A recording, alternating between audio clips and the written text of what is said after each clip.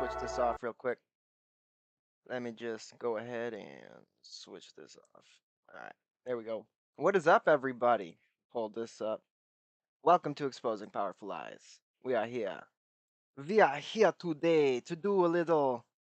Well, how can I put this? Basically, I've had a really good day, and I thought, how can I take my nice, happy day where I haven't gotten angry once and completely ruin it and put something on that I know is going to drive me insane? And so, what better way than to watch an Adam Green debate? I've been wanting to do this for a while. I have never seen it before. I watched maybe the first 20 minutes of it, and it was driving me nuts. And I thought, you know what? One day I'm probably going to do a debate review on this, so I should probably just not watch it and save it. Save it like that, and that way we can get my unadulterated reaction to it. Hope everybody out there's having a good day. I'm having a good day. Hopefully it stays that way. I got a few updates to give y'all before we get into our house cleaning and before we get into the debate review. I don't know how many of y'all saw my community tab post earlier about Sarah from Hamilton, the artist formerly known as Cobain. I had posted that I was worried that maybe he got hacked because of a uh, comment that I received in response to a comment I made on his video, and our homie Posh Redneck actually reached out and told me, "Did you click on that name to see if that's actually him?" And I said, "No." So I clicked on the name, 0 subscribers. So it's probably the same guy. We've seen this happen multiple times before. We've seen this happen where people make fake accounts with the exact same profile picture and the exact same name. Oh, you guys like my cat? His name's Jeff. Hey, Jeff. Um, the exact same name, exact same profile picture, and they leave comments, and it's basically like Nigerian prince scam. And in the past, we've seen that actually cause some drama. So I just wanted to put out a warning, community warning. There are scammers afoot, and they specifically seem to be targeting our little community of Orthodox streamers. So just be aware. Obviously, if somebody is commenting in my name or in Day's name or in Seraphim's name, and they're using broken English, it's probably not actually us. So, just so you know what I mean? So use your discernment, use your discretion. Don't ever use WhatsApp numbers that they post. It's fairly obvious when they're doing it, but honestly, like just in case y'all needed me to say that, be careful. Um, what else? Any other updates? I'm trying to remember. Basically, we saw shouts out to the Posh Redneck. We're gonna be doing this review of his debate. He did a good job. And shouts out to JD. Did the Crucible debate today. That was probably one of the fastest debates I've ever seen him do. I mean, he won the debate in 5 minutes, and he left after about 20. And I was so grateful that he did because I did not want to watch 3 hours of that. So Enslaved by Truth says Russian troll bots. I'm guessing me and Posh were talking, and we think it's probably an Indian troll, not even a Nigerian troll, because who has all the technology? The Indians. The INWO, the Indian New World Order. They're responsible. Yes.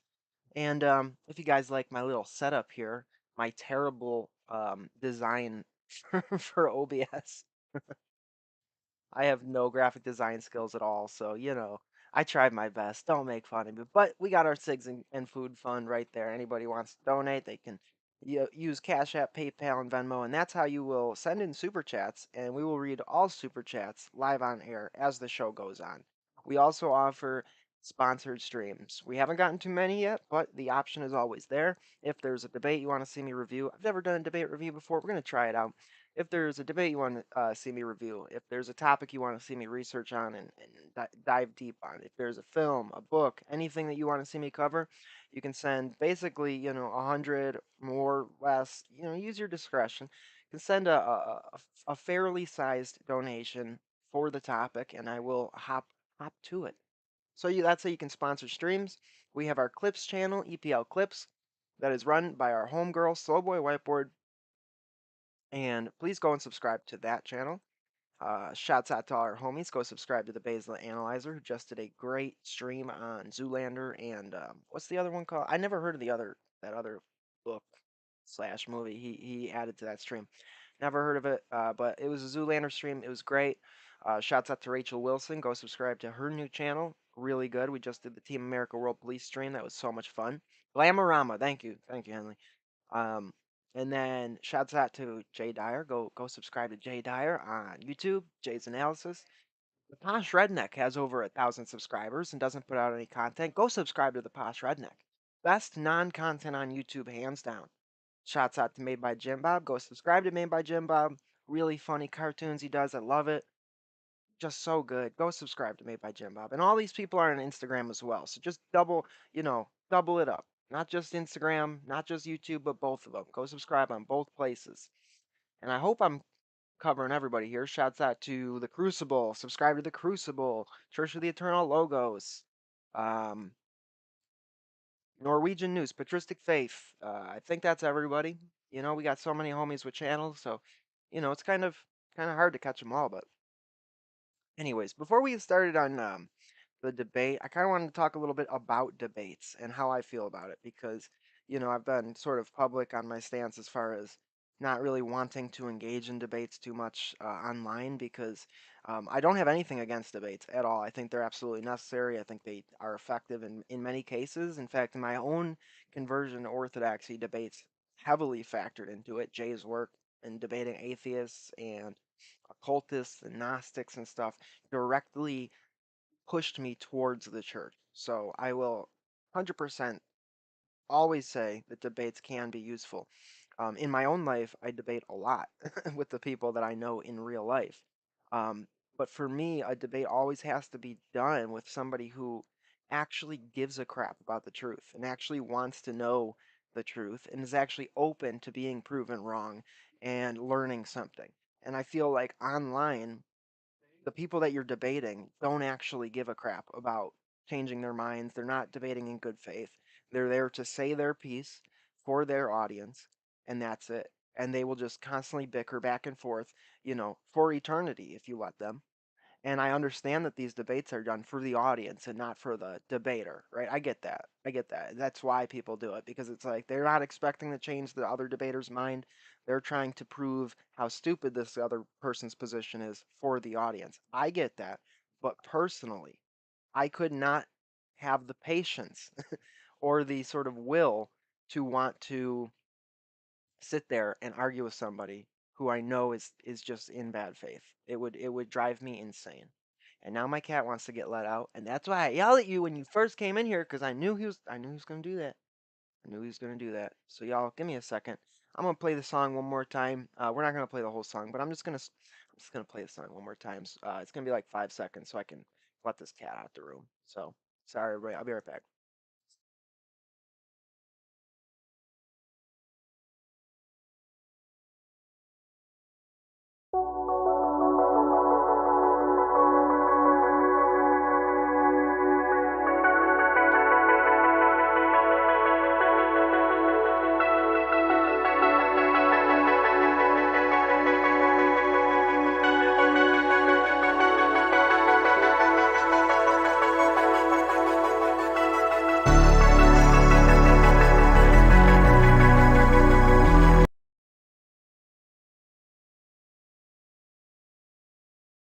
Cats. You know what I'm saying? You guys know what I'm saying? Cats, dude.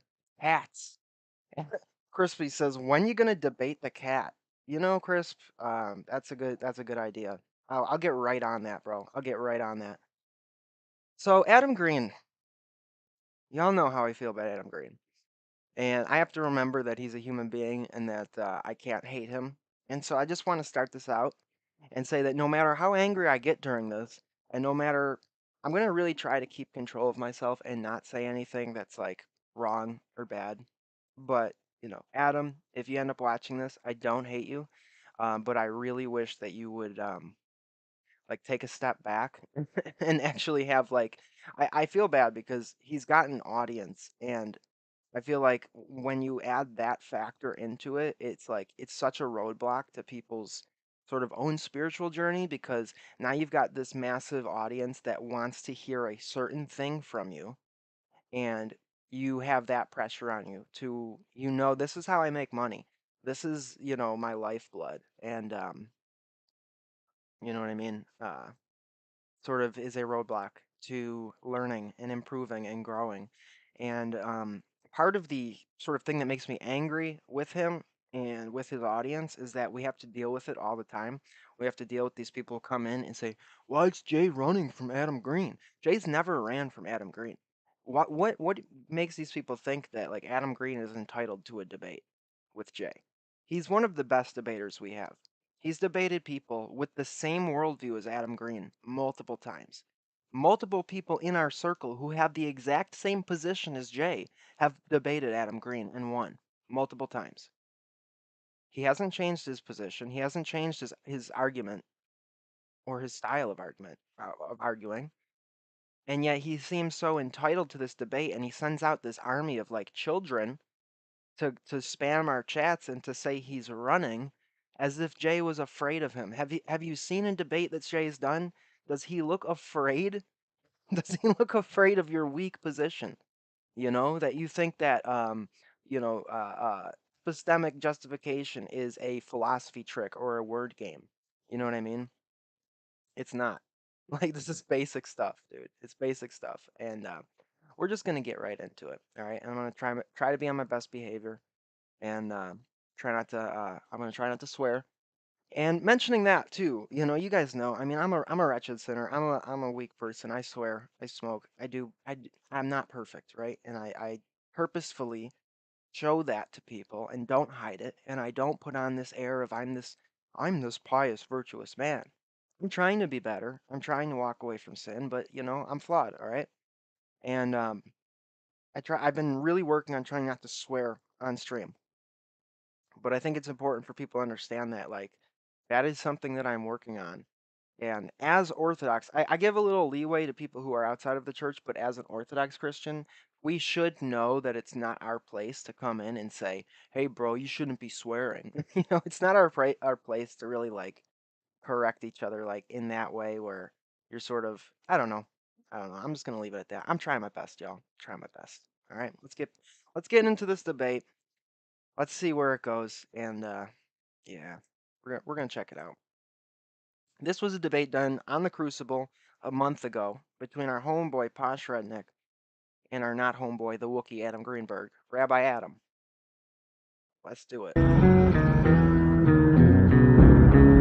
love this little intro song too. It's great. That's why I put it on here. Let's roll through the chat. Let's see what everybody's doing. Shouts out John MC. Shouts out Young Penitent, who says giving unrequested advice is actually a review. Yeah. Shouts out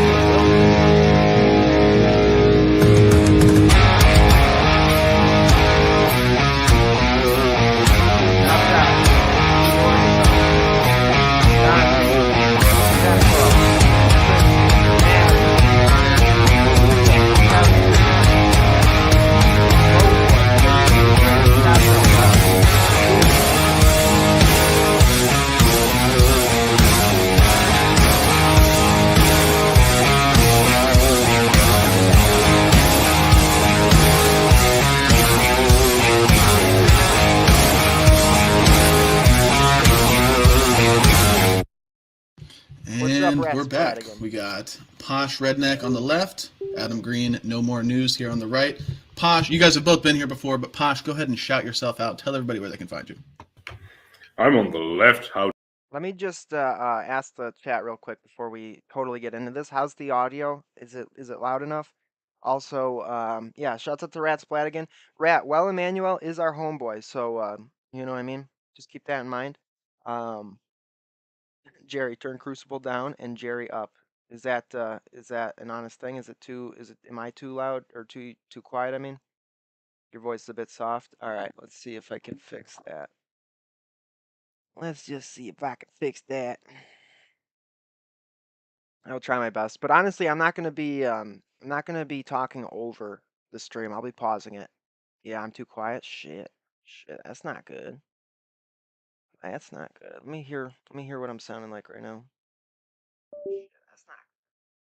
Well, it's gonna have to do. It's gonna have to do. Like I said, I'll pause it when I got something to say. All right, cuts my mic down while I'm playing video. That's what I figured. All right. How dare you? But so my YouTube channel is the Posh Redneck, and since my PC will be arriving early January, I will be able to start streaming there. I can't with the current setup, so I'm very sorry for that. And my Instagram is _posh_. John B says, just scream. Yeah, I will try that. I'll try that. The last thing I wanted to say is that Zen Shapiro, pretty awesome dude. He seems pretty cool. I don't know him that well, but from everything I've seen, as far as his online work and his debate moderation, he seems like a good dude. And so I reached out to him today, and we're going to be doing a conversation interview. We're going to be doing a stream with our homeboy Zen Shapiro. So keep an eye out for that, and that should be coming up within the next week or so. It's called Redneck. I post memes. And since I'm probably one of the most asocial people you could meet, even theoretically, you can contact me and all that, but I'm not very active on social media. That's what I meant to say. So that's about it. I've got a Twitter account, but I just repost memes I would post on Instagram. Okay, yep. And Adam Green, go ahead, shout yourself out. Tell everybody where they can find you.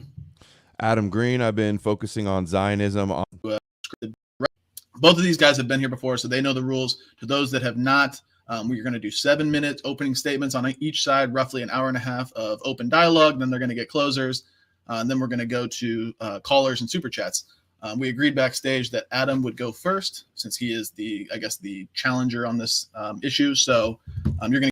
Shouts out to our homeboy Maddie, the real Cooter Brown, with that Cash App, sends $5. He says Adam Greenberg is the worst debater of all time. I have to second that, Maddie. You're right. You get 7 minutes on the clock whenever you're ready. Go ahead. The topic tonight was Jesus a fraud? That's not the exact wording that I agreed to, but the Jesus character as portrayed in the Bible certainly did not exist. So he couldn't be a fraud himself. See, that's interesting because like most atheists will acknowledge the fact that Christ existed. We have more proof for Christ's existence than many other well accepted historical figures. So that's a really like interesting position for Adam to take.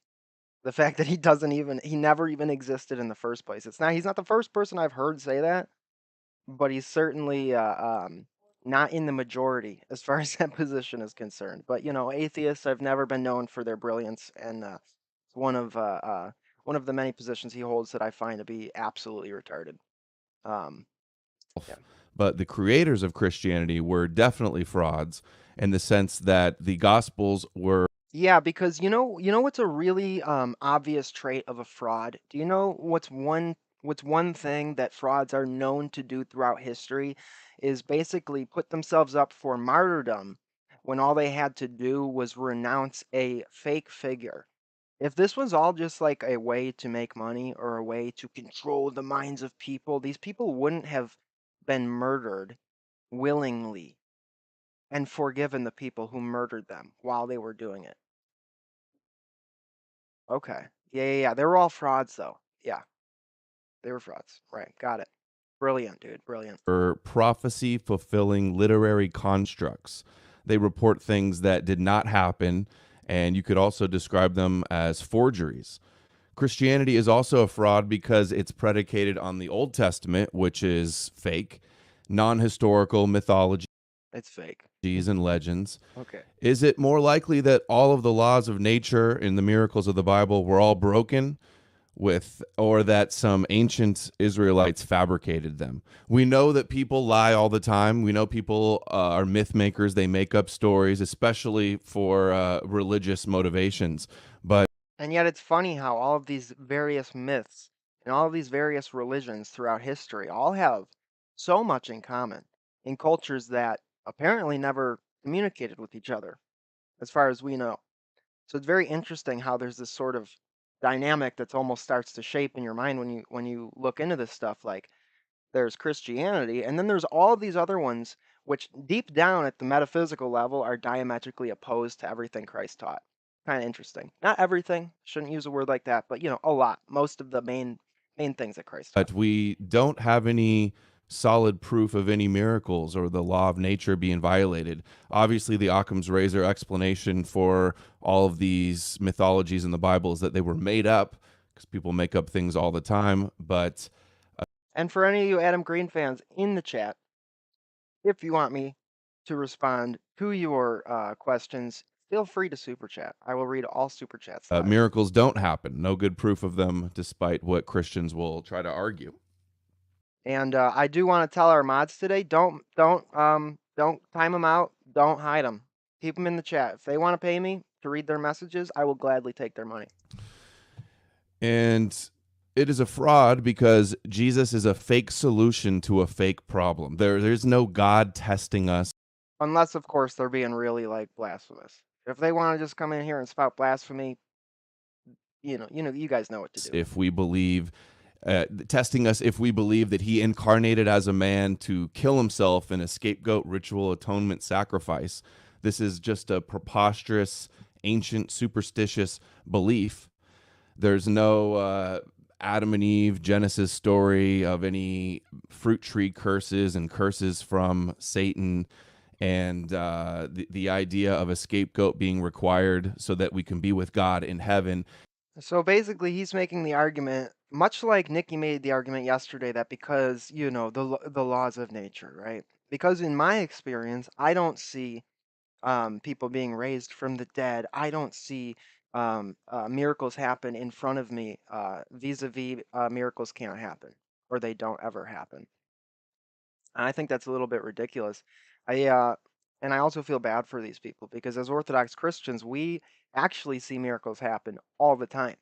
When a person is taken from the depths and the pit of despair and death, when a person is literally self destructive and at a point of being suicidal, when Christ can reach out to that person and lift them up, not just out of being in despair, not just being out of suicidal thoughts, but actually raise them up to a place of dignity and a place of love and a place of being a head of a family. This happens every day, literally every day. That is raising the dead. And it's a very short jump from that to God, if he's actually incarnated on earth in a human form, actually raising a dead person.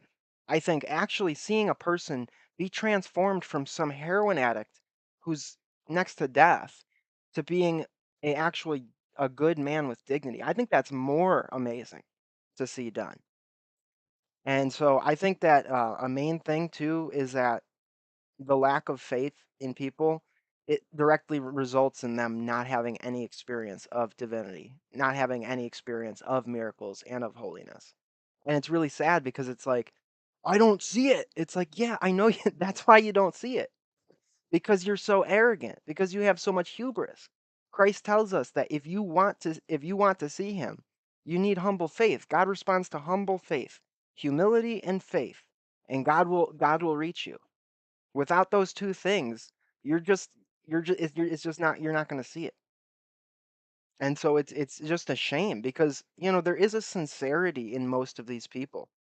There is a sincerity. They want to know, like the girl yesterday, Nikki. I called into the Crucible, and at first when I was in the waiting room for the call in, I had a joke. I was gonna call in and I was gonna troll and I was gonna make a joke, and then I was listening to her talk and I started to feel really bad, so I hopped out. I was like, I don't want to be a troll. She seems nice. And then I waited till I had an actual question and I called back in. But it's like, these people, it's like the whole materialist secularist position where it's like, oh, that ball bounces. Let's cut it in half. Study every cell in the ball to figure out its bounce, to measure its bounce. They think that if you take the sum of all these different parts that you're going to get the totality of what the thing is. You know, God says, the fool has said in his heart, there is no God. Fool. And that's really, we see that demonstrated in all of these online atheist debaters. That it really takes a fool to not be able to recognize the very obvious spiritual reality in being a human being, in the human experience. It's pretty obvious. There's meaning everywhere. There's meaning on every layer of reality in your life. You look at a pair of lungs, you can see meaning. You look down to cellular structures. There's design, there's order, there's meaning. with this idea that it's all just random, it's all just chaos. It's the dumbest position. And we've all had that position at one point or another. So it's not like, oh, we just don't get it. That's the thing that's so frustrating dealing with these Adam Green types. It's like, dude, it's not that like we've never heard this position before. It's that this was our position before we learned more. It's like you guys, you're total hubris to think that you're saying something that's actually new or brilliant or like, whoa, never thought of that one before, dude. It's like that's where I was when I was 12, bro. When I was 12. And this kind of factors into something I want to talk about in debating is that it's sort of this double-edged sword like that debate we saw tonight with JD, where you want to see smart atheists come on to debate, people who actually know how to do a debate. They know like the necessity of justification, things like that. But people who are smart enough to know that are also smart enough to know that like I might make myself look like a fool tonight. Or smart enough to know like I'm not as well spoken as this guy. I probably don't want to make a fool of myself. And so instead we get the people who are too dumb to realize that they're going to be made a fool of, too dumb to realize maybe maybe I'm not prepared for this debate. You know what I mean? So those are the people we get to see come on and debate the atheists are always the ones that can't even form a coherent argument. People who are so unaware, unself-aware. And that's why I think we never see really good debaters on like YouTube debating for the atheist position. We do see a lot of great debaters in Discord and on Twitter who can actually put together a coherent argument. But most of those people are smart enough to not put their face out there and their name and really stand behind their position. Now, I don't watch every debate the Crucible does, so don't take that as a blanket statement. But I'm just saying, in my own experience. Is just a myth to use fear, the carrot and stick approach to use fear that there'll be a consequence if you don't believe in the power of Jewish prophecy or the promise of eternal salvation. Posh would argue, I'm sure he will argue that many times, that Orthodox Christianity is the one true Christianity. But it's not one denomination or another that is not real. There is no real Christianity because Christianity is not real itself. Okay, but that is objectively false. There is no real Christianity. I mean, there is, though. The church was started by the apostles. The apostles did study under Christ. They were taught by Christ. And they did form a church. And that church is what is known as Christianity. So just objectively on the surface, that statement, you're wrong. There is like if there is no Christianity, what the hell are you debating right now? Regardless of whatever apologetics or interpretations the Orthodox authority that you guys believe in, it is the source material and the Old Testament that it's based on that is the issue, not regardless of whatever interpretation, explanations, apologetics you guys may have. The creator of Christianity, as we know it, is Saul the Pharisee or No, it's Christ. Saint Paul. He was either No, it's Christ. What?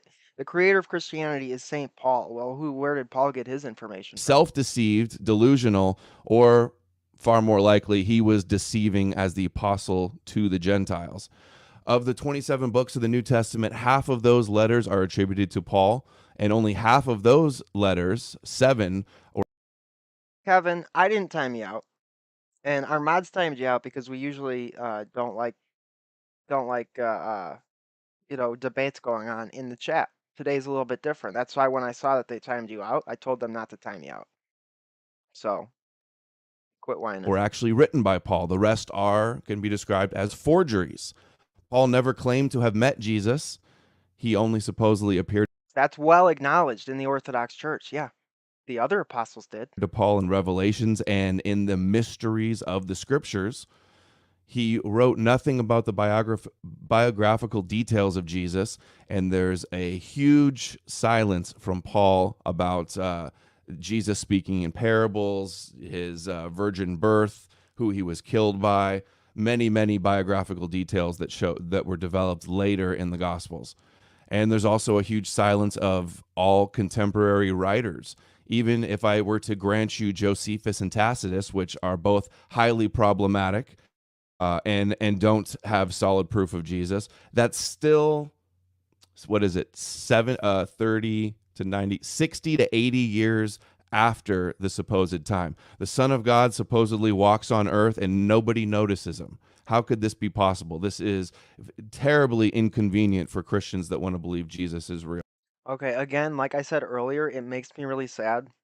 They'll say there's no evidence for Jesus when, as a Christian, we know that we know Christ. We have a personal relationship with Christ. We have a personal direct encounter and experience with Christ in the liturgy, in our own lives. And we see it in the lives of others in our church community. And that's what breaks my heart is that these people literally are putting up the gate, putting up the wall, and basically just their heart of stone.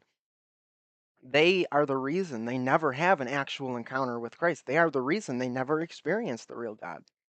And so it's like in their feet stomping and whining, they can't even see that it's their own fault. And that it's absolutely possible for Adam Green here to know for a fact there is a God and that God is Christ. He can know that and he can experience that, but he is the reason he won't. And his whole army of atheist, name-ums are only reinforcing that in his own life. And so, Adam, I really hope that like one day you kind of separate your mind from your audience and your source of income and actually really truly, if you really truly want to know, you know, um, cultivate some humility, cut that ego down a little bit, dude, and lower that pride a little bit. Cultivate some real humility and actually investigate these claims that people like Jay Dyer are making. Don't just assume that you are entitled to a debate with Jay because you have a mouth and an opinion. You've seen Jay's debates. You've seen people who have Jay's opinion debate you. You've seen the argument. You know what he would do already. He has debates with atheists and with people who claim that, Christ isn't a real person. So for what reason do you want to debate Jay? You already know the argument. I'll tell you, the only reason he wants the debate with Jay is because he wants the clicks, he wants the traffic, he wants the increased money that he would get from that, which is a big reason why Jay won't do it, because literally he doesn't deserve it. Real. All of these supposed miracles in front of masses of mass multitudes. And it's one of the reasons why I was hesitant to do this, because I hate even giving this kid attention because it's just like stupid. But honestly, I thought it would make some good content if I just get angry watching this. So Multitudes of people, the flipping of the money changers temple in the temple, the slaughter of the innocents of Herod. And can I just say too, I know I'm not really responding to this debate too much yet, but he just hates Jews so much. He hates Jews so much, and that's where a lot of his audience like really likes him. And in that world, and I've seen this happen to Christians on YouTube. They see how much they could make and how much money they could make and what a large audience there is that comes prefabbed, they're just waiting. As soon as they hear somebody say Jews bad, they love you. As long as you just toe that line. Blame everything on the Jews. Orthodox are not Judeo-Christians, okay? We're not people that believe in Judeo-Christian values. Israel's our greatest ally. And he argues like that is who we are. Throughout this debate, throughout other debates, I haven't seen the whole thing, but I know that he makes this sort of argument that like we're basically just falling for a Jewish conspiracy. When we are the furthest thing from that, dude. Jewish temples are like temples of demons in Orthodox view. That's literally like people have taken our holy books and they put them in a house of demons. Whenever we get these nameums in the chat, I always just link St. John Chrysostom's homilies against the Jews. Always do that. It's like you want to just read this. Herod supposedly killing all the young boys. None of this documented by any of the contemporary writers. There was many people that had the motive and could have wrote about these things, but they didn't, and they actually wrote about other messianic hopefuls that were not the real deal. There's battles with the supposed disciples, the Rock, Cephas, Peter, and allegedly the brother of the Lord, Jesus, James. Paul had disagreements with these people. And that doesn't make sense unless they only saw the same Jesus in the scriptures that Paul saw, and they never actually met him. Otherwise, Paul would not have any authority on these things. Paul even says, quote, "Have I not also seen the Lord?" which implies that the so-called pillars also. Right, because to see the Lord doesn't necessarily mean to see him in person. But just because Paul never saw him in person, but still had an experience of Christ, does not mean that nobody had a physical experience of Christ, like you're arguing. Shouts out to John B for that $5 donation. He says, "Shout out to all my snow Christians." Well, thank you, brother. I really appreciate that. I just think it's absurd. We have a bunch of people who have had first-hand encounters, including all of the apostles, except for Paul. Also saw this heavenly Well, high the 12 priest Jesus apostles. character hidden in the scriptures. They were like ancient Bible coders. This is known as midrash or pesher logic. They're connecting disparate prophecies and often out of context verses from the scriptures to just write a new myth and then sold it to the Gentiles. A new myth that just happens to be the most coherent and most intelligent and most logical position, for logic, for reason. It just so happens that this myth that all these people just sort of came up with on a whim and then died for brutal deaths. And it just so happens that it's like more logical and more coherent than every other position in the world. It's just a myth. Yeah, it's just a Paul myth. talks like none of And then literally millions of Christians throughout history having experience of divine things, of miracles. It's just how convenient. How convenient. And then you've got to ask, well, what are you offering in replacement? Christianity's a myth. All this is nonsense. All this pragmatic benefits that we get from it, whether it's social order and people, fixing their lives, which all of that, I'll grant you, all of that can be argued from a secular position. Well, yeah, I mean, they have a nice, they're lying to themselves, and that gives them hope, and so naturally they have a better. You can make that argument. I'm not saying that that's the hill to die on, just because it benefits your life vis-a-vis it must be true. That's not what I'm saying. I'm just adding that to the case. of the Jews would even know who Jesus was if it weren't for preachers like him to reveal these mysteries. And Because that was their job, dude. That was their job to seed the church. Romans 10:14, he says, "And how can they hear without someone preaching to him?" He also says that the Jews want miracles and the Greeks want wisdom. Why would he not just describe all of the supposed miracles that Jesus did if the Jews wanted to see miracles? I mean, they saw signs and wonders. They did, and even seeing those weren't enough at times. That was the whole critique. That even when they seen it, they would still be disobedient. Another problem, and I got about a minute left, I see. Another problem is Christianity did not start from a single source, but there were many proto-Christian, Hellenistic, Jewish, Oh, Mithras. He's going to talk about Mithras. Okay. Gnostic mystery religions. Yeah, not Gnostics, right. So because there were heretics, because there were apostates, because there were people who saw the rising Christian faith, who saw the power and the glory and the dignity of that, and who sought their own personal power by mimicking it and by trying to mislead others, equals Christianity not real. Okay. Religion Again, sects. brilliant. They were evolving all over the place with different memes and common motifs. There were many separate and competing rival Christianities. So much for the divine authority and the handing the rock and starting the church and the unbroken chain of bishops and So because Gnostics equals a broken chain, we have the unbroken chain. You can go look at it, dude. Gnostics were not a part of our church because the church is an uncreated energy. See, this is something that again people outside of the church cannot grasp with their Wookiee brains, dude. The church is not a building. The church is not a brick and mortar. The church is an actual energy of God that exists amongst all of us who are in Christ. We are the church, not some building. So because of a heretic or because of a bishop that falls off or is led astray or is in prelest, that doesn't destroy the church. That doesn't break the church. Our church has survived periods where some of the highest people were heretics, and the church still maintained throughout all of the faithful Christians. At no point in time was there no faithful Christians on the world since the start of the church.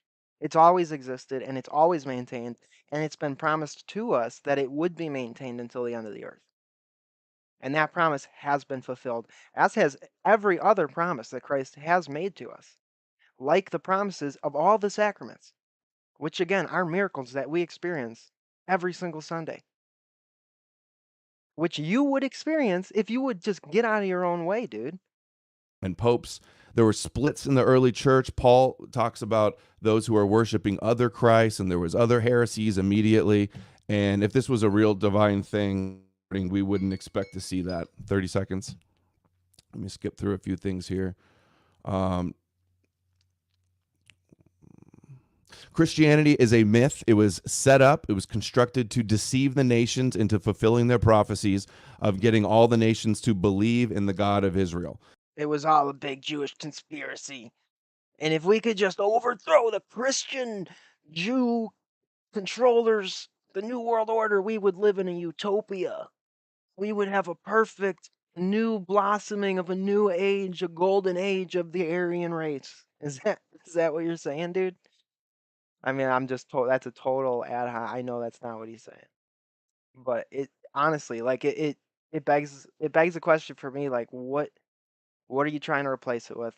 Number one. Number two, the idea that Christianity is part of some conspiracy of the world. It's like, dude, it's such a small percentage of the world. Christians are not the mainstream. Christianity teaches things and encourages people to do things that 99% of the world would reject as total insanity and foolishness. But somehow that's like, yeah, that's that Jewish conspiracy that you're talking about, which we're not even going to go there because most of us would acknowledge certain aspects to that is completely diametrically opposed to what we as Christians believe and follow and do in our life. And they did this by convincing them that they had the power of prophecy. They speak for God. The one true God of the universe chose them. It was theological warfare. They accomplished their goals of their prophecies. Let me finish my sentence. Accomplished the goals of their prophecies with Christianity and Islam, getting the nations to worship their God and follow a Jewish Messiah. And given all these things, the rabbis even brag about this, and given all these things, it's very clear Christianity is a hoax and a fraud. Thank you.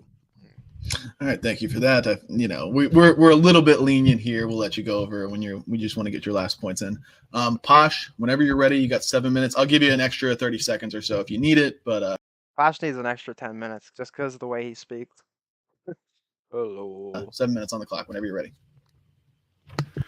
Right. So to start off, again, yes, as Adam.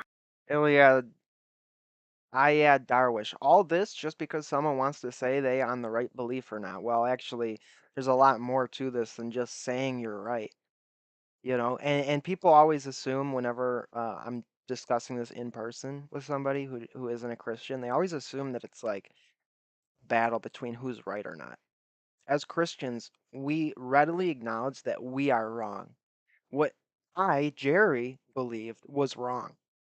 And when I realized it was wrong, and when I realized it wasn't serving me, and when I realized it was destroying me, I had to step back, reappraise my beliefs, which were much like Adam Green at one point, reappraise them, realize I was wrong, realize Christ was the truth, and then submit my will to Christ. And in doing that, not only did it help me in a pragmatic way, helped me spiritually, helped me mentally, helped me physically. So no, Jerry wasn't right. Now I am speaking from the position of an Orthodox Christian because Christ is right. So no, it's not just about saying I'm right because I wasn't right. What I wanted to do with my life, what I believed was the right thing to do was completely wrong. Has said already, I am going to proclaim that Orthodoxy is the true Christianity, which sort of is going to be a problem for the entire idea of Christ died for our sins, and therefore if you accept him, now you don't have sins, or they're all forgiven rather, so now you can do what you want. You probably won't, but if you did, it doesn't matter, but you probably will, but it doesn't matter. This is all rubbish coming from Protestantism. and in fact is about 15 centuries late to the party. And that's a good point. Because most of these people, when they want to debate Christianity, they're constantly debating a false version of Christianity. They don't even understand the Orthodox view, and then they'll take a debate with an Orthodox, and it's like, yeah, we would actually agree on many of your critiques of American Christianity, of Western Protestantism, of Roman Catholicism.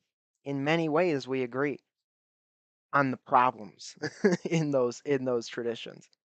And honestly, it's just dumb. I mean, if you look into the history and you learn the history, like, yeah, it's pretty obvious. Like, maybe the people that learned from Christ were right. Maybe the people that came 1,500 years later, maybe they didn't understand everything. But in addition to that, I'm going to start my presentation by exposing Adam as a Jewish shill. First of all, Adam Green, very suspicious, be it pseudonymous, that this is not his actual name or his actual name and surname, Adam. Well, he's certainly arguing against Christ is a very Jewish trait, for sure. I mean, Jews have been known to not like Christ very much, Adam Greenberg. The first man created according to the evil, surreptitious Jewish scriptures. And then green, we all know what green means. And he is here to promote the whiniest, cringiest, gayest, and I'm not going to say Jewism because that would be a pleonasm, philosophy that has ever despoiled the face of the earth, and that is atheism. Yeah, I gotta second that for sure. Best part, hands down. For real, dude. It's just so gay. Why you gotta be so gay, dude? Atheism, which teaches us. I wish I could do the Wookiee impression, because I'd be doing it all stream long. That there was nothing, and then the nothing exploded, or there was something, but that's. There was a big bang. There's literally no more Jewish. I can't even do the Jewish impression, right? But the Big Bang. Yeah, I'm not gonna try. There's no more Jew-like theory than the Big Bang. It was a Big Bang. It was just a big. It was just a big bang. Something was basically nothing, and if it wasn't nothing, it was still something, but it wasn't really anything, But it was super dense and super heated, and it exploded. And then, as the matter created from nothingness, and only evil, surreptitious Christians would believe in something as stupid as to believe that something can come from nothing, started to coalesce into stars, and then you get the heavier materials, and then those materials get spread around the universe. Okay, Kevin, you should read some books like Kosher Jesus or Return of the Kosher Pig. The Jews don't hate Jesus, man. They want you to think they hate him. Literally thousands of hours of rabbis saying this. Well, do you think all rabbis agree? Have you ever looked into Kabbalah? I know Adam Green certainly talks about Kabbalah a lot. You ever look into that? Because I was pretty into Kabbalism for a long time before I discovered Christianity, real Christianity. These people don't agree on anything, dude. And I'm not saying that there aren't a small number of certain ethnicity of people that are in positions. I'm not saying that. That actually perfectly lines up with my worldview of an Orthodox Christian. Yeah, the world is pretty messed up, pretty corrupt. I'm a very conspiratorial person. But just because you have thousands of hours of rabbis saying they love Jesus, they love him, they just love Jesus. Well, what Jesus do they love? There's many Jesuses. I work with a guy named Jesus. They love that one. They love the Jesus, what Jesus Christ? There's many Jesus Christ that people claim, people talk about. So again, saying that there's rabbis that say they love Jesus, that doesn't prove anything. You know what I mean? Universe by the explosion of the stars, and then they, through the great knowledge of, through the great theory of the belt. Soul read analysis. Dude, you're a grifter creating divide. What does that mean? Creating divide. I'm telling you my opinion. As an Orthodox Christian, as somebody that my life has directly been made better by this, I do support content creators who are Orthodox Christian because they are helping to bring thousands into the church. As far as me being a grifter, well, I'm not selling anything. I'm literally putting my opinion out there and saying, hey, you want to support me? You can support me. If you don't, that's fine. I mean, what am I grifting? What am I selling you? I'm selling you on the idea that Christ is God and that you would probably benefit knowing God. Because this isn't just a blind belief thing. This isn't just a, oh, believe me. I don't want you to believe me. I want you to investigate and come to your own conclusions. I want you to learn rational, critical thinking, learn how to do that, and then investigate the claims we're making. That's what I'm asking you to do. I'm not asking you to believe me. In fact, if you were to come to me and say, Jerry, I just accept what you say, I'll just believe whatever you say, I would say, no, don't do that, because I'm an idiot. I'm wrong all the time. So are you. So are all of us. Why we need Christ. Belly button lint theory is out of all planets. And then there's just... And if I was a grifter, I should have a lot more money right now, honestly. Like, I really, if somebody wants to like fund my grift fund, should I change the Food and Cigs fund to grift fund? Probably should. I probably should, honestly. I feel like if I was a grifter, I would make way more money. Guys, you know what you need to do?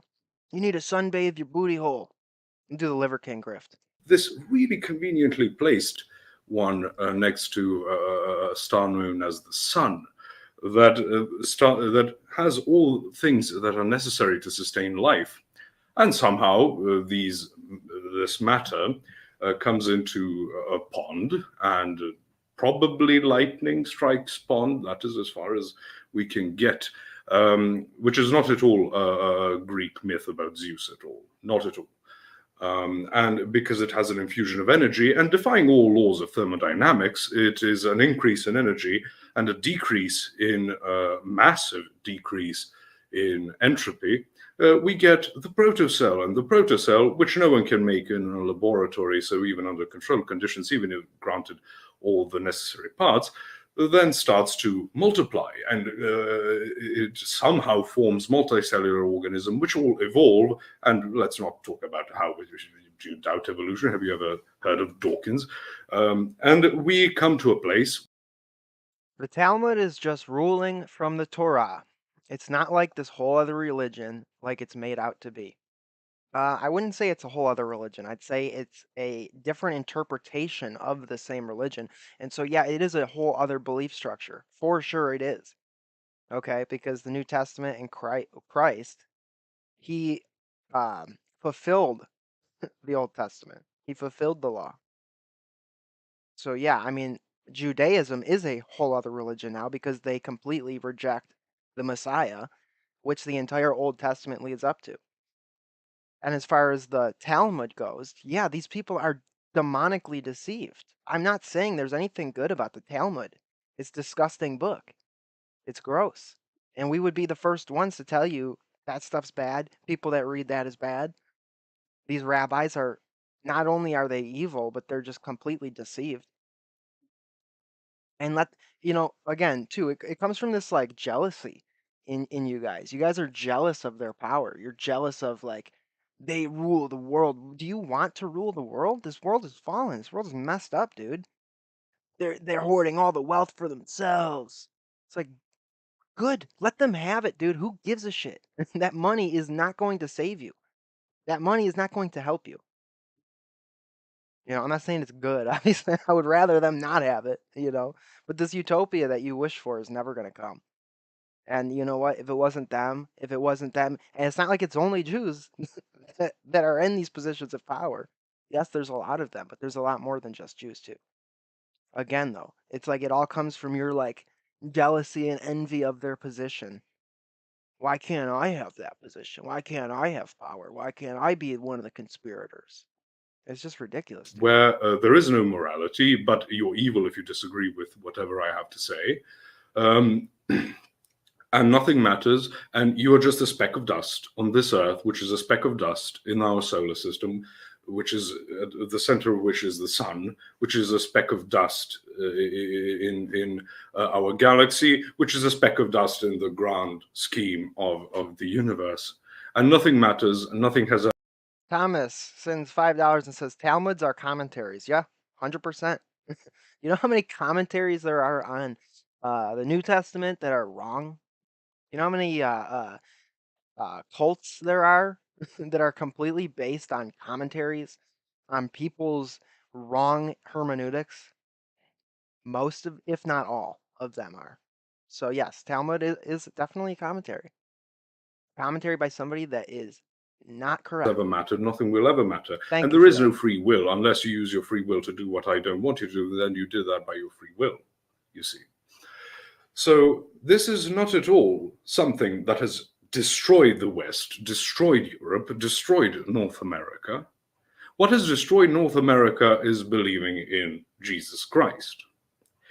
But in addition to this, we have ideologies that spring forth from atheism. And that is what we get, the pinnacle of which actually the apex would be in the French Revolution. So what do we get in the French Revolution? We get, what was it? Égalité, liberté, fraternité. So we get liberty, equality, liberty, and fraternity, which then metastasize into ideas that we know as liberalism, socialism, and fascism. These revolutionary acts that defy God and all things holy, and have wrought such havoc upon Europe, has ended up in the slaughter of tens of millions of Europeans and hundreds of thousands of North Americans, by the way, not to mention, of course, all the people outside of that geographical area. And this is all caused by atheism. And who is a more godless fiend than those who rejected Christ initially and then started an entire project that would then defy Christianity, which seeks to preach. For real, they're just salty. I mean, honestly, most modern Jews are atheists too. Like most of them are. Most of them don't believe in heaven or hell or an afterlife. I mean, really, like you want to find like what group of people have more people that are materialistic in them? Peace.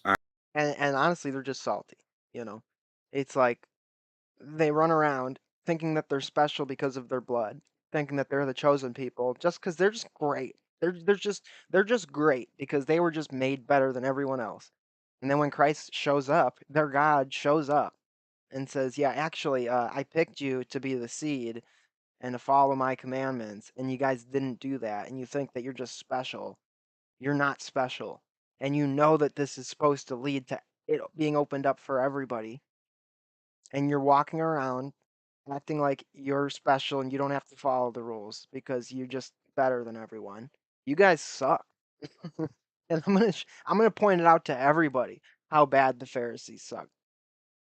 And they were so mad that they killed him. And then they literally spent the next 2,000 years rejecting him, the Messiah that they themselves were supposed to be the priests of, simply because them and their ancestors were called out for their truly bad deeds and bad behaviors.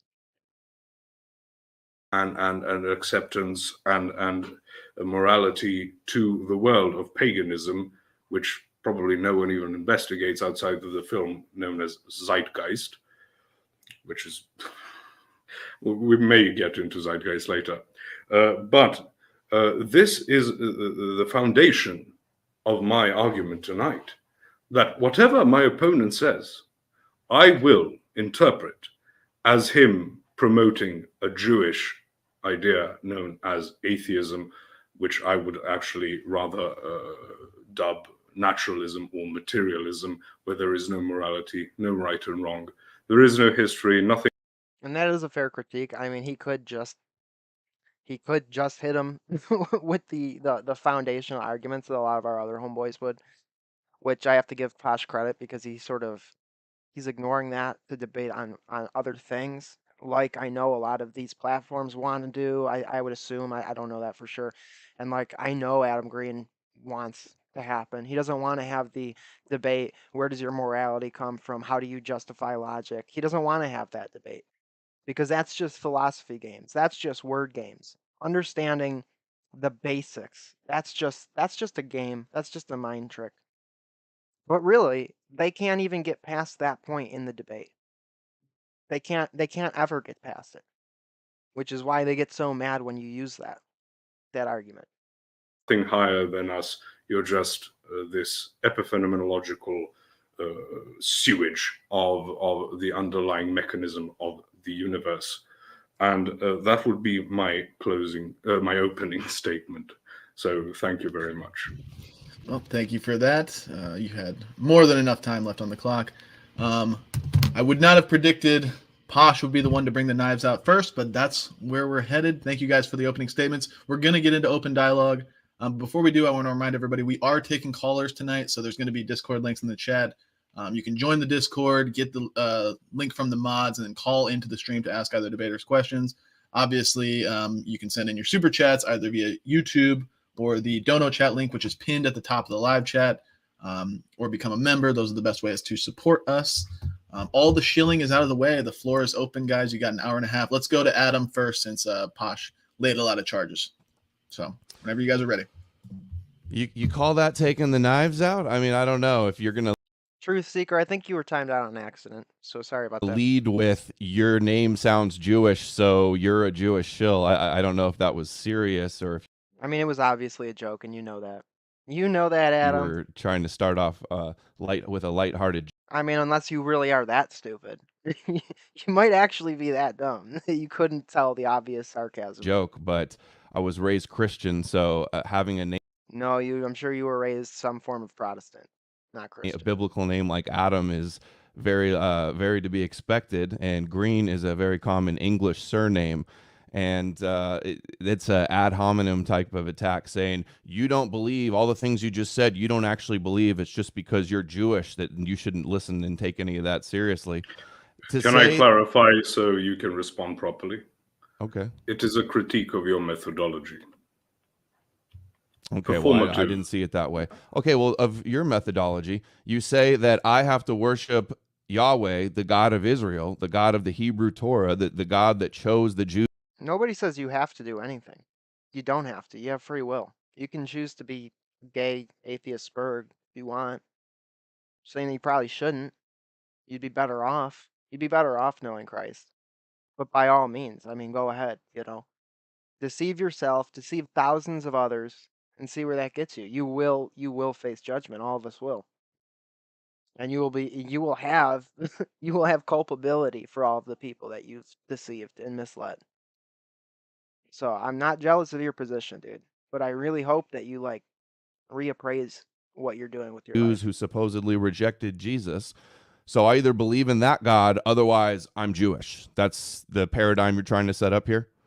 So I believe in Yahweh, or you're an atheist. Are an atheist. You're an atheist. I'm actually not, though. I'm not debating for atheism today, no, and I'm not debating the Big Bang today. Instead of coming and presenting any evidence that Jesus was not a fraud, you come and say God of the gaps. You don't know how existence came to be. You don't know. You're not sure about evolution. Well, I mean, they're all valid points. Stuff like this. These are non-arguments, actually. You don't have any good evidence that Jesus is not a fraud. You said he didn't, that I'm arguing from a Protestant perspective. No, I'm not. It very clearly says in the scriptures that Jesus is a symbolic of the goat. The whole crucifixion and passion story is a retelling of Yom Kippur.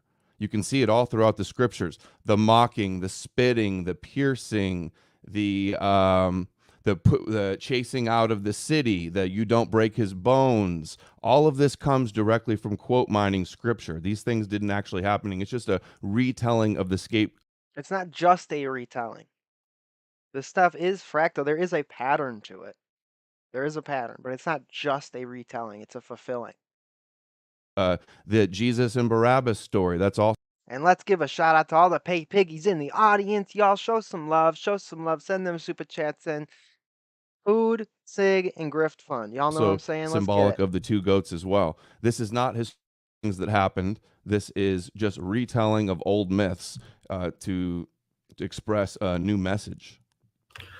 So the entire point of my opening is to show that you have a very postmodernist approach to all of this. That if I have decided Mason jars are a Jewish psyop. I'm just going to say it right now. That what your goal is, I'm going to interpret everything you say, all the things you write, all the things you cite. I will interpret them in a way that will come to a conclusion that that has been pre-decided, right? So if I say Jews, in my view, they are have fallen off. This is part of what St. Paul says, that they are Ishmaelites. They are not the sons of the promise, because they rejected the Messiah, who is the seed that is promised to Abraham and all of those who come to the faith through him. If I say that, I believe that, and then you say, no, they're still the same, I can say you are just a Jewish shill and you're promoting atheism. And you believe that they all were lying and inventing things. So it's not like you hold scripture to be some type of authority, other than to those who are blindly following it, right? So I can just reinterpret everything you say in a light that says, oh no, you're just a shill. Oh, I think you got a terrible argument to say that you have to believe. I mean, that's not his argument. That's not the entirety of his argument. It's one thing he's choosing to do now, just to point out the stupidity of your position. That's, yeah, if that was all we had, you could make the case that's a terrible argument. But it's not. It's just one of many things. In Jewish prophecy in the Hebrew Torah, otherwise you're a Jewish shill. I mean, Christians worship the King of Israel. They bow down before. No, we worship. Well, yeah, we worship the triune God. Christ is one of the hypostases. Or the God of Israel. They believe in Hebrew prophecy. Jesus was the King of the Jews. He was circumcised. He studied and celebrated the Jewish holidays in the temple. Yeah. He was called Rabbi, Rabbi Yeshua the Mashiach. Just like you and rabbis, Christians and rabbis, have tons more in common. Oh, what does that prove? We breathe air and rabbis breathe air. I guess we're Jewish, guys. You know what I like? Water from mason jars. I know, I just sort of outed myself. Than I have with rabbis promoting any type of Jewish narrative. You believe you share all of the Old Testament. You don't. But not if I believe you. If I believe my priests and bishops and saints are truthful, and you are lying, and the Boy says, I don't think Adam is slow, but he has rehearsed his rhetoric so many times that he can't change it up now. Yeah, I mean, like, there's aspects to it. I'm sure in a lot of ways Adam's smarter than I am. I do think that there's different intelligences, and there's different skills that we all have, and I do think that he's dishonest. I do think that he's honestly sincere in what he believes, but I think that he's dishonest in his in the way that he's not open to having his mind changed. He has what he says, what he rehearses, and he's going to say it because he's got a whole audience of people that want to hear him say it. It's all a Jewish conspiracy. Rabbis are lying. If he realized I'm wrong, and then he changed it up, his audience, 90% of them would leave. They'd find some other dude that was a name him. They'd find some other dude that said Alex Jones is a Jewish shill. Is it that Alex is a Jewish shill? And look, I'm not gonna die on that hill, all right? I've always liked Alex, but he's not perfect. I get it. He's got a blind spot for Israel. We all know that. Is it that he's getting all this Israel money and he's really trying to bring about an Israel New World Order? Or is it just that he knows that if you go out and say that stuff, you usually get banned? Because, yeah, there are Jewish people in power that don't want you to talk about it, like, for sure. So maybe it's just like a practical thing where he's like, hey, maybe don't bring up the thing that gets us banned.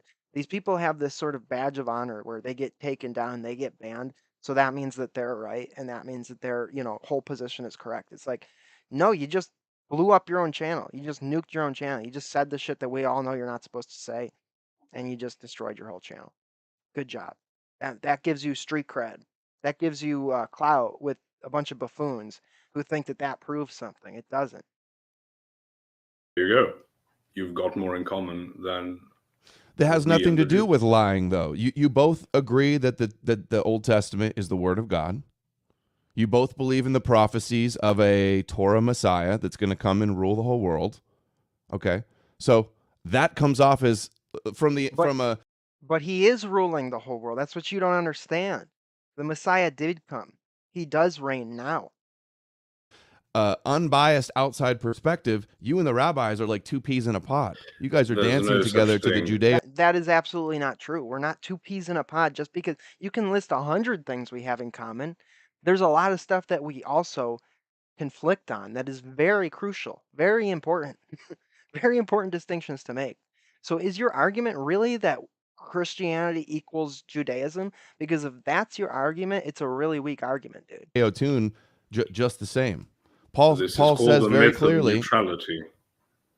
There is Dude, David, don't tell them that. He says Jerry's not really going to spend your money on food and cigarettes. He's going to buy a GT snow racer, tie it to the back of a passing train, and then ride off laughing.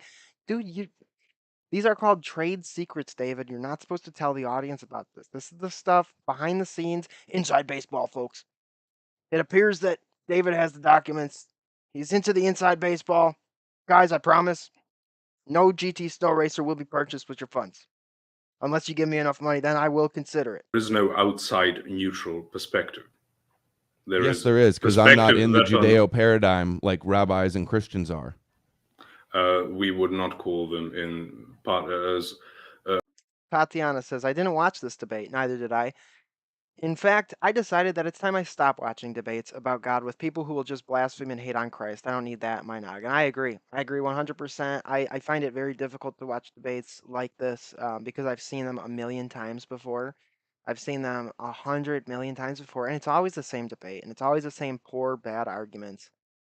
But I felt like this would be a good one to review because as soon as I started watching it, I got full of anger. And what makes for better content than getting angry on screen? I don't know.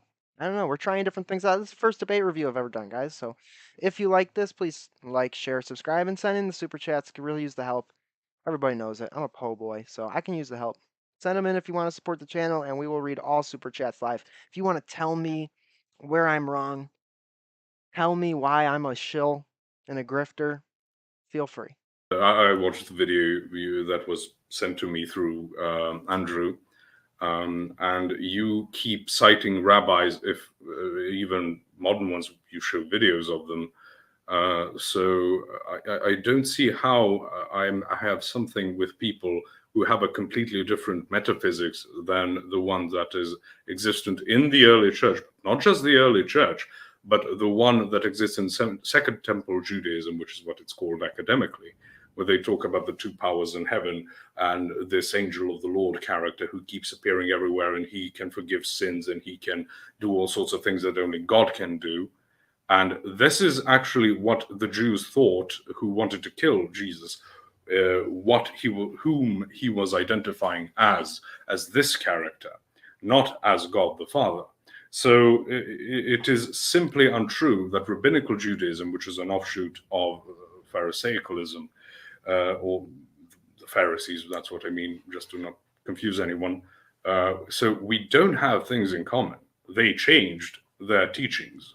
You don't have anything in common with rabbis. Well, it's not that he's not saying that. That was a misspeak, obviously. What he's saying is that it's not that we just have things in common. It's that it's not like we changed the theology. It's not like God changed. It's not like the logos changed. These people changed. They were teaching something, ostensibly when the, synagogues first started, right? When the temples were first made and what God taught these people to do and how to worship, that didn't change. That was fulfilled with Christ. The Pharisees changed it for their own reasons. You think I have more in common with they were disobedient. They screwed up. It wasn't that the things changed, like theology changed. Oh, God just changed. rabbis than you do. Again, the opening was to show that I can interpret things in. That's right, Soul. That's right, Soul. Tell me why I'm a grifter. You just have to pay me to do it. That's right. That's right.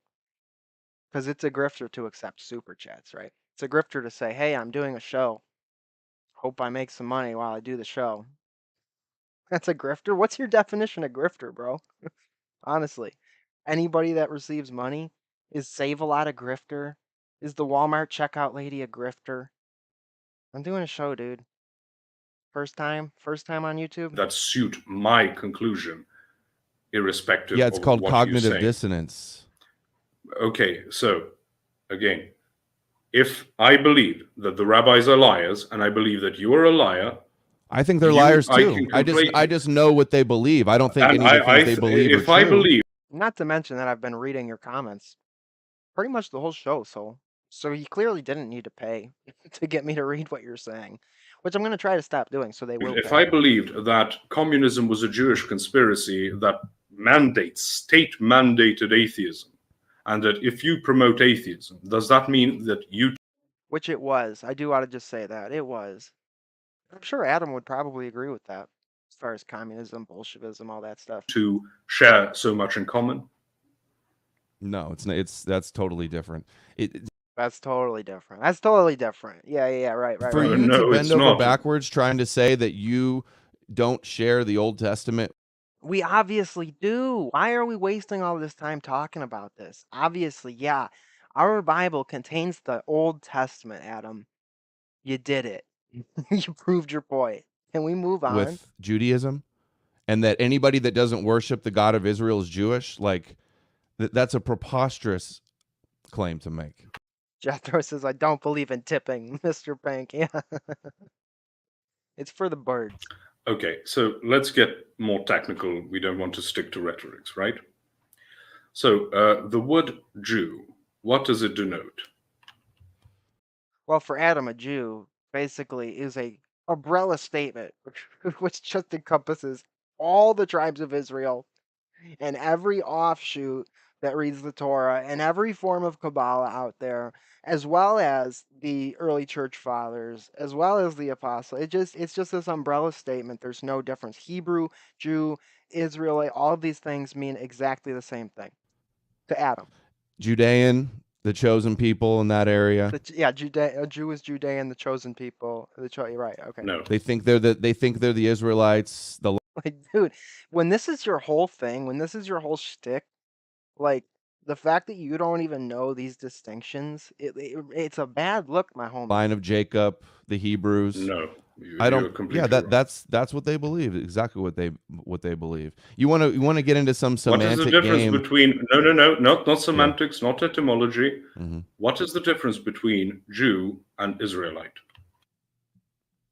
Just time and name, basically. David says, Amptown, you're right to stand on your principles. You should keep your money to buy smokes for your kids. I do appreciate that. Yeah, your kids need smokes more than I do.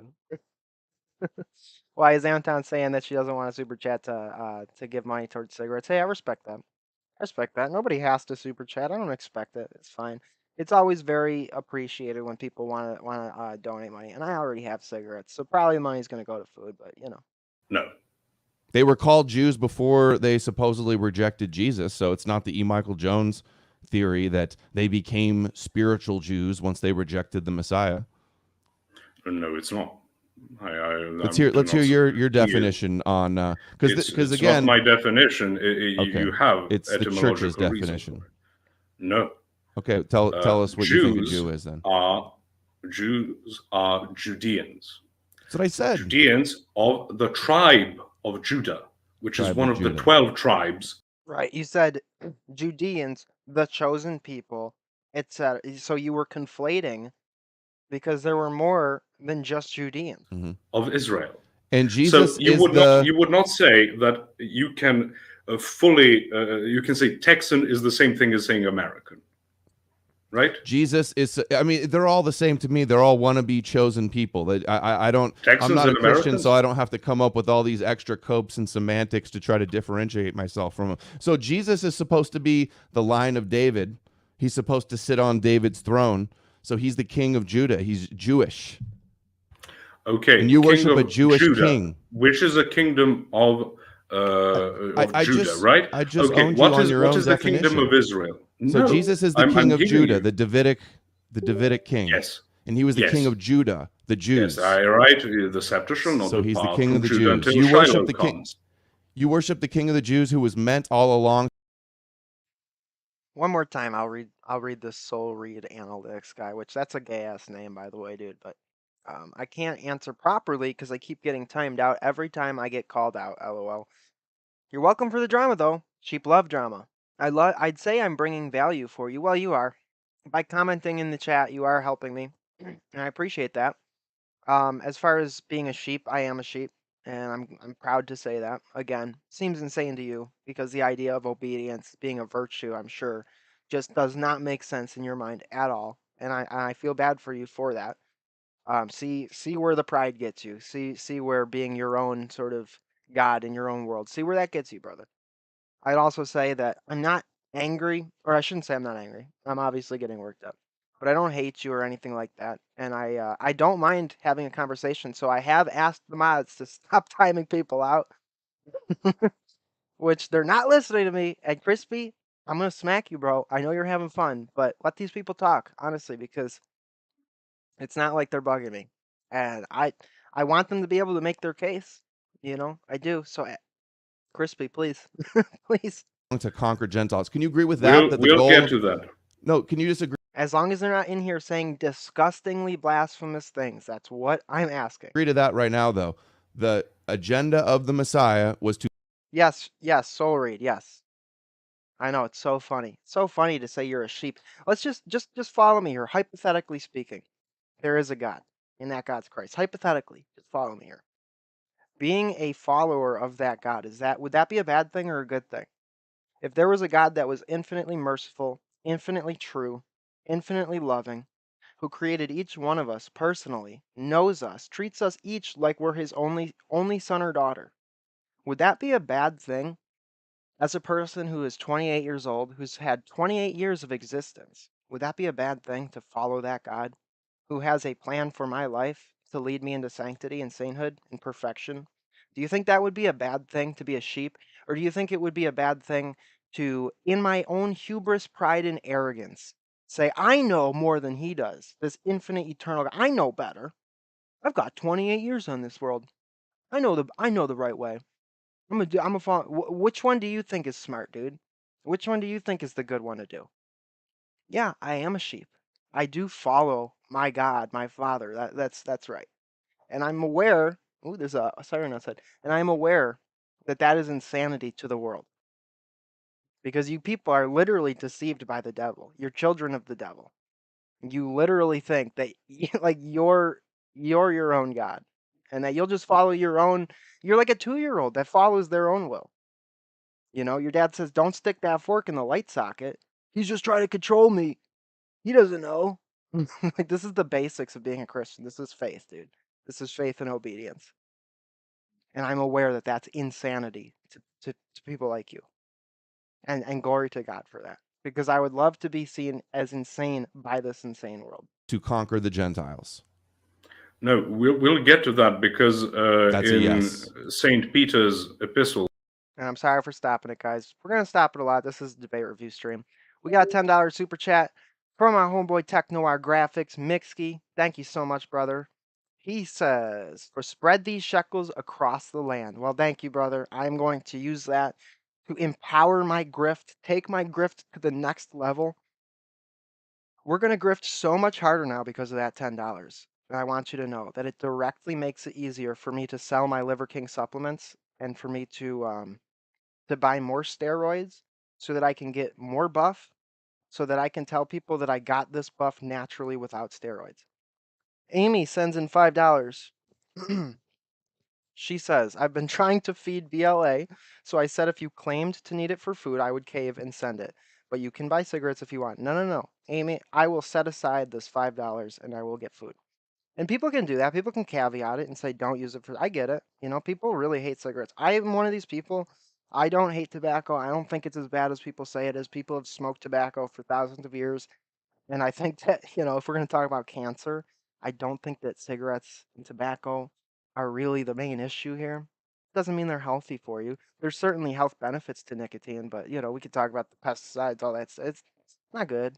Smoking's a bad habit. You probably shouldn't do it.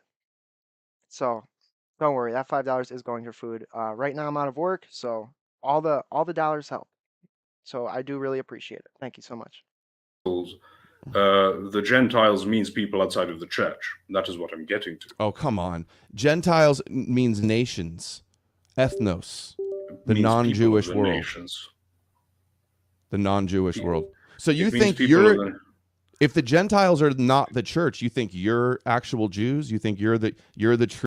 Yeah, we're the true Israel for sure. For sure, dude. That's Christianity.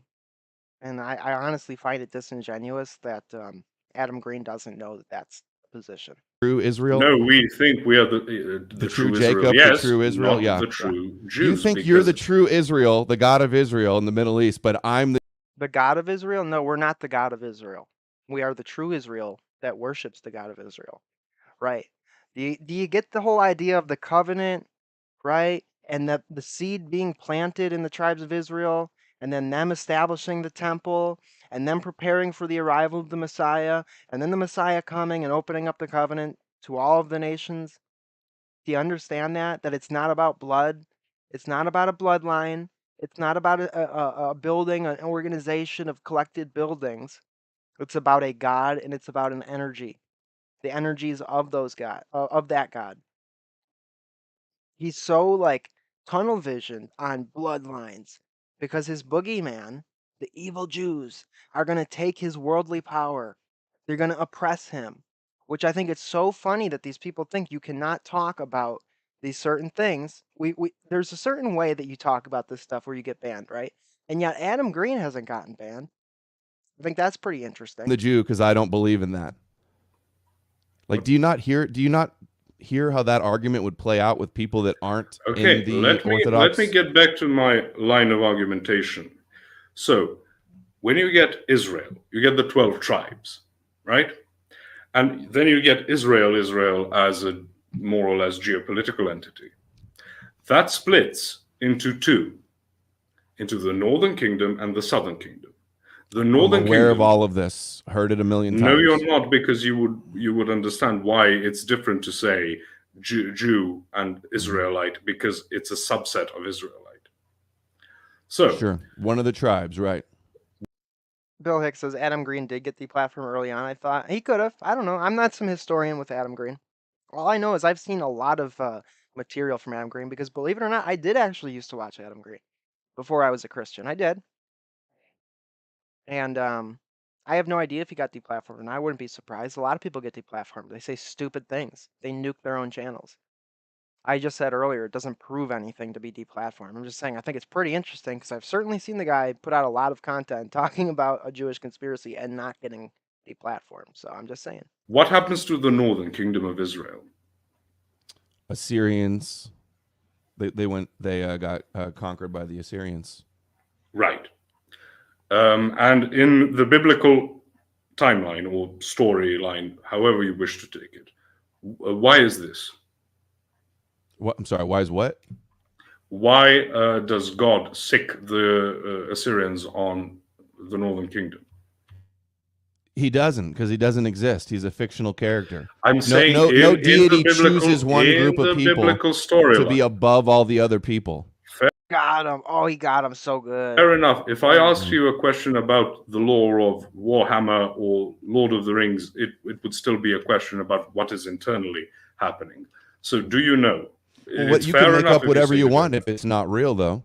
Why did God do this? Why did God create a world where trillions of animals to survive have to eat each other and cause endless pain and suffering for these animals? Because it's funny. Okay, that's the problem of evil again. Whoa, blew my mind, dude. I never thought of that. I'm an atheist now. What if God real? Why bad thing happen? Brilliant, amazing, dude.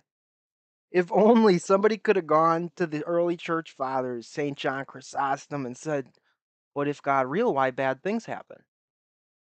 We could be living in a utopia right now, right now. Maybe God doesn't make the bad thing happen. Maybe God gave us free will. And maybe that free will allows us to follow God or do evil or sin. And maybe that sin creates the bad thing. And then maybe God, in his mercy and in his love takes that bad thing and uses it again for good. Maybe that's how. No. That would make too much sense. No, listen. Bulo, Jerry, what brand of cigarettes do you smoke? Well, I smoke. I'm a poor boy. All right, I'm a very poor boy. I smoke these Senecas. They're reservation cigarettes. They're $5 a pack. $2 a pack if I drive all the way to the reservation. But if we're talking about in a perfect world where I wasn't such a po' boy, when I'm working at the ice company in the summer times, I like to smoke Marb Reds, Camels, Marb Blacks actually. Marb Reds really aren't that good. Marb Blacks, Camel Reds. I do like Winston's, Parliaments, L&Ms. I really don't care. Camels are usually my go-to. He's either evil or he's not all powerful. That's the answer. Adam, just to be charitable, he's asking, like, according to the biblical narrative. I get it. According to probably they weren't following the Torah. That's usually why God's people are punished. They're not they're idol worshiping. That's another one. That's right. What a mean God. God's almost as mean as Jay Dyer. Such a meanie. These people are worshiping idols and sacrificing babies to pagan gods, to demons. That jerk of a God. There you go.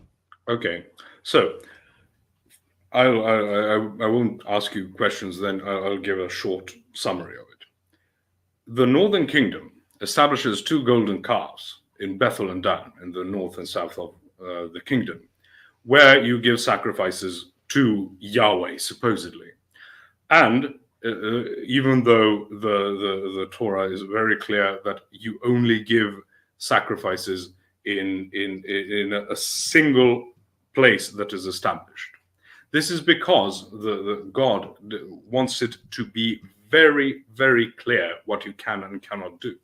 So they break that. The capital. We got a $5 donation from New Century Enterprises, which sounds like a corporate name.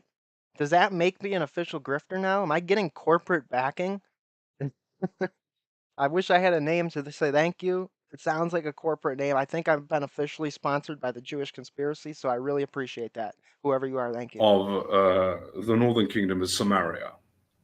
And so they don't just end there. And this is not a defense of Judah, by the way, because Judah is barely any better than the Northern Kingdom. This is the entire thing. And there are people with PhDs in biblical studies that say, well, the Bible says Jews worshipped only one God, but we find archaeologically many idols there. And so this is apparently an argument against the Bible, which says, oh, they all kept worshipping. There's a verse that says there's not a shade of a tree small enough that you do not place an idol under it. The Hebrews just inherited the Canaanite god El. It wasn't even an original god. No. El, what does El mean? I don't remember. Who was the son of El? Baal, right? Baal? Yes, Baal. And Asherah is his wife? Not as his wife. So his consort. That is a different thing. But Anat is his wife, and she threatens El that she's going to bash his bowels until his beard is stained with red and all that, because, femoids. But if we're going what does this whole story about who the Jews actually are have to do with Jesus being a fraud? Can you just get to that? Excellent question, because you use the term Jew to describe Israelites, and you use them as if they were synonymous. But that's you're what left then the with Bible the calls kingdom them. Of Jesus. No, that is what you get from Jew. You get from Judean. Right. Yehudi. No, Yehudi. Yes. So, how are they able to have sacrifices if they don't have the Levites? Well, they do, actually. They have remnants of Levites and Benjamites among them. St. Paul being one of the Benjamites. Well, the descendant of one of the Benjamites, but you know what I mean. So, it is a category error to claim this. This ties in to the entire thing that the church is the new Israel. Because they don't turn you into Jews, they turn you into Israelites, and the church as the heavenly Jerusalem and the heavenly Zion. not as some type of geopolitical entity, the greatest democracy, I mean, the only democracy, and therefore, by definition, the greatest democracy in the Middle East, and we should make fund the Iron Dome and things like that, which is going to come into Christianity in the United States through movements in low church Protestantism, even though Christianity has suppressed. Make sure we let Adam get a chance to respond here. I know you're making arguments here. Okay. So just to say, traditional Christianity and the church fathers not very kind to the Jews that rejected. I'm aware of that. Yes, okay. The Jews that rejected Jesus. In other words, you're worshiping the Messiah that came to the Jews. He's the Jewish Messiah. So you're in essence like the new Jews now. You don't call yourself Jews. You call yourself the new Israel, which was the former Jews. No, we're saying that the Jews, right? And that's not the word we should be using. It's the sons of God, the people of God, right? The people of God. That didn't change. You're either following God or you're not following God.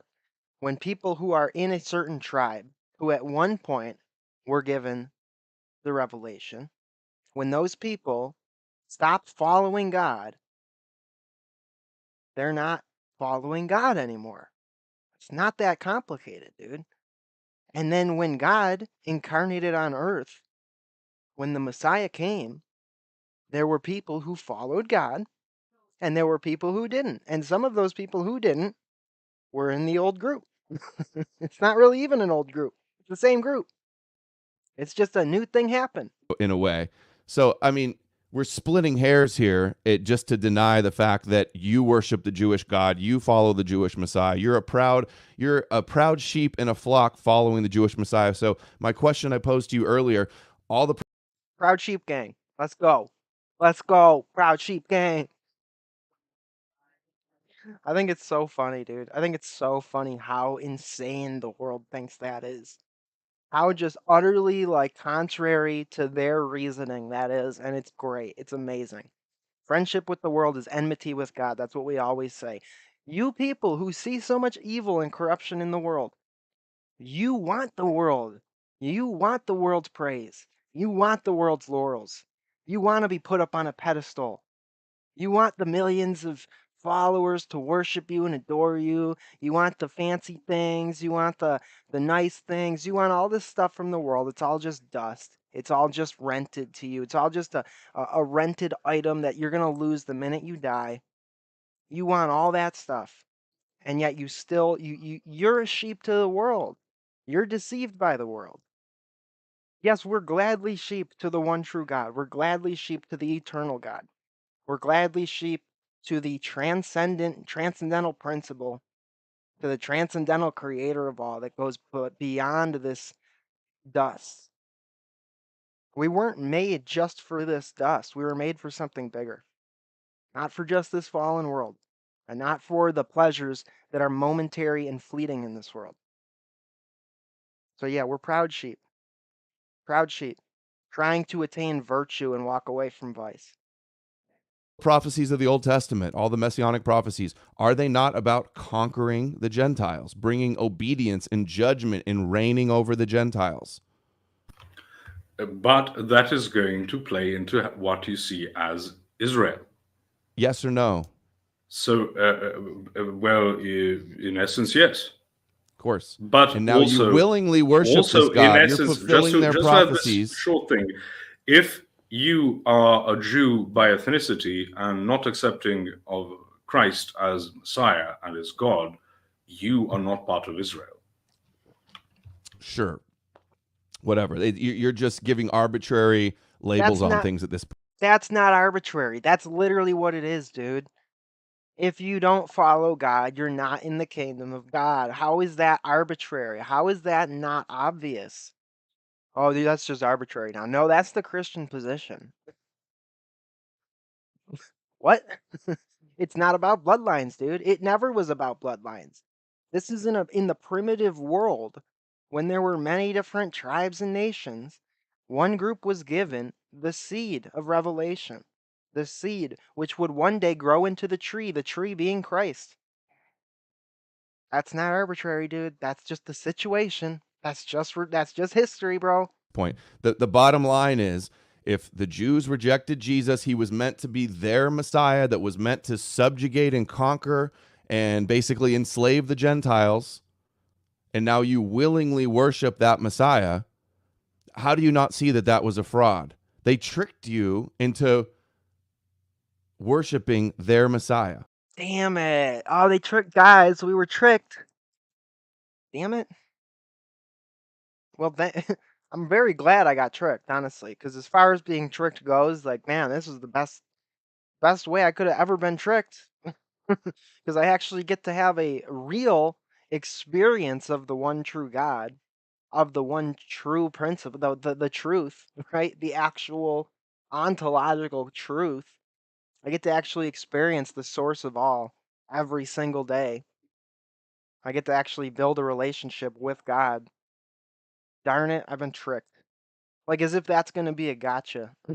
Like, okay, well, just hypothetically speaking, hypothetically saying that I grant you, okay, we were deceived. Like, man, it's worked out pretty good. It's not their Messiah. It's the Messiah. In a certain sense, it's the world's Messiah. It literally is the world's Messiah. Jesus said he came only for the lost sheep of Israel. He compared Gentiles to dogs. Okay, well, we just covered that Israel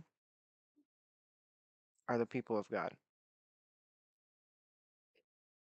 So if Jesus says, I came for the lost sheep of Israel, what do you think that means? I mean, is this too esoteric for you guys? Are you guys not following? Are we getting too lost in the weeds? I mean, is this really that freaking hard, dude? He came to them, and then... If he wasn't their Messiah... The lost sheep of Israel. So the people of God who have been led astray. Yeah, Christ came to bring them back into the fold. How dare he? I guess what that really meant was that he came for one specific bloodline. The Jewish masters of the world. And he just wanted to put them back in power.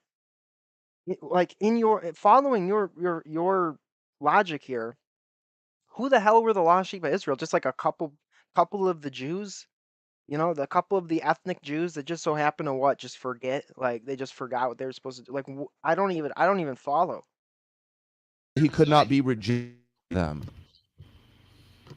Sorry, you cut out a bit. If he wasn't their Messiah, how could they reject him? If he wasn't their Messiah, how could they reject him? Wait, what? Okay, so like if some random dude walked up and was like, I'm your Messiah, and they said, no, you're not. You're saying that's impossible to do? He's not their Messiah because they rejected him. So they can't say, this is the entire Pharisaic idea, and this is why St. Paul, when he was still Saul, was persecuting Christians. Because in the Pharisaic movement, which is one of the this was what heresy meant initially, basically sect. They thought, unlike the Sadducees or Sadducees, if you'd prefer, they were basically Hellenized Jews, so they only accepted the Pentateuch. They didn't believe in an afterlife. They were in charge of the temple, so they didn't care much about anything. You have the Essenes who did not accept the temple. They thought it was all corrupt. And I'm not going to get into theology of why that is right now, but they said, okay, we're just going to live a nomadic life. This all has fallen. And then you had the Pharisees, which believed that you're going to get the Spirit of God to re-enter the temple if we all follow the law very strictly and we get rid of all the... Truth Seeker said he sent the $5. Thank you so much, Truth Seeker. I appreciate that, brother. Thank you so much. And you shouldn't be timed out again. You shouldn't be, what do you call it? Shouldn't have your messages deleted again. I took care of it. And impure people of all the sinners, those who do not follow the law. And then a Messiah will come and he will literally subjugate the Gentiles to the ethnic Jews. That is the Pharisaic understanding, and Jesus not a big fan of Pharisees. If you've read, and not a big fan at all. Jason says, I wish Zen would make more man on the street content like the vid he did outside in a abrasion clinic. I thought it was great content and he was good at it. I didn't even know he did that. That sounds pretty cool. And don't worry, Crispy, you'll get it back. You'll get it back. It's just this is a spicy stream, and I know you want it. Your instinct is to hammer everybody on the head, but I want to take a minute. I want to take this stream. I want to let people go. It's a little bit of a different thing than we're used to doing, so don't take it personally, Crispy. You know I love you. And what the hell was I talking? Oh, I never saw that Zen video. Well, Jason, I don't know if you heard me in the beginning, but we are actually having Zen Shapiro on this week. So we will definitely talk to him about that, and I will let him know that you want to see more man on the street videos. Read the New Testament. The Pharisee understanding the Messiah doesn't make a difference to me. The Christian, Hellenized Christian one, the Sadducees, I can read the scriptures for myself. I can see what the translations say. It says very clearly the Messiah is going to reign over the Gentiles, that he's going to bring obedience and judgment to the Gentiles, that he's going to make his enemies the footstool, that he's going to rule with a rod of iron in the land of thine enemies. All of that was just fantasies about them being redeemed and fulfilling their prophecies to conquer the nations. And now Christians being hang on. I want to rewind that. I want to hear that again. The Pharisees, Listen, ethnic, big fan of Pharisees. If you've read the New Testament, the Pharisee understanding the Messiah doesn't make a difference to me. The Christian doesn't make a difference. Hellenized Christian one, the Sadducees, yeah, none of that made a difference, right? Because God really didn't come and rebuke them for their prideful practices, for their dishonest practices. It doesn't make a difference. It doesn't make a difference. Okay. I can read the scriptures for myself. I can see what the translations say. It says very clearly the Messiah is going to reign over the Gentiles, that he's going to bring obedience and judgment to the Gentiles, that he's going to make his enemies the footstool, that he's going to rule with a rod of iron in the land of thine enemies. All of that was just fantasies about them being redeemed and fulfilled. No, it wasn't fantasies. It's the truth. Yes, Christ is king. He will. Yeah, he will. What is the point? Fulfilling their prophecies to conquer the nations. To conquer the nations. As in, yeah, Christ. Again, hypothetically speaking, guys, let's see if you can follow this. Hypothetically speaking, there's a God, and that God created everything. And he's the only one that did that. And he gifted his people free will. And he taught them how to choose the right thing. But he gave them the freedom to choose the wrong thing. And then time goes on, and some people choose the wrong thing, and some people choose the right thing. And then a Messiah comes. Like one day, the wrong thing is going to go away, and the good thing will rule the nations. Again, am I missing something? Is this so hard to follow that I fail to see the question? And now Christians believe in that. Maybe I'm just getting mixed up here. Maybe he's saying something I'm not picking up on, but seems like he's just like repeating what we believe. So their prophecies are fulfilled but because these people that he calls Jews, because they believed that, and because there are some people who share a bloodline to some of the original tribes, equals Christianity, Jewish conspiracy. Is that the argument? I mean, is that the argument? Because if it is, that's a pretty dumb argument. Because you believe and worship their God. And it was all... Oh, no, we worship the God of people that received revelation from God. Damn. Okay, Kevin Howe comes back, and the Jews are the good guys, and the Gentiles are the evil ones, is what it's saying? No, dude, it's not saying that. Again, you're conflating Jew with Israel. You're conflating what you believe a Jew is with what the Bible is calling Israel. Okay, it's not the same thing. If it says Israel, if we're talking about Israel, right, in the true definition is the good guys, and we're saying Gentiles is anyone that's outside of Israel, then yes. Does that mean that What the hell? The ADL are the good guys, and the white people are the bad guys? No, that's not what we're saying. That's obviously not what we're saying. It's not a racial thing. And Truth Seeker, let it lie, brother. Let it lie. Don't make me regret it. All right? You guys get along in that chat. Don't make me come down there. Part of the plan. They didn't actually reject Jesus. He didn't exist. This is just what Paul and the early Christian Kabbalist Bible decoders saw in. Kevin, okay, man. My people aren't from Israel. I don't know. I'm tripping. Sorry. Well, again, Israel is not a bloodline. Israel, in the Israel is like it's the people of God. It's the people who choose to follow God. We are all children. Okay? I don't care if you're 5 years old or if you're 80 years old. If you compare 80 years to an eternity, you're a child. This is your first go through. You've had 80 years, let's say hypothetically. You don't know shit. If you learn and listen from the God that created you, you'll actually learn some things. That's the point. That's what Israel does. Israel has faith in the God that created them and learns from that God how to be good. That's what happens. That's the whole point, dude. It's not about you have to have a certain bloodline. The bloodline has to do with Christ and the prophecy of where Christ will originate from. One of the ways to know the Messiah when he came. Your focus, your emphasis on bloodlines is idolatry. It's so like narrow-minded. It's so tunnel vision about bloodline, bloodline, bloodline. It's not about the bloodlines, dude. That was the whole point of Christ opening the covenant to all. That was the whole point, dude. And the Pharisees were just like you. They were so focused on the bloodline. And Christ rebuked the Pharisees. So that I'm sorry, I'm yelling. All we're trying to say is that it's this messed up way of thinking, dude. And like a lot of you guys, I'm sorry, a lot of you guys really love the whole bloodline thing. A little too much, if you know what I'm saying. You have pride in the way that you were born. And that's not good. In the scriptures that he would be rejected. You see it in Isaiah.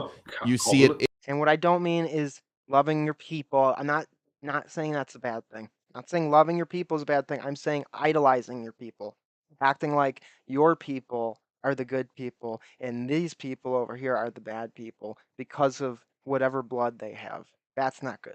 There's nothing wrong with being proud of your heritage or anything like that or loving your people. It's not what I'm saying. I'm just saying you guys are way too focused on bloodlines. Way too focused on race, and you're missing the point. In Wisdom of Solomon, you see it in many places. The rejection is part of the God's plan because it's part of the prophecy. No. Okay, so the yeah. Okay. What do you mean, Paul the Kabbalist?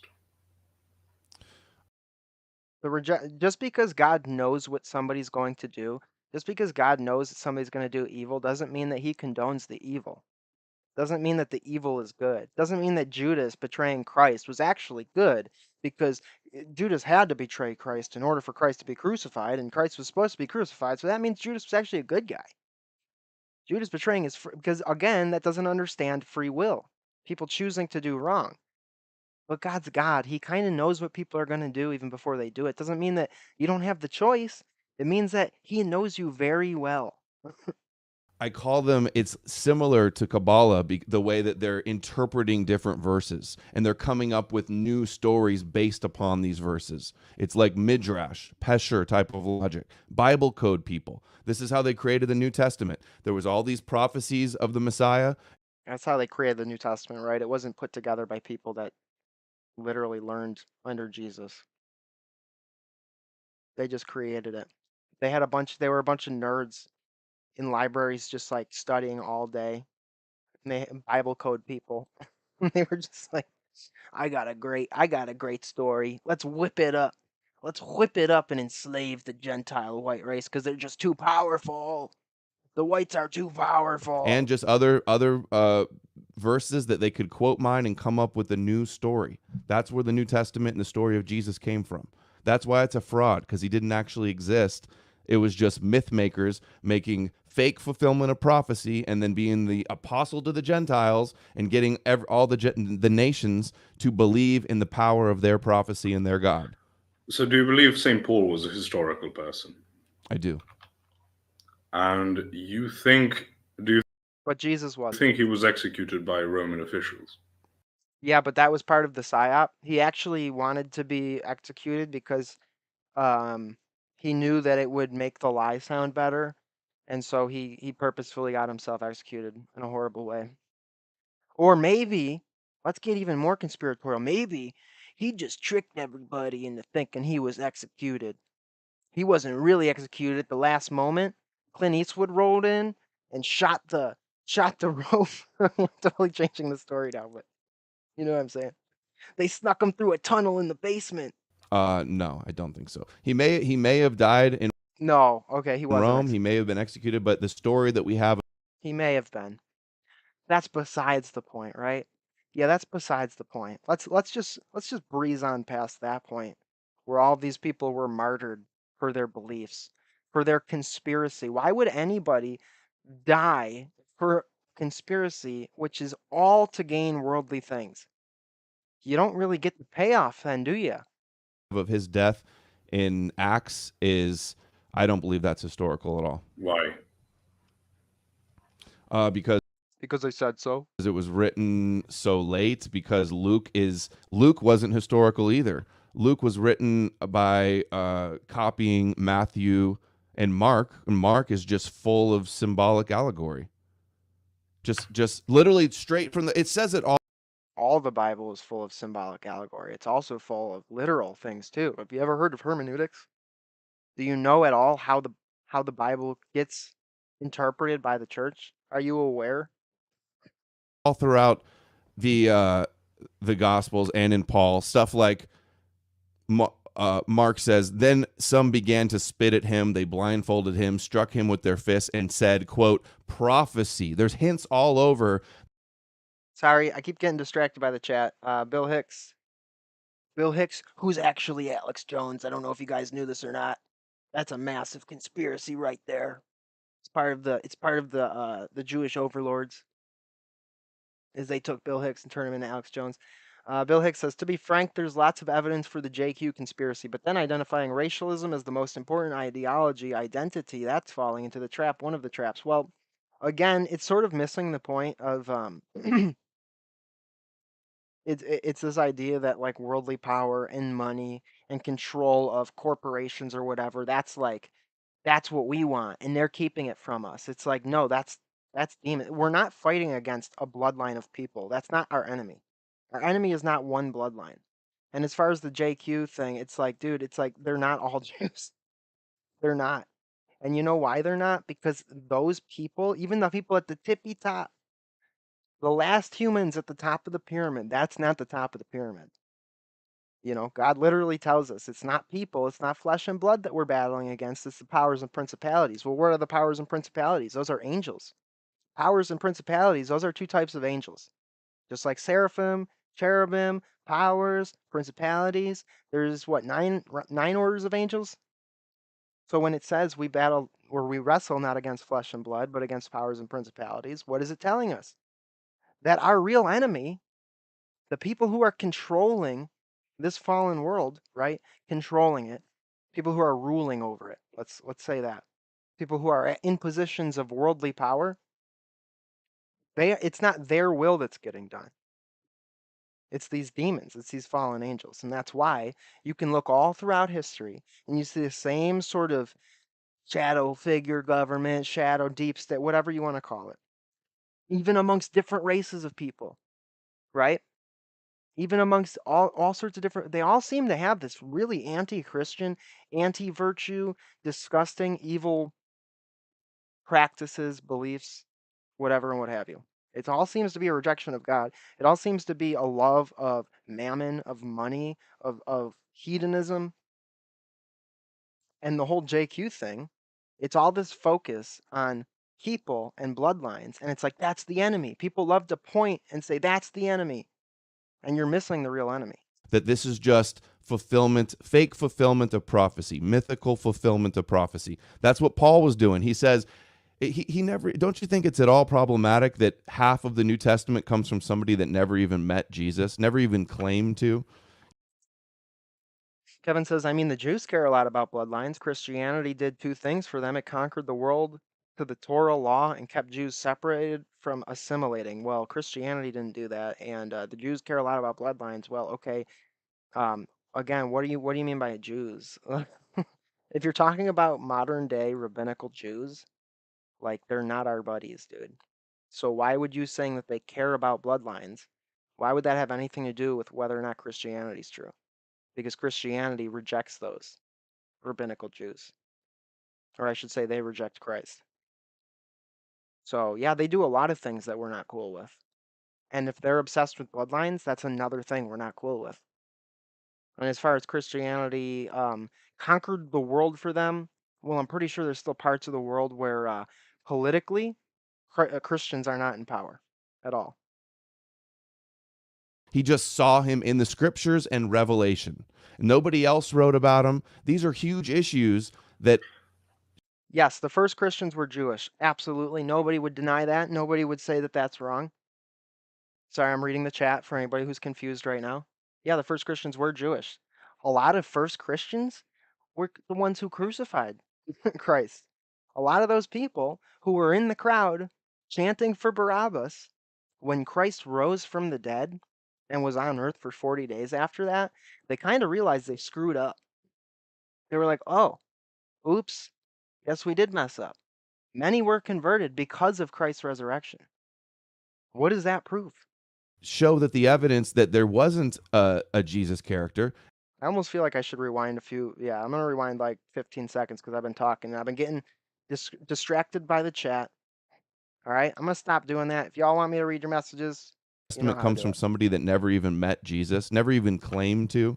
He just saw him in the scriptures and Revelation. Nobody else wrote about him. These are huge issues. They're not issues if you're a Christian. They're not issues if you believe that Christ is God.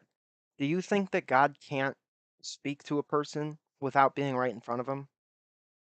Again, hypothetically speaking, can't you just put yourself in a Christian's shoes and understand that you don't have to be face to face with God physically, in physical form, in order to receive a message? That show that the evidence that there wasn't a Jesus character and that he was a creation. So you just reject the road to Damascus story, right? Yep. But yeah, if we don't reject the road to says, Damascus, oh, God chose me in my mother's womb, like just like other prophets in the Old Testament. That is something that is said about everyone. That's the part of the. It's not said about everyone. Yes, it is. Yes, it is. God created everyone individually. God chose you to be you. He didn't make me Adam Green. He didn't make Posh Zen. He chose Zen to be Zen and Posh to be Posh and me to be me and Adam to be Adam. And Adam, by doing this and by rejecting Christ, is doing a great disservice to himself and the person he could become. What? But Adam's so popular. He's got this following. He makes money. Isn't that great? That's like the best life he could be living. Adam could be a really virtuous person. Adam can use his charisma and his skills to a good end. Might not make him as much money, might not get him as much nice things, but it would be an objectively better and more virtuous life. He has no idea what he's actually missing out on by choosing to reject Christ. He has no idea, and it's sad. And literally, we should all be praying for him to realize that one day. Because God willing, one day he is going to realize what he kept himself from. And I pray that he realizes it before he dies. Because that would be a true shame. And we don't want to see anybody do that. It's said about like Jeremiah, him, and I think one other person. Everyone. How does Paul have any authority with the true disciples of Jesus? How does Paul have any authority with them? How does Paul become why are they arguing church? about? It's called Pentecost, dude. You ever hear of it? Jesus's rulings on circumcision and eating kosher and following the law and all these things. Don't you, how does if Paul? Jesus, hold on, let me finish the question. If Jesus like actually made rulings on this, you think that this would have been resolved, but instead it's just different Christian sects competing on this new mythical logos Jesus character that they see hidden in the mysteries of the scriptures. It's not hidden though. It's not hidden. Just because it's a mystery doesn't mean it's hidden. It's not hidden. It's available for everyone. Even the simplest peasant can partake in that mystery. You just have to choose it. If you read it, like this is in Mark, Matthew 16:18, and then later on in Matthew 18:18, Jesus gives power. He breathes on the Spirit onto the apostles, which is rendering them bishops, right? Episcopi, the overseers of the flock, and they are given the power to loose and to bind. So Thank you so much, True Seeker, for that $10 super chat. Really appreciate you, brother. Seriously, thank you so much. this is what they are discussing: what they will loosen, what they will bind. This is the Council of Jerusalem. Right, and somebody should let the Protestants know about that, because I've literally argued with Baptists in my own life. It's really frustrating. Somebody in my own family was trying to argue from the whole, thou art Peter Bible verse, and he had me read up to a point, and he was like, "See?" And I was like, "Let's keep reading. Let's keep reading. Turn the page." It was funny because it ended right on the bottom of the page. I go, "No, yeah, but now turn the page though. Finish that. What does it say?"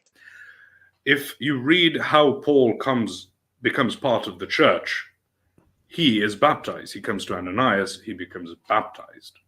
So he also has to submit to the authority of the disciples.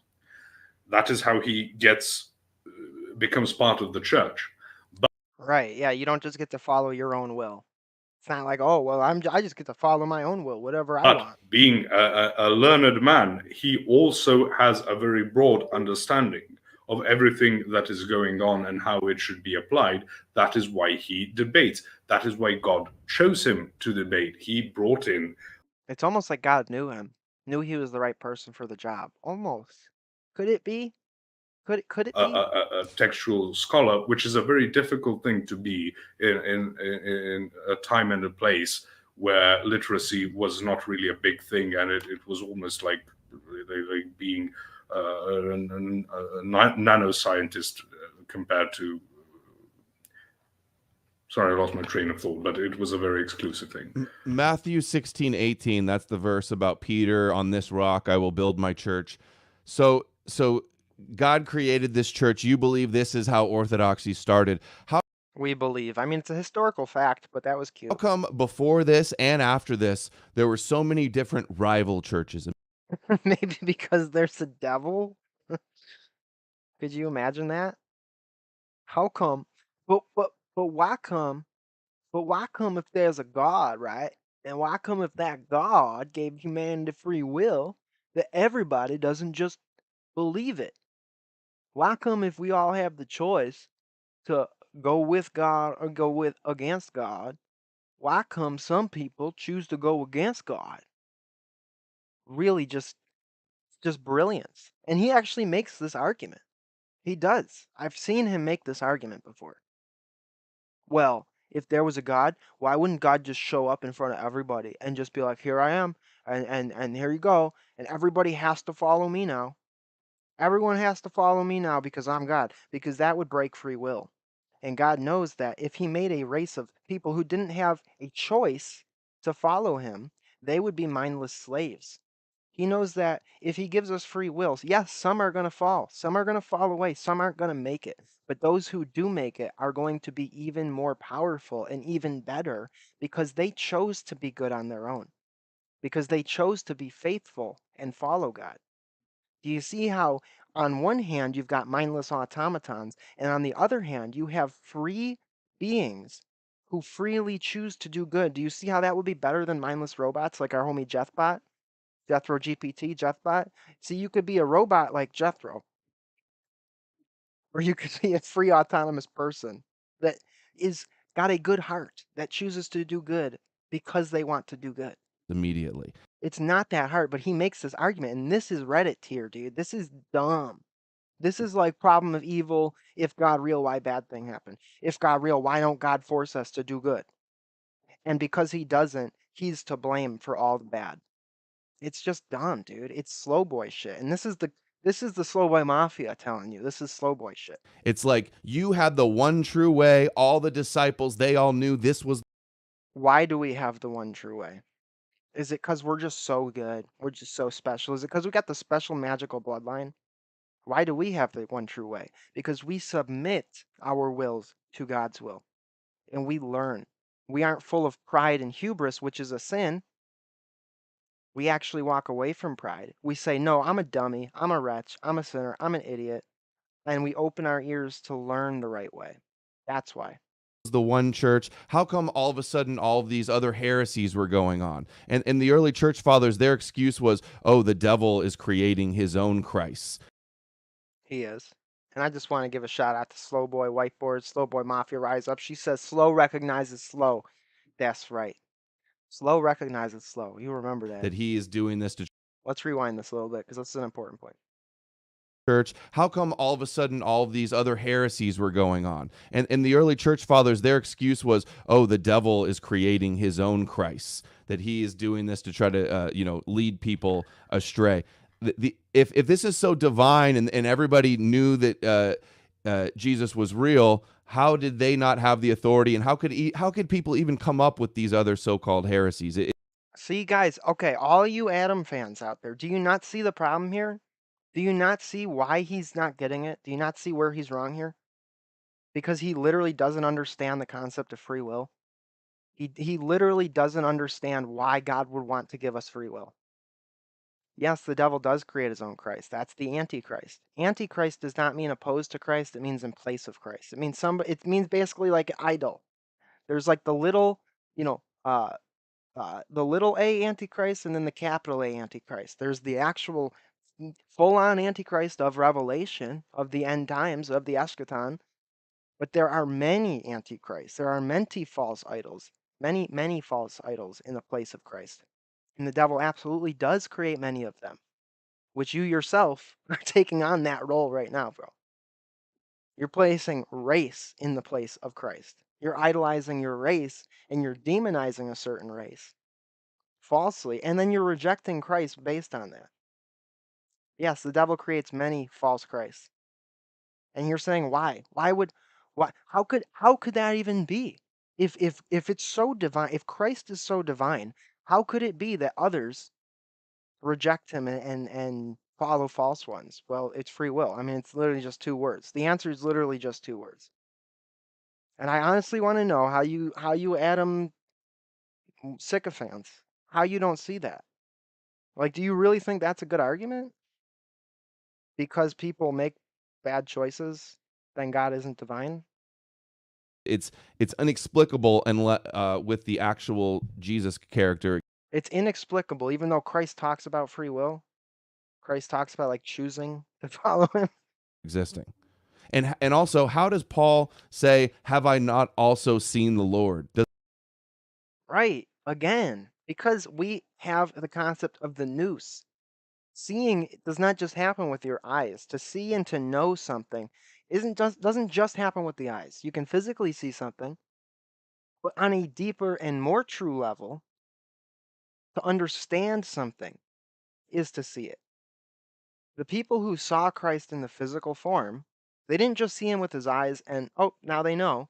They heard him, and they actually got to see his true face. Christ is the window through which we are able to connect with the full triune God, the infinite, unknowable God who is so big that our minds could literally not comprehend it.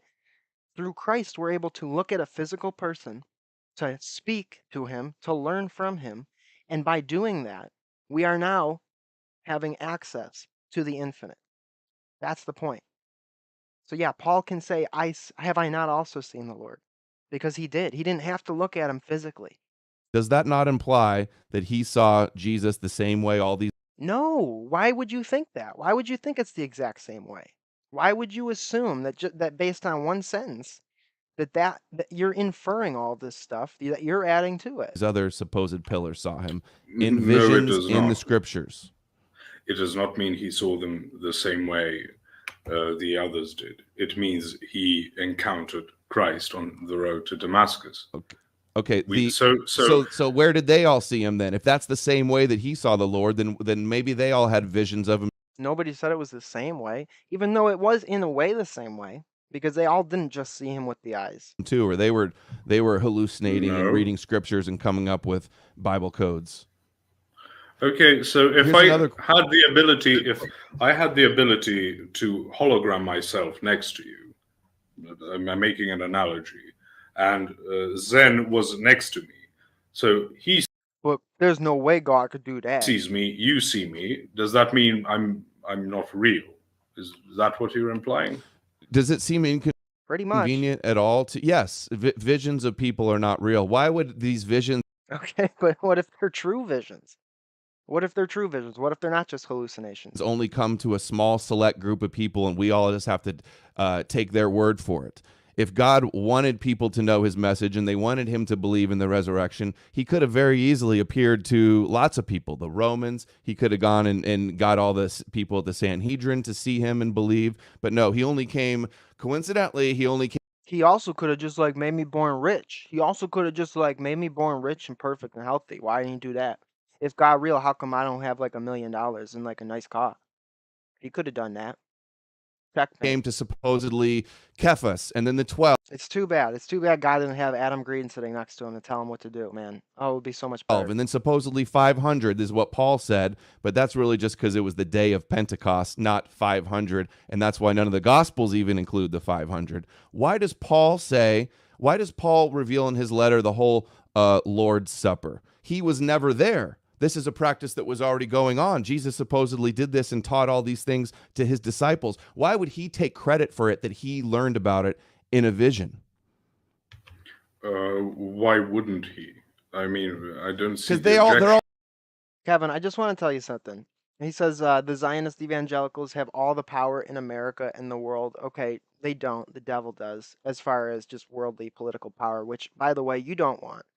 You don't want that. They're the biggest slaves of all. They are literally the biggest slaves of all. If you can understand that wealth, that material wealth gives you nothing, and is actually literally a chain on you.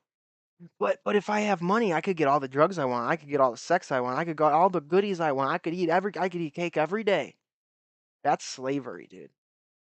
Could you imagine that maybe God is keeping those things from you as a mercy? That is a big temptation. That would open up so many doors. And are you strong enough to reject it? Because I probably wouldn't be.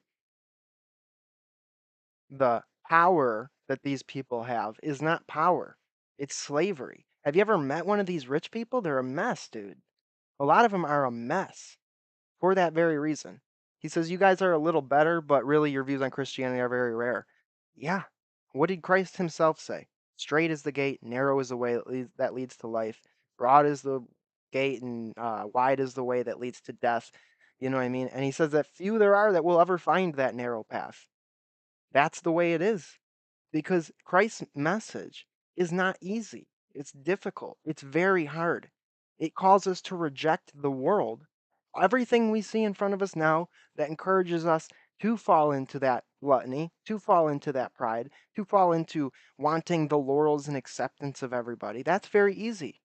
That's why most people are not going to get it. Most people are going to fall away. Yes, the true Christianity, you're right, is very rare. That should encourage you. That should show you that Christ was right. He's telling you that. Yeah, there's few there are that ever find it. 100%. And yes, we would 100% agree with you that these Zionist Christians are not right. They're actually doing such a massive disservice to Christ and the truth. They're some of the biggest enemies of Christ. Just because they say that they're Christians doesn't mean they are. They're doing more damage because they give people a false understanding of what Christ teaches. So yeah, it really sucks, dude.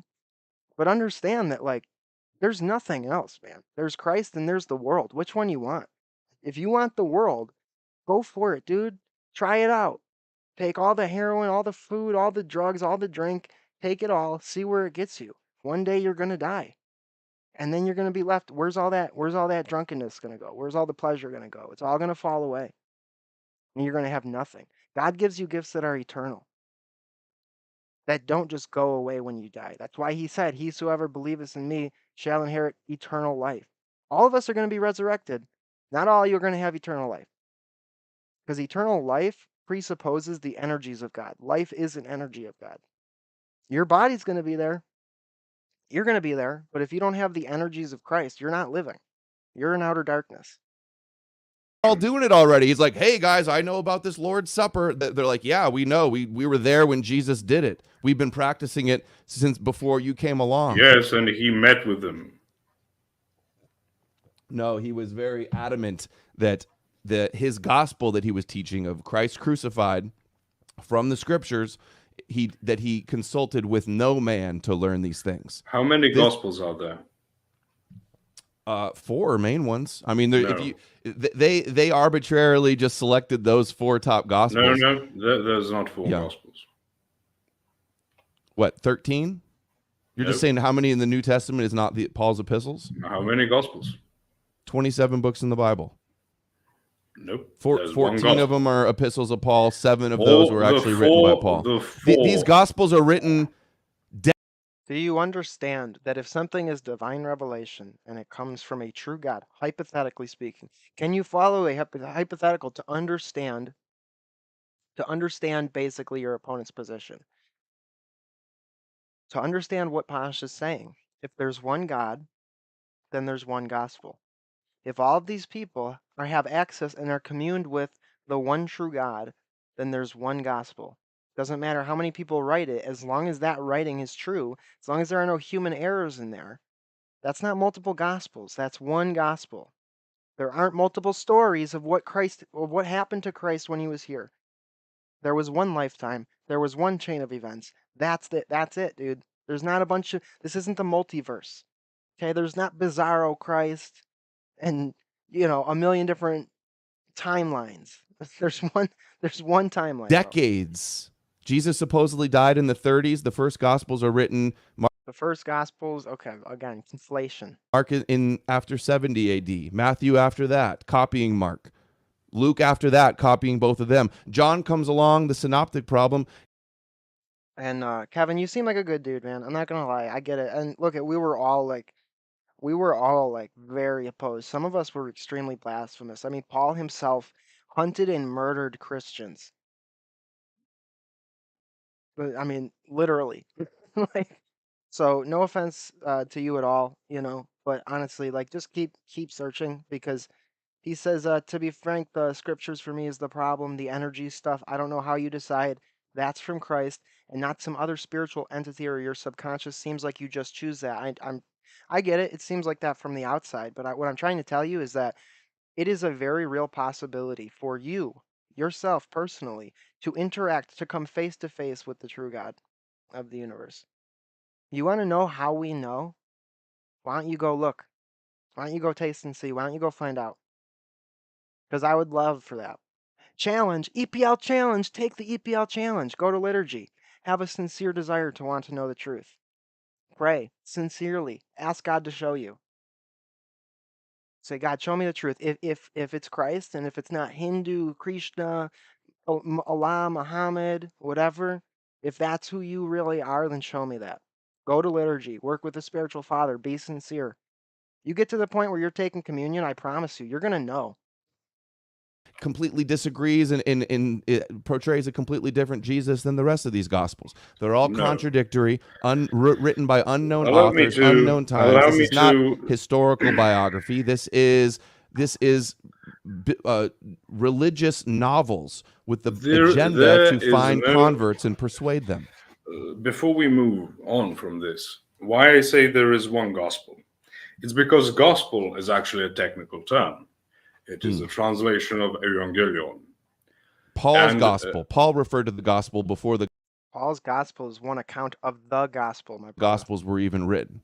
It's an account. I'm very aware of that. That's why I'm saying there's one gospel. And I'm agreeing evangelion, with you, which in the world around them tended to be mostly in the plural, was euangelia, and it refers to something that a herald would come and bring to a city to announce the arrival of either an emperor, a general, a senator, some great figure before he comes and visits the place, right? So when you say there are 4 gospels, there aren't. When we say Gospel of John, it's a shorthand for the gospel according to John, right? So it is not that there are 4 gospels. So when you say All four, And if I have one critique of Posh, I'd just say that, like, and this is how I felt the first time I watched this, was I felt like Posh was getting lost in the weeds needlessly. I feel like you're like, like if Jay were doing this, he would have never even opened the floor for this argument to happen because he would have hit him immediately in the beginning with the basics, And I respect what Pasha's doing, and I totally get it, and it made for a good debate. But all I'm saying is that there's a risk here that when you ignore those those first principles and those the the foundational stuff, now you open the door to make a mistake. You open the door to get lost in some weeds or some definitional argument or something when he has you don't have to grant him logic because he can't justify it. So why even grant him it? Because once you grant him it, now you're opening the door to be made to look a fool. And then you can, people can walk away thinking that you're the fool when you're not. But you can look that way, not that he does. I'm just saying it opens a needless risk, and I feel like this sort of names of the gospels. Just want to say I'm an idiot. I'm not nearly as well educated as Posh or as eloquent or anything. So that's not a slight on Posh. Posh were attributed much later after they surfaced. Like the Old they Testament, they were written anonymously. They circulated in these. You need to understand how it used to work back in the day, because nowadays, yeah, they used to make up a lot of myths. Oh, got him. That's what happened in the old days. That's what happens today as well. I am well aware of. That's so true. So because people make myths, because people have been known to make myths, equals your God's a myth. God. Of how much is made up, including how many fraudsters there were in Christ's time. If the ancient Jews could make up a myth and theologically subjugate the world, do you think if they could go back in time and do it, they literally did, dude? They literally did. It was called rejecting Christ and Kabbalah. You want to find some myths? Go try to study Kabbalah. If you can even pick one to study. There's literally libraries worth of books.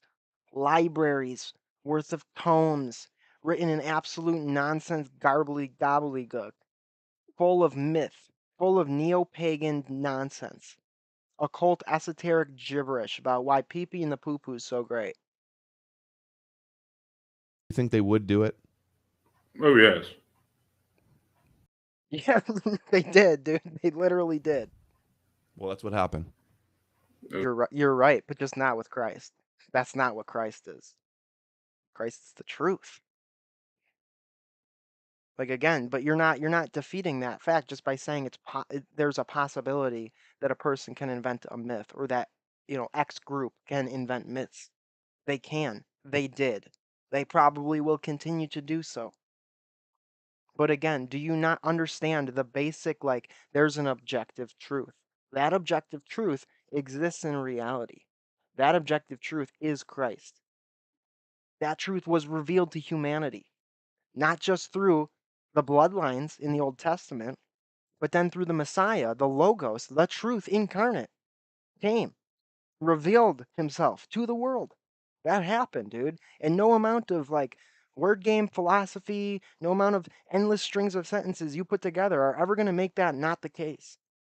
No, that's not what happened, but I believe that they would nowadays. Because the one that won out was the Pharisaic one, even though today the Hasidic Jews are very anti-Zionist. Not anymore.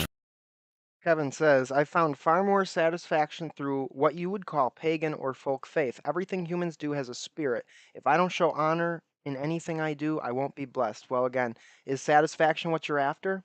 Because if it is, that's really paltry compared to what you could have, dude. If momentary satisfaction, if feeling good, if that's all you think you deserve as a human being, I'd say you're really selling yourself short. If in one moment you get a good feeling, that's what you think you're worth, I feel bad for you, dude. Because what Christ offers is not a momentary feeling of satisfaction. It's an eternity of growth and learning more about the eternity and what's the word, infinity of God. God is infinitely loving, infinitely kind, infinitely creative, infinitely merciful, etc., etc., etc. That's why we can say we would live eternally in God, because you would never run out of things to discover, never run out of things to experience and to learn. And that's what you were made for, dude. You weren't made for coomies. You weren't made for eating the bugs in the coon pod and hey, I feel real good. I'll feel real good till I die. Because you're fallen, dude. You sin. It doesn't matter how satisfied or how much honor you show in what you do, because you still mess up. You still fail. You still fall. You still sin. And because you do that, you're in need of forgiveness. And if you reject the only source of that forgiveness, you are screwing yourself. And you will die, and you will face judgment, and you will not have that forgiveness. You will be condemned, and you will be kept out of the kingdom. And that's what will happen. And I'm telling you that. That's fine if you don't believe it, because I already told you what to do to challenge it. I already told you what to do to challenge my beliefs. If you really think that the Orthodox, we're just dumb, we don't know, like, why don't you go and see them? What do you got to lose? Followed. It would depend again on. Tatiana says you should debate Adam, put him in his place. I've thought about it. I'm not a good debater. I'm not, I'm not that smart. I mean, I don't know. I feel I don't know. I'm not gonna say I never will, but I don't know if I I Whom don't you know. think of, because they're not actually a unified group. They they That's true. they make all sorts of they take all sorts of Christianity started, positions. the original proto-orthodoxy Christians weren't a unified group. There was many different versions of it. They were That's not the Gnostics were not us. That'd be like saying, oh well, just because there's churches today that call themselves Orthodox, then Orthodoxy isn't unified. No, Orthodoxy is unified. The title, the word Orthodoxy, does not equal Orthodoxy. You know, Jethro Bot could go and change his name to Orthodox. That doesn't make him the church.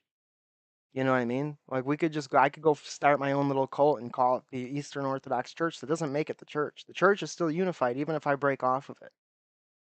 Again, this comes back to Israel, Jew, your definition. You constantly conflate things that aren't together.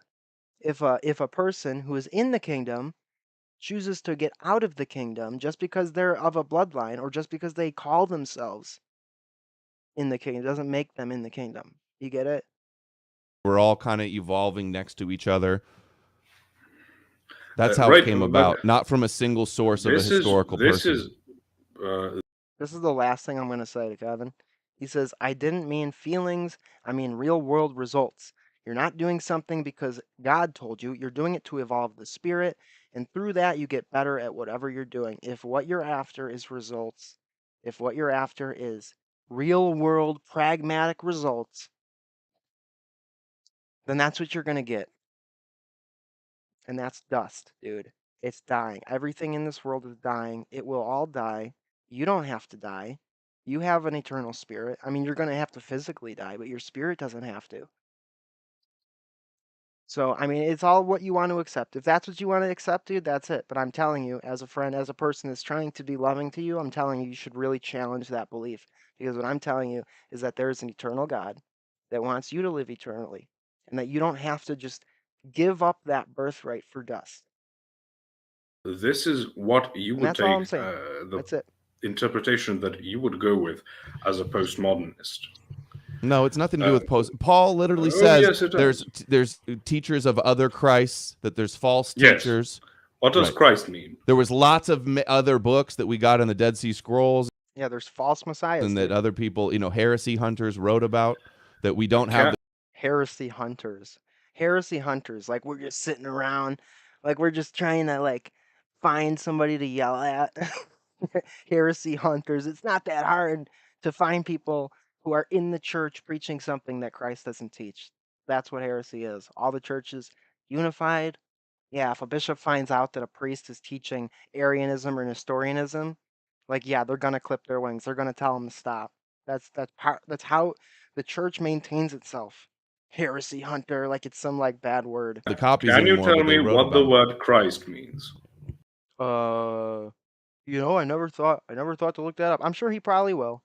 If he doesn't know what it means, I would be shocked. Honestly, I would be. I'm gonna grant Adam that minimal respect that hopefully he can answer this question. Yeah, the anointed one, the Moshiach. Sure. Moshiachianity is basically, we want Messiah. Moshiach now and Christ is king. There's like literally And then he goes and he's talking about rabbinical Jews. We want Moshiach now, right?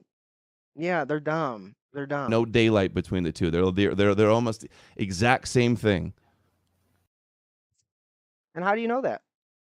How do you know that, Adam? You the expert on Christianity? You're the expert on true Christianity? Or because you don't seem like it. You seem like somebody that can't distinguish between Protestantism and Orthodoxy, true Christianity. You don't really seem like you're able to grasp the concept that there's like a truth and there's people that follow that truth and there's people that break away due to their own pride and convolute and confuse and muddy the waters. Exact same thing? Exact same thing. What are the exact same thing? Do you want Moshiach now? Do you want Jesus to return? I mean, like we already got Moshiach, dude. We already got the Messiah 2,000 years ago. He already came. And he's still reigning on earth now. We don't need to sing silly rabbi songs, dude. Christ is king now. He is reigning now. There is nothing that happens on this earth that is outside of God's providence. Terrifying as of a reality as that is, and I'm sorry to be the one to break it to you. $5 from Jack. Thank you so much, brother. He sends 4 fire cigarettes. Thank you so much, bro. Sends $5 into the Cigarette Grift Fund. I appreciate you so much. Everybody, if you want to support the show, if you like what we do here, you can support the show via Cash App, Venmo, or PayPal. All the links are in the chat description. Also, we do have sponsored streams. So if anybody wants to sponsor a stream, you can send $100. Tell me the topic, book. Do you want me to review a debate? Whatever it is. I don't care. You want to send me down some rabbit holes? You want to blow my mind and wake me up to the JQ? Sponsor a stream on that. You know, you can't. As I'll repeat what DPH says. You can't tell me what to say, but you can tell me what to look into, and I'll spend 8, 9, 10 hours, 8, 9, 10 hours on it. I'll go down whatever rabbit hole you want me to, and I'll come and I'll tell you what I found. There's a book that I have to read. If I just read this book, it would shatter my worldview. Well, let's get it. Send me down that rabbit hole. Let's see. Take the EPL challenge. Thank you so much to everybody who's donated, everybody who's supported the stream. Really appreciate y'all. Are Christians waiting for the return No, of Jesus? Are they waiting for Moshiach to come? If you read second, he already came. He reigns now. He will come again to judge all of us. Yeah, the living and the dead. And you will either be fighting with him, or you will be on your face. You'll be on your face, conquered and defeated. Your knee is gonna bend to Christ. I'm sorry, it will. But you want to believe in yourself? You think you're better than the God of all creation? Good luck, dude. Good luck. Second Peter, you will find out that the reason why God doesn't hasten the day of judgment is that as many people repent as can. Yeah, and thank God, dude. Thank God. Because man, what a terrifying thought. You know? People don't understand, dude. That's why it's like, oh, you think you're right. It's like, dude, I'm not right. I am a really wretched person. If Judgment Day was tomorrow, you think I'd be in the kingdom? No. No. I pray that God will grant me a good end. I pray that I can know true repentance before I die. What I'm telling you is that it's terrifying to consider that you're not even in the church. You're not even trying. Like this guy Adam, he's not even trying to repent. There's so little hope. There's always hope, but there's so, you know what I mean? Like at least if you're in the church, like you're on the path. You can get the help. You can try to change your ways. It's still difficult. It's still tough. But you standing there on your own, you're a baby naked on the battlefield with a blindfold over your eyes. You don't even have a clue that you're in a war. So I don't see that again is this idea that stems from faith alone. So I have accepted Jesus and I don't need to do anything. So come quickly, Jesus. Which is again an American thing. If you don't like America, Posh, you can get out. All right, I'm sick of this damn. What the hell are you, a Russian? Serbia? What the hell's Serbia? Get out of our country. I don't like America. I don't like when people talk about America This like is that. not something even traditional Protestantism teaches. Assuming that Jesus was a real person and that he actually made the claim that the Son of Man will come in the clouds before his disciples go to throughout Israel, it's a very very famous false prophecy of False prophecy. Go screw yourself, dude. Jesus. Which false prophets are a big deal in the Old Testament. Unless he's talking about an actual. I don't know. I kind of missed it. I'll rewind because since I said that, I'll rewind. It's a very Protestantism teaches. Assuming that Jesus was a real person and that he actually made the claim that the Son of Man will come in the clouds before his disciples go to throughout Israel, it's a very I never heard that. Very famous false prophecy of Jesus. But I'm also like retarded, so that's not surprising. Which false prophets are a big deal in the Old Testament. They still are. Yes, they are, and they are in the new one. There's also a prophecy of Jesus. Of Christ. Is that going to be your argument, Adam? You're just going to keep bringing up false prophecies? How come false prophecies? If God real, why false prophecies? Is that your argument? And is that what you think entitles you to a debate with Jay? Really, that's what I should name this stream.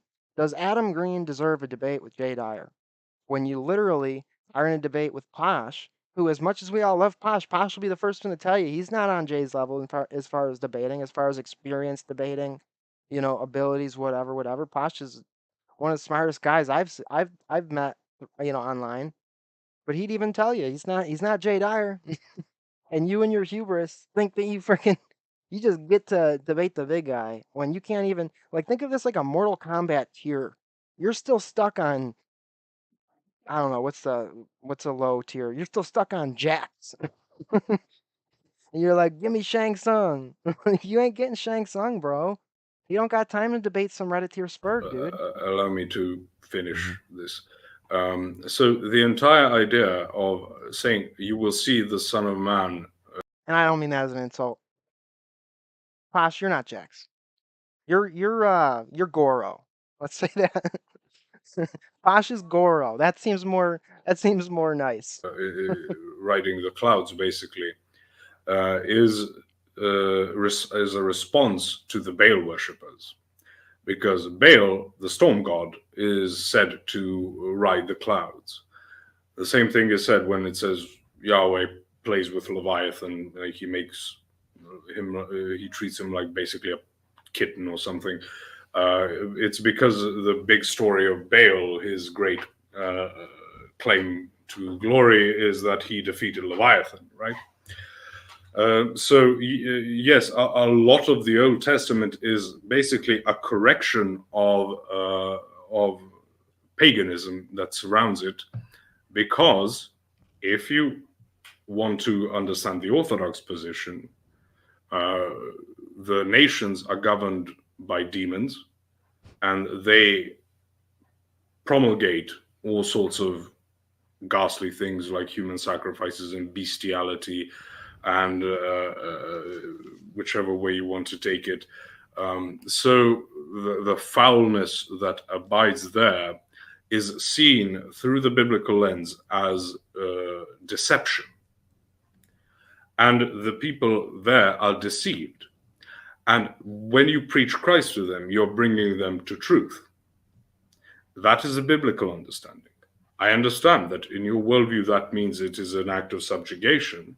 But I'm also telling you that historically speaking, the Jews that rejected Christ are not very popular among either the Jews that did accept Christ or the Gentiles, which were Gentiles. Go read St. John Chrysostom's homilies against the Jews. Should I link that? Can one of our mods link that? Just go to Google, type in St. John Chrysostom homily Jews, or type in St. John Chrysostom Jews. Find that and link it in the chat for all of these Adam Greensburgs. Because I don't know, they probably have never read it. And that proves what Posh is saying. Yeah.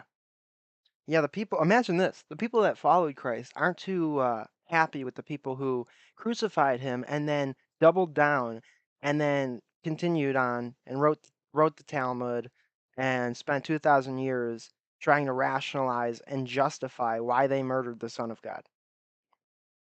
Before their conversion, and are now part of the church, the New Israel, the heavenly Jerusalem, heavenly Zion, or however we wish to dub it, they are not favored. The way that actually this strand of the JQ that we would be discussing today actually comes in with not just Protestantism specifically, but it starts the way to the Enlightenment way of thinking, to humanism. There you go. It's in the chat right now. You guys want to read something? Go read that. If you want to figure out how the Orthodox feel about, the people that reject Christ. To the idea that, oh no, usury is perfectly fine. Because before that, the way that the nobles tried to deal with not having enough money because their subjects would pay taxes. Your God says usury is fine. No, he does not. Yeah, he does. In the Old No, he does not. Testament, he tells the Jews. Okay, you're ignoring Christ, dude. Like you're debating, you're trying to debate a Christian before Christ. Like literally. Like, do you not know where you are? Do you not know what year it is, bro? Could somebody please tell Adam it's 2023 and not BC? Jews that they shall lend to many nations, but they shall not borrow, and they shall reign over many nations, but they shall not reign over thee. In Jeremiah, it says that I'll need to find it, I suppose. I want to back you up to address a point you made a couple minutes ago about, you said the nations were pagan idol worshippers, and that our ancestors, since we're not Jewish, we don't have Middle Eastern DNA. Maybe Zen does. I don't know. Just kidding, Zen. That we worship demons. This is also coincidentally what the rabbis view about us. That we're all, our guardian angel is Satan, and that we worship demons, and that anybody that doesn't worship the jealous God of Israel, Yahweh, is demonic. This is exactly what the rabbis teach, and coincidentally, that's what you also believe about yourselves too. It's very degrading to our ancient ancestors to say that, oh, the only God, Zenode, the only God is the God of the Jews. We heard God is with you. It's very insulting. So if you say 2 + 2 = 5, and I say, no, it's not, that's objectively false, that's insulting. No, it's not. If something's objectively true, it's true. If it's false, it's false. It's not an insult. When we will follow you. And the idea of like, oh, the evil pagans with their human sacrifice. No, the deceived pagans, that yes, because they lack the energies of Christ, yes, we can objectively say they were evil. They were objectively evil, yeah. When you are so dumb as to be deceived by a demon and worship that demon, and then when they reveal themselves to be bloodthirsty and require human sacrifice, to then give them that and not realize, hey, something's wrong. And look, all of us can fall into that. Maybe not to that extreme, but all of us can be deceived. It's very human. We're flawed. Okay, but that's just a bad argument. Oh, so you're saying that the pagans? Well, yeah, dude. Follow along. Keep up, man. There is a true God. There's also demons. These demons love to pretend to be God. They love to pretend to be a powerful entity, and they will do whatever they can do to get you to sin and to reject Christ, and they will push you into all sorts of horrible depravity if you let them. That's what being a Christian is. It's actually learning how to put the armor on and how to pick up the sword and how to fight that. So without Christ, like it's very easy for you to fall into that. And before you know it, you're out there in the deepest depths of darkness, and you're like, how did I get here? How am I sacrificing babies right now? Just yesterday I felt like I was a decent person. Sacrifice. It's like, what about Yahweh and his burnt offerings? That was That was a long time ago. Dude, like, again, it's 2023, man. That was for a savage people. That was for people in the early days of the world, when the world was a lot different. It's a lot more brutal. It was a lot more savage.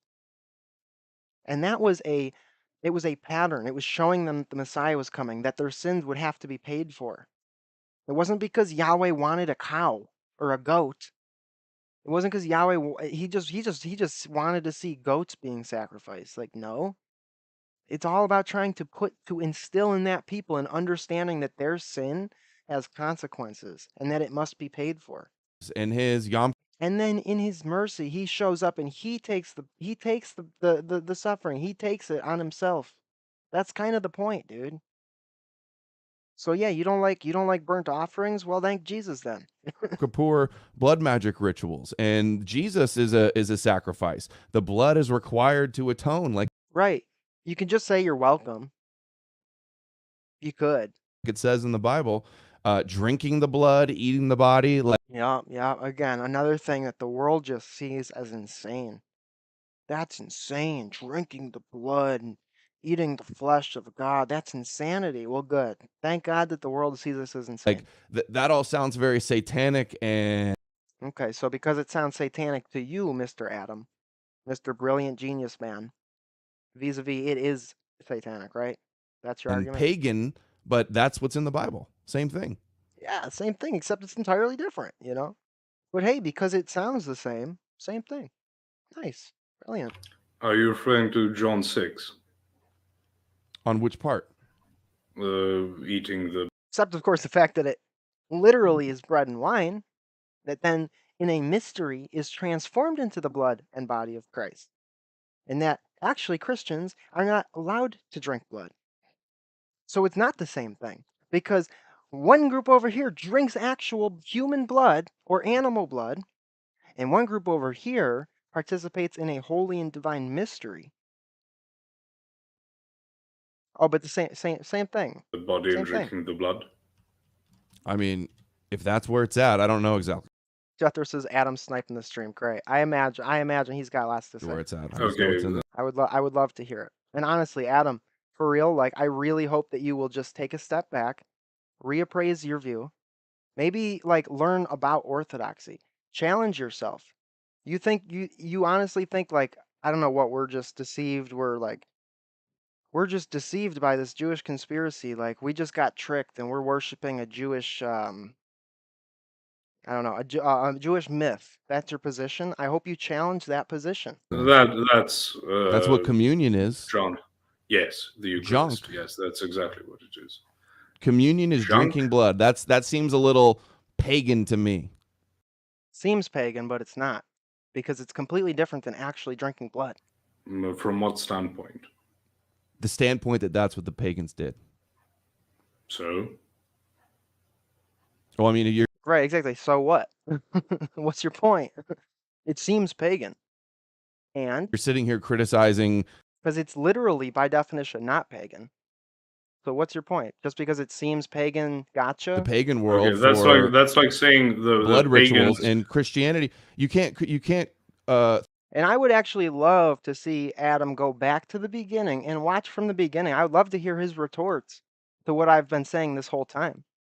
Oh, Jethro says, no, just joke. All right. Well, you know what? I wouldn't be surprised. Throw stones when you live in a glass house when your religion is based on sacrifices. So what does happen among the pagans when something bad happens? What do they conclude? Probably a lot of different things. They conclude that the gods are displeased. We need to ramp up the sacrifices. We need to ramp up. Right. If the rain god doesn't receive his child sacrifice today, it's not going to rain and we're going to suffer famine. Jethro, you're such a troll, dude. Such a troll. GPT got me again.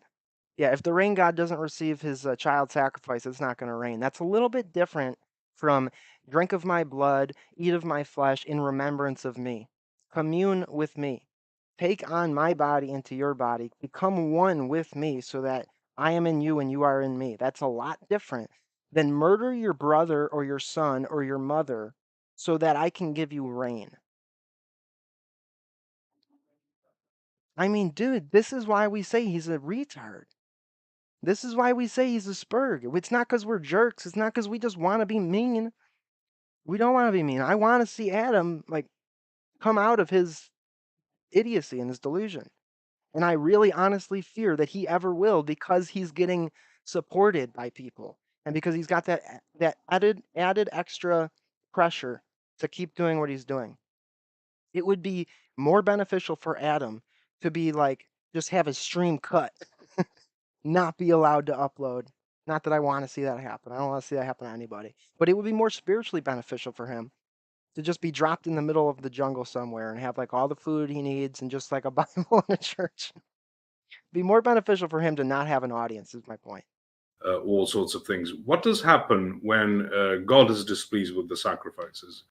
Jethro says Jerry versus Adam on the Crucible. Honestly, I'd have to study with Chase on actual debate, because that's my problem. Is I don't know the debate skills. I'm not studied in debate. I don't know like the words. You know what I mean? I'm just a slow boy. But then again, Adam doesn't either, so that might actually be a good debate. Not that I really want to debate him, because I've turned down debates from the Crucible already, just because like the idea of debating somebody that I know is not in good faith doesn't seem appealing to me.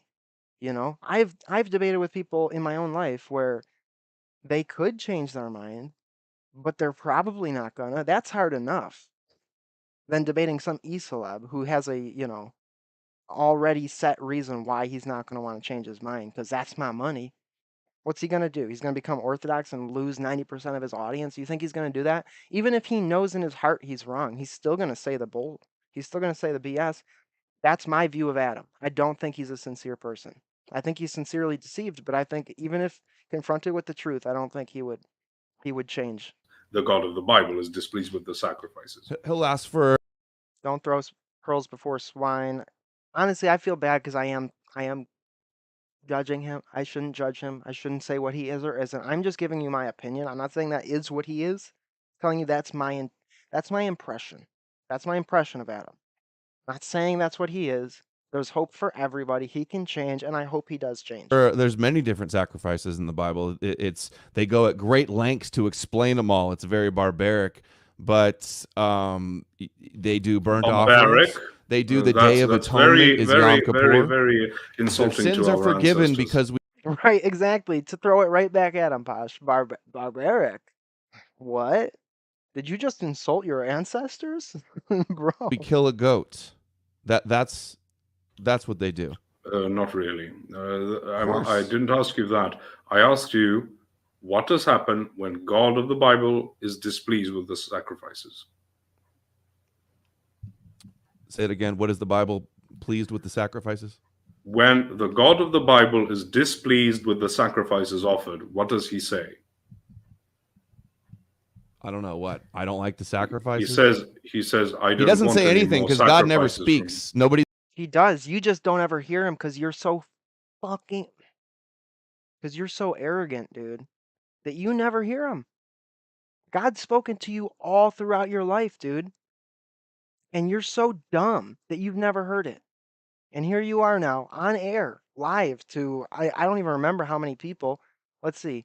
10,000 people, in front of 10,000 people. God never speaks. You're talking to somebody's watching you right now that knows for a fact that God speaks. And there's not a thing that any person on the earth who have ever lived or who ever will live could say to me and make me not know that that's true. And that could change what I believe. There's nobody that could do that. No amount of money, no threat of torture or danger that could get me to not know what I know. And it's just sad, dude. It's really just sad. God never speaks. No, you don't think he ever speaks because you never listen, dude. Nobody's ever heard God. Well, Adam, Nobody's ever heard God except all of the Christians throughout all of history. Let him.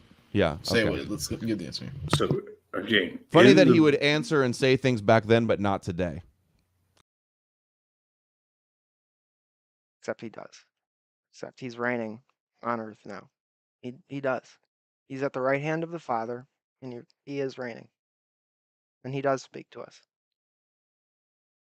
Just, in a humble voice, in a quiet voice, in a whisper. much quieter than the demons that you listen to. And if you could learn to have humility and to push out all the white noise and all the loud demons screaming in your ear so that you could hear the voice of God, you would hear it too. Which is why, again, EPL challenge to all you non-Orthodox. You really think we're wrong? You really think that you're never going to change our opinions doing this, giving these weak Reddit tier arguments. You'll never beat us that way. You know what would be a good way to beat us? Actually, like trying out what we do, sincerely trying, giving it a shot, And if we're wrong, maybe you'd have a better, argument against us. You could then know exactly why we believe what we believe. Why don't you do that? Convenient. He answers things today. To give it a try. Why don't you give it a try? Why don't you give repentance a try? Humility, faith, give those a try. See where that gets you. Tell that to the little kids with birth defects that are dying in the hospitals while they're praying away. So tell them. We're all going tell them to they're die, God has a plan for them to suffer terribly and die at a young age. If I'm talking about God's plan, he's going to take them to himself, and they're going to live eternity without that. So that's a great cope. That's a great cope. No, it's just reality, dude. Just reality. Well, we're not coping for anything. In the entire scheme of things, you have basically the idea that so what? They are born with defects. It's a problem of genetics. I don't think so. What? I empathize with any living thing besides mosquitoes, but viruses. As an atheist, why not mosquitoes? Why not viruses? You believe that's just a product of the mechanism. Why are parasites bad?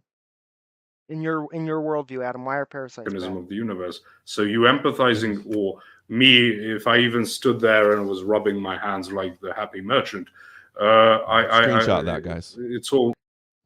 That's so messed up. Jethro, how many times have we made that joke? How many times have we made that joke? Like, oh, they're going to screenshot. Jay did this. They're going to screenshot it. It's literally, screenshot that, guys. It's... He's smiling like it's a joke. It ain't a joke. All predetermined by the operations of the mechanism of the universe. No, it's not predetermined. Yes, Christians have to believe in predeterminism, because if God has a plan, then you can't even really have free will if God has a plan, because he knows what you're going to do. That's bullshit. That's not true. Call myself. That's not true. You can't have free will if God has a plan. See, you're underestimating the power, the infinitude, the eternal nature of God. You think God can't do that? You think God can't have a plan and also incorporate free will into it? No, you couldn't do that, Adam, because you're not God. Learn it. If you learned that, things would be a lot easier for you. You could understand that you're not God. Stop projecting your, smallness onto God. Or you do. That's again, you're criticizing Calvinism. No, which is good. We can go and bash Calvinism all day. I'm all for it. Right. We have free will, but God hardened Pharaoh's heart. Yes, he used to interfere with people's free will all the time and show himself to all types of people. That's not interfering. Revealing himself is not interfering with free will. It's not some Terminator time travel movie where you can't talk to somebody or you're going to break the space-time continuum. God has revealed himself to us, all of us, every person, right? He's given revelation to the world. You can choose to hear it and, change your ways, align yourself with God, or you could choose not to, reject it. The revelation's already been given. It's already here, dude. People and meddle in the world and interfere and it's his world. It's his world. He made it. Intercede in everything that was going on, but not anymore. Not anymore, except because he already incarnated, revealed himself, suffered, died, was buried, rose again, ascended into heaven, sits at the right hand. He's already done it. Who said that? I mean, it's just a fact. Do you see? Do you? Throughout this whole thing, I'm failing to see his point. I really am. He keeps saying things, but he's not refuting Christianity. And what is this debate? Was Jesus a fraud? How are we so far from that? How are we so far from that? Isn't the debate, is Jesus a fraud? I feel like we're like off on a mad tangent right now. You see anybody crossing, splitting the Red Sea? Do you see? I've seen all sorts of the things. graves? Yeah, Orthodox Christians see miracles all the time, dude. All the time. Again, you don't see it. You have no faith. You have nothing but arrogance and hubris. We see miracles all the time, and that's not BS. Again, you want to know, well, come know. Come taste and see. Come in humility and faith. But you demand to see signs and wonders. God's not going to respond to that. If your 2-year-old child came up to you and said, "You better tell me why I should eat this food or not eat candy all day. You better tell me." Are you going to respond to that? You're going to be like, "You're 2, dude. Go sit down. I'm going to spank you." I mean, you wouldn't spank a 2-year-old, but you know what I'm saying. You wouldn't respond to that. You'd be like, "What the hell is this 2-year-old saying to me? He's a 2-year-old. Why isn't he acting like a 2-year-old?" That's what you are, dude. That's what all of us are. You can't storm the gates of heaven and just be like, "You better show me the miracle, bro." But if you come and say, "I'm a 2-year-old. I know nothing. You're God. Show me." He'll show you. Opening up and all the saints walking around Jerusalem, and then nobody mentions it in the real world. I can give you an account of my supernatural experiences. I don't. And he shouldn't, because that's pearls before swine. That's what that is. If you guys want to know, he should not do that. That's literally what it means. You should not. If you know somebody, I don't care whether they're in the church or not. If you know somebody who scoffs at miracles or who scoffs at holy things, you want to stay as far away from those people as possible, because that is an infection. That is a disease. That is a virus that can infect you.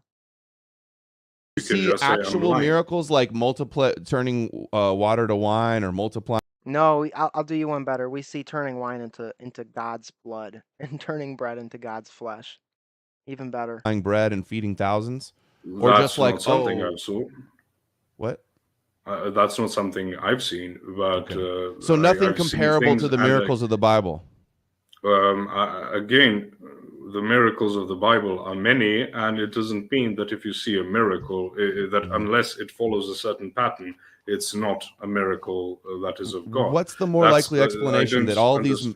Here, hang on. I got to step, Adam. Okay. I know this is a debate that's contentious. I do want to let. I thought he was done. I know. I get it. Yeah. I do want to let Posh finish. I don't envy Zen's position at all, because I honestly would never be able to tell when to interject. I couldn't sit there and listen to an argument without interjecting. I'm such a blabbermouth, dude. I would be going insane. I would have to forcibly mute. I just couldn't do it. So props to Zen. Vicious points, but I do want to implore you, Posh, that if you have a point that you want to get out, you need to stick to it and get it out, because there's going to be interruptions. Understood. So I say, if I experience miracles, I'm not going to just say, "Hey, I saw this or that," because you can just say, "You're lying." That's why I'm not going to use that type of argumentation. That's right. I wouldn't accept that argument. Are you done? Sorry. Yes. That's why we would need a miracle where it's like, oh, everybody can see it. It could be documented. It's on camera. It could be documented. Well, we have many miracles that are documented. You reject them. But now you need it to be on camera. Okay, but so if there is a miracle on camera, you think you wouldn't reject it? If you witnessed a miracle in front of you, do you think you wouldn't reject it? Because I'm pretty damn certain you would. Pretty damn certain. You'd be like Ben Shapiro. "Oh, I think it was weather anomalies that parted the Red Sea. We need Jim Bob to do the Shapiro. I can't do the Shapiro," but you'd reject it, even if it was right in front of your face. And again, God's already condescended so much to reach you. And you just need more and more and more, and it'll never stop. And it's not because of God, it's because of you, because of your problem. It's not God's problem. People can test it. It can be verified. There's no disputes. There's nothing like that. No, you can record something and people will see it and they will say, "Oh, it's CGI." And then if you say, "Oh, no, but if it was CGI, you would see this or that." Not say, if "No, there's this multiple is a camera angles. Okay, so now the requirements thicken. Now there needs to be multiple camera angles. So literally we need God to come into studio, have how many cameras? 3, 4, 5, 6, 7, 10, 15 cameras in a studio. God will come in. What do you want him to do? Change water into wine? So God show okay. Okay. Angles, multiple people, different No, Yeah, he wants TikTok Jesus, right? And then you'd say, well, we need multiple witnesses too, not just the cameras, but now we need witnesses, not just one guy. Maybe if there's only 5 witnesses, well, they could all work together to trick us. no, camera angles, you are not. streaming live. There's ways. There could be Okay, miracles that people would be like, wow, that is a would you miracle. be? No argument. This is foolishness. This is childishness. This is literally just an arrogant child. Would you be? This doesn't happen though. Is it What's a more miracle that building 7 collapsed? No, Right? no. What is What more was likely? That's a good one. That all of these laws of nature are violated, these miracles happen, or that somebody made them up. Praise Jesus. Building 7. Praise the Lord. We know people make up stuff all the time, so we have it's very likely that that's what happened there. Can you at least agree to that premise? You're asking to believe in very exceptional, but without any exceptional evidence. You could have personal evidence. It all depends on what evidence you'd accept. I have personal evidence in my own life. I've witnessed miraculous things many times. Once I had the faith and the humility to actually see them and to trust God. So ever since then, I've been seeing a lot of miraculous stuff in my own life and in experiencing it outside. You could have that evidence. I'm just repeating myself over and over and over again, but it's the truth. He could have that evidence, but he is the reason he doesn't have that evidence. And God doesn't it defeats the purpose if we're trying to get people like you to just we're not looking for your approval. God's not looking for your approval. He's looking for you to stop being so arrogant so that you can learn and do better. He's not trying to appeal to your arrogance or appease your arrogance. He's offering you, this is the path, take it or leave it. You've rejected it so far. And now you're crying and whining why you can't see it. When Christ literally tells you, humble faith, and he will respond. No, I'm what I'm asking. I do say it's exceptional. That's why Christ says that this generation goes after signs. Right. And that's exactly what we're seeing Adam Green do, chasing after signs. What I'm asking you where he didn't even want to do signs. Why? Because of what I just said. And Jesus, speaking of signs, the verse I mentioned earlier, 1 Corinthians, Paul says, Jews want miracles for proof. Hey, why wouldn't he just tell them all about Jesus' miracles? How come the disciples haven't been talking all about Jesus' miracles? Wait, what? The disciples never talked about Christ's miracles? Does he honestly think that's true? How come all the people that got fed with the wine didn't go tell the Pharisees, hey, we saw Jesus do these miracles? The Pharisees were there, dude. For some of them. You think they didn't know? They knew. You think they didn't know they rejected Christ? Christ directly, challenged their authority, challenged their power. They didn't want to lose their worldly power. They didn't want to lose power in the sight of man. They were content and happy with what they had. They were a priest, and they were respected by other men. Other men thought they were holy, and that's what they got, and that's what they wanted. So they wanted, that's what they got. Christ was directly opposing their authority and say, hey, that God that you claim to represent, yeah, you don't actually represent him. You guys are actually kind of scumbags. And you're like, why didn't he just tell? Because they didn't care, dude. They didn't care if he was healing the sick. They didn't care if he was helping the blind to see or raising the dead. They didn't care. They wanted power. And that's what they got. Worldly power. And then they died. And then they were casting, I'm not going to say the rest because I don't know. I'm not Christ. Why is Paul suspiciously saying the Jews want miracles and he doesn't give any miracles? Because people... Again, if he was sincere, you know what I mean? It's like all these questions have answers. He need only Like, go watch Jay Dyer's stuff, man. I'm sure you watch it enough as is. I'm sure you hate watch it enough to know the answers to these questions. Go talk to a priest. Priest could give you the answers to these questions. A sincere person who honestly wants to know doesn't go, debate me, bro. Debate me, bro. He goes and he looks for the answers. So go look for the answers. They're there if you want to know. But he doesn't want to know. He wants the views and the clicks and the subscribers he would get from debating people. Will reject miracles. No, not you can. You're telling me Jesus doesn't, God on earth doesn't have the power to do a miracle that the Pharisees would believe in. The Pharisees could have believed in any miracles they wanted to. He did do miracles that the Pharisees could believe in. They chose not to believe in it because it was a direct challenge to their power. And conclude what? And conclude Unless that he he is the Messiah. overrides their free will. I'm going to go out on a limb and say they knew he was the Messiah. Maybe they didn't, and certainly that's not like the Orthodox. I couldn't speak for the Orthodox opinion. I'm a layman. I'm going to go out on a limb and say they probably knew he was. Which is a big part of Christianity. So Jesus couldn't do miracles because it would violate the free will, but also Jesus did miracles. And that's not what Posh is saying, but this comes back to the point I made earlier about how when you grant him logic, when you grant him knowledge, when you grant him all this stuff, now that opens the door for this, where he's like, so what you're saying is Jesus couldn't do it. It's like, no, that's not what I'm saying. That's not the argument. Why are we wasting time on this? It's just pure and simple. No, that's not what we're saying. Convince people with his miracles. You're like trying to have it both ways. I'm saying that if you saw a miracle and you believed in it, or if you didn't see a miracle, or if you saw a miracle and said it was false.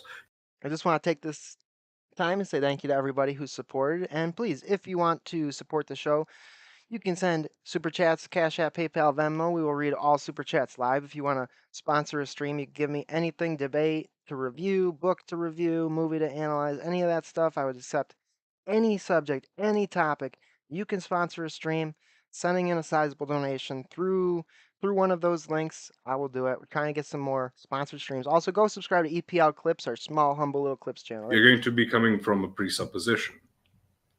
Because if I conclude, again, this is part of why I opened up the way I did. If I conclude that you are only going to be here and lying because you want to destroy Christianity because you're a Jewish stooge, which again was a joke, but it was a joke to make a point, I'm going to interpret everything you say in that light. So if you see... I don't have presuppositions like that, though. Yeah, that would be a... Wait, what? Wait, what did you say? Hang on, let's get what Pasha said. Say in that light, Christianity because you're a Jewish stooge, which again was a joke, but it was a joke to make a point. I'm going to interpret everything you say in that light.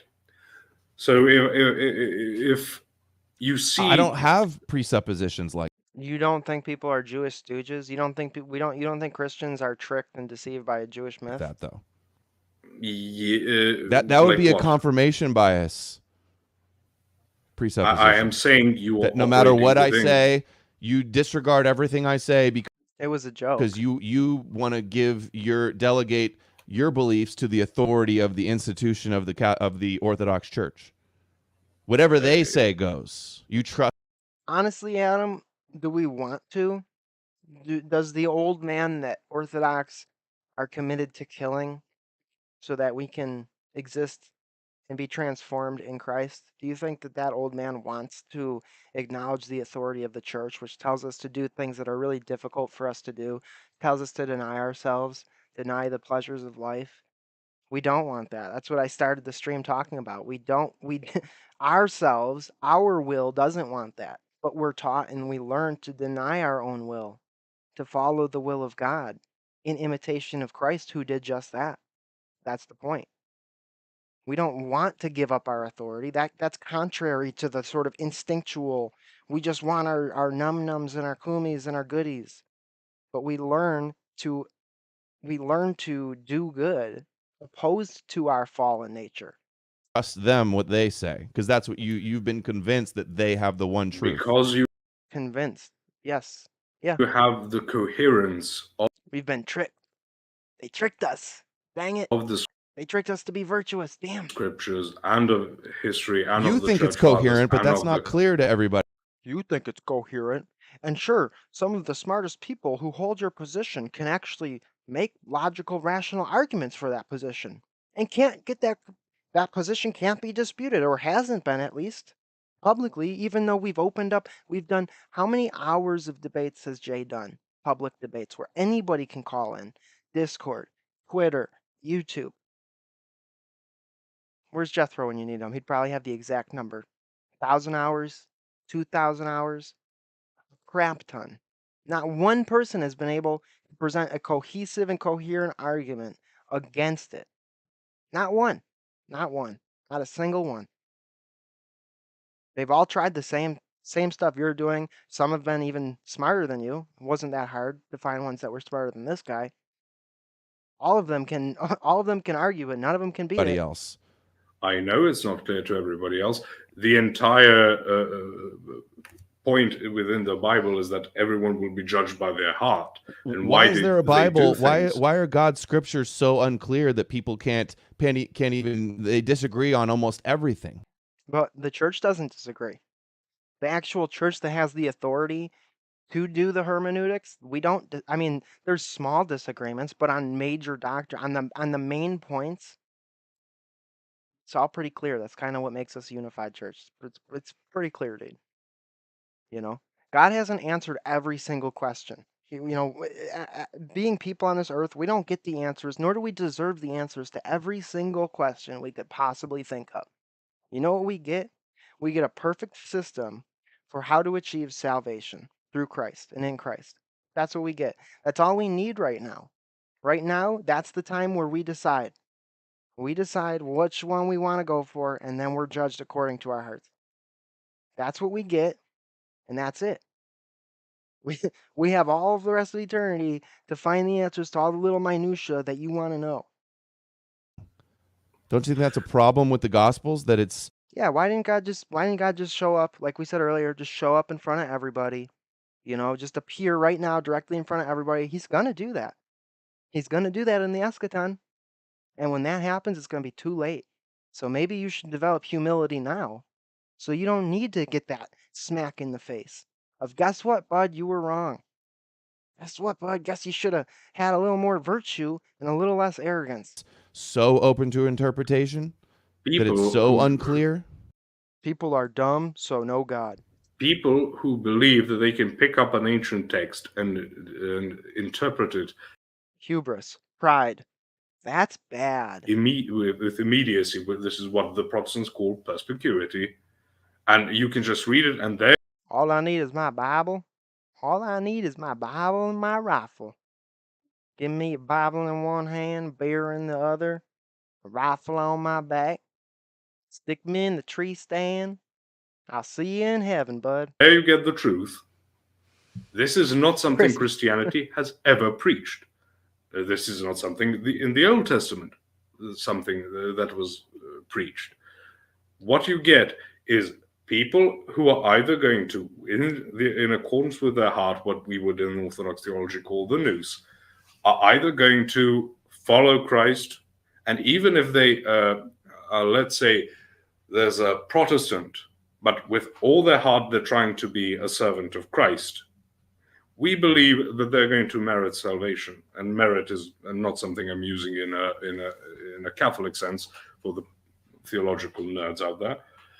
It is because you are doing your utmost to follow Christ, to follow God and be a good imager of God. This is what is paramount. Not having a checklist of things that you believe. Oh, you believe this, but you don't believe that. That is mostly something that bishops tend to argue about because they have a certain office. And as it was in the Old Testament, if you read, so the people have to have a certain level of purity, are expected, actually, they tend not to have it. And then the priests have another level of purity, and then the high priest has to have the highest level of purity. This is something that still applies to Christianity to this day. So we're not saying, for example, that some illiterate peasant is supposed to have the same level of knowledge and to be saved as someone who is a highly educated bishop. This is why the gospel is an issue, because if you can't have a straightforward, simple reading. You have to. It's pretty straightforward, dude. I mean, it is, you know. I mean, believe in me, you will have eternal life, you know. Come with me and sin no more. Do this in remembrance of me, you know. I mean, I would like to hear what parts he thinks are not that simple. I mean, sure, there's parables, right, that a layman might not be able to understand right away, but like that's what the church is here for. And literally, like every Sunday, we go and we learn more, and we read the Bible, and we participate in the liturgical year, and it's pretty straightforward. I've never been forced to like bust out the nerd glasses and like study and like tear apart tomes and tomes of books to try to understand what Jesus was talking about. Like, it's pretty obvious. God couldn't communicate his message clearly. He did. He communicated it clearly, clear enough to where there's, you know, a crap ton of people in the world that are trying to be Christian. They're not the majority, of course, but there's a lot of us. Pretty clear. Maybe the problem isn't in the message. Maybe the problem's in the hearers. Maybe there's something stopping you from being able to hear the message. Same point I've made since the beginning. Communicate his message clearly to all of us today. We have to rely on an ancient book that's completely ambiguous and convoluted. And if convoluted, yeah, it's just an insult. Okay, just insult it. You're mad because you didn't get your way, because God didn't make the world exactly how Adam wants it. Somebody had said earlier, John MC says, Adam seems to be pissed off at the God who he says does not exist because God didn't make the world exactly how Adam wants it, which seems to be a Lollipop Emerald City version of Oz. Yeah, right. A Lollipop Emerald City of Oz. Exactly. God didn't give me exactly what I want, so he's jerk. He's a meanie. Illiterate peasants or normal people can't read this. Dude, but guess what? You know how many illiterate peasants there were that were godly people? You know how many like simple farmers there were that just totally got it? Totally got it. A lot. A lot more probably than there were people like you that are like, you know, on one hand, so dumb, and on the other hand, too smart for your own good to get out of your own way. And understand it, I'd say it's flawed. If God's message he wants to communicate to the world so they can be saved is so important that he made it so complex and so much allegory and so sophisticated that only the elite can explain it and then tell everybody what it says. Believe. That's what Gnostics believe, and all sorts of offshoots of and different types of Gnosticism. They believe it's for the sacred elite. This is not what Christianity preaches. Christianity preaches to be the select few are the only ones who can understand. Absolutely. That's literally the opposite, dude. That's the opposite of what we preach. I mean, not really, unless you think that like the straight is the gate, narrow is the way. Unless you think that that's what that means, and if that is what you think that means, you're wrong. But absolutely not. Christianity is not esoteric. It's not something only that a small group of people can understand the message. It's something that only a small group of people will actually do. There's a small group of people that will actually pick up their cross and follow Christ. There's a small group of people that will really try, you know. But it's not that it's too complicated or convoluted to understand. And I mean, maybe it is for you, Adam. Maybe your brain's just a little less good. But we have children's classes for that, you know. We have children's Bible studies. Adam could totally enroll in a children's Bible study. He could sit with the 5-year-olds and we could show him like the pictures, give him a little coloring page with like St. John Chrysostom. He could color it in. St. Nicholas. Adam, you want to bring your shoes to church? We could fill it with candy on Christmas. If you want, we could do that. We could go that route. 28. Jesus talks about actually no, not even that one. When Jesus talks about the speaking in parables, he says, "Yes, I tell you, my disciples, what the truth of these parables mean." Right, like meat for the men, milk for the babes. You know, imagine that. Imagine if that was a thing. Like when your baby is born, do you just stick a steak in its mouth, or do you give it milk? Because I don't want the masses to know, because they would turn and be saved. So it isn't about having everybody understand. And No, it's because it it's is based about on having. esoteric mystery religions and their No, secret. no, no, no, no, no, no. No, no, no. The esoteric mystery religions are mockeries and mimicries of the true mystery. That's what you don't understand. See, now he's conflating these sort of like esoteric mystery schools with the true mystery and with Christianity. See, those mystery schools say that it's for the few. It's for the elite. It's for smart boys with the magic secrets. We got the magic secrets and these profane masses can't understand. That's not Christ. That's not Christianity. It's open to all and for all. Again, if you get out of your own way. If you approach with humility and faith and fear of God. Secrets about Christianity, and the secret is that he didn't actually exist, and that it's a deception on the Oh, mind blown. Never thought of that Gentiles one. and on most of the Jews. It has to, otherwise it wouldn't work. Well, atheism is on all of the Gentiles and all of the Jews. So, if when it says you don't preach it in a certain way, you preach parables. Jerry says, why do we have to fear God? It's a good question. Why do we have to fear God? The answer, you don't.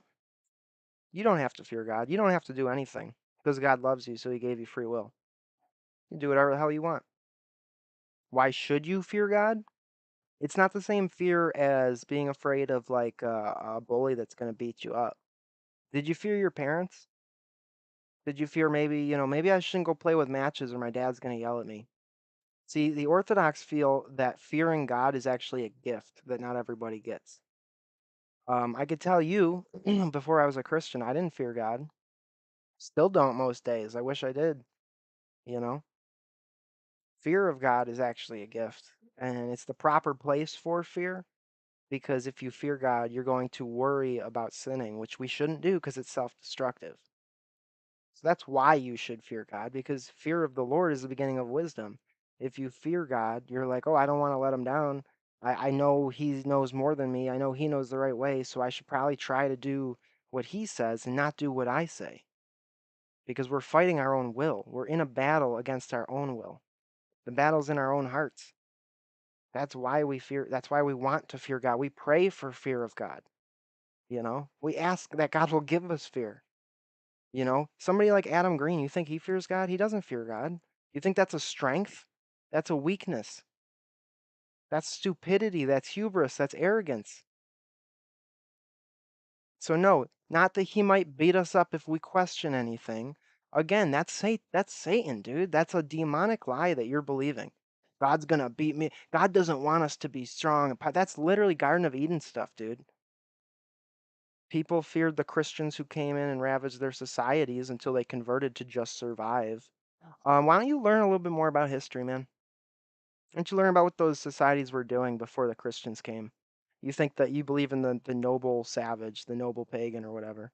You believe in you believe in like this Pocahontas myth that these like pagan societies were just all love and puppy dogs and kittens. This is why I want to have Tristan on to talk about Peru, conquistadors and stuff.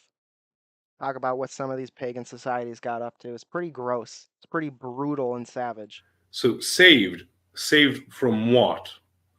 This is why I mentioned why the term gospel is so important. Saved from the person who's the king who is going to come back and judge everyone.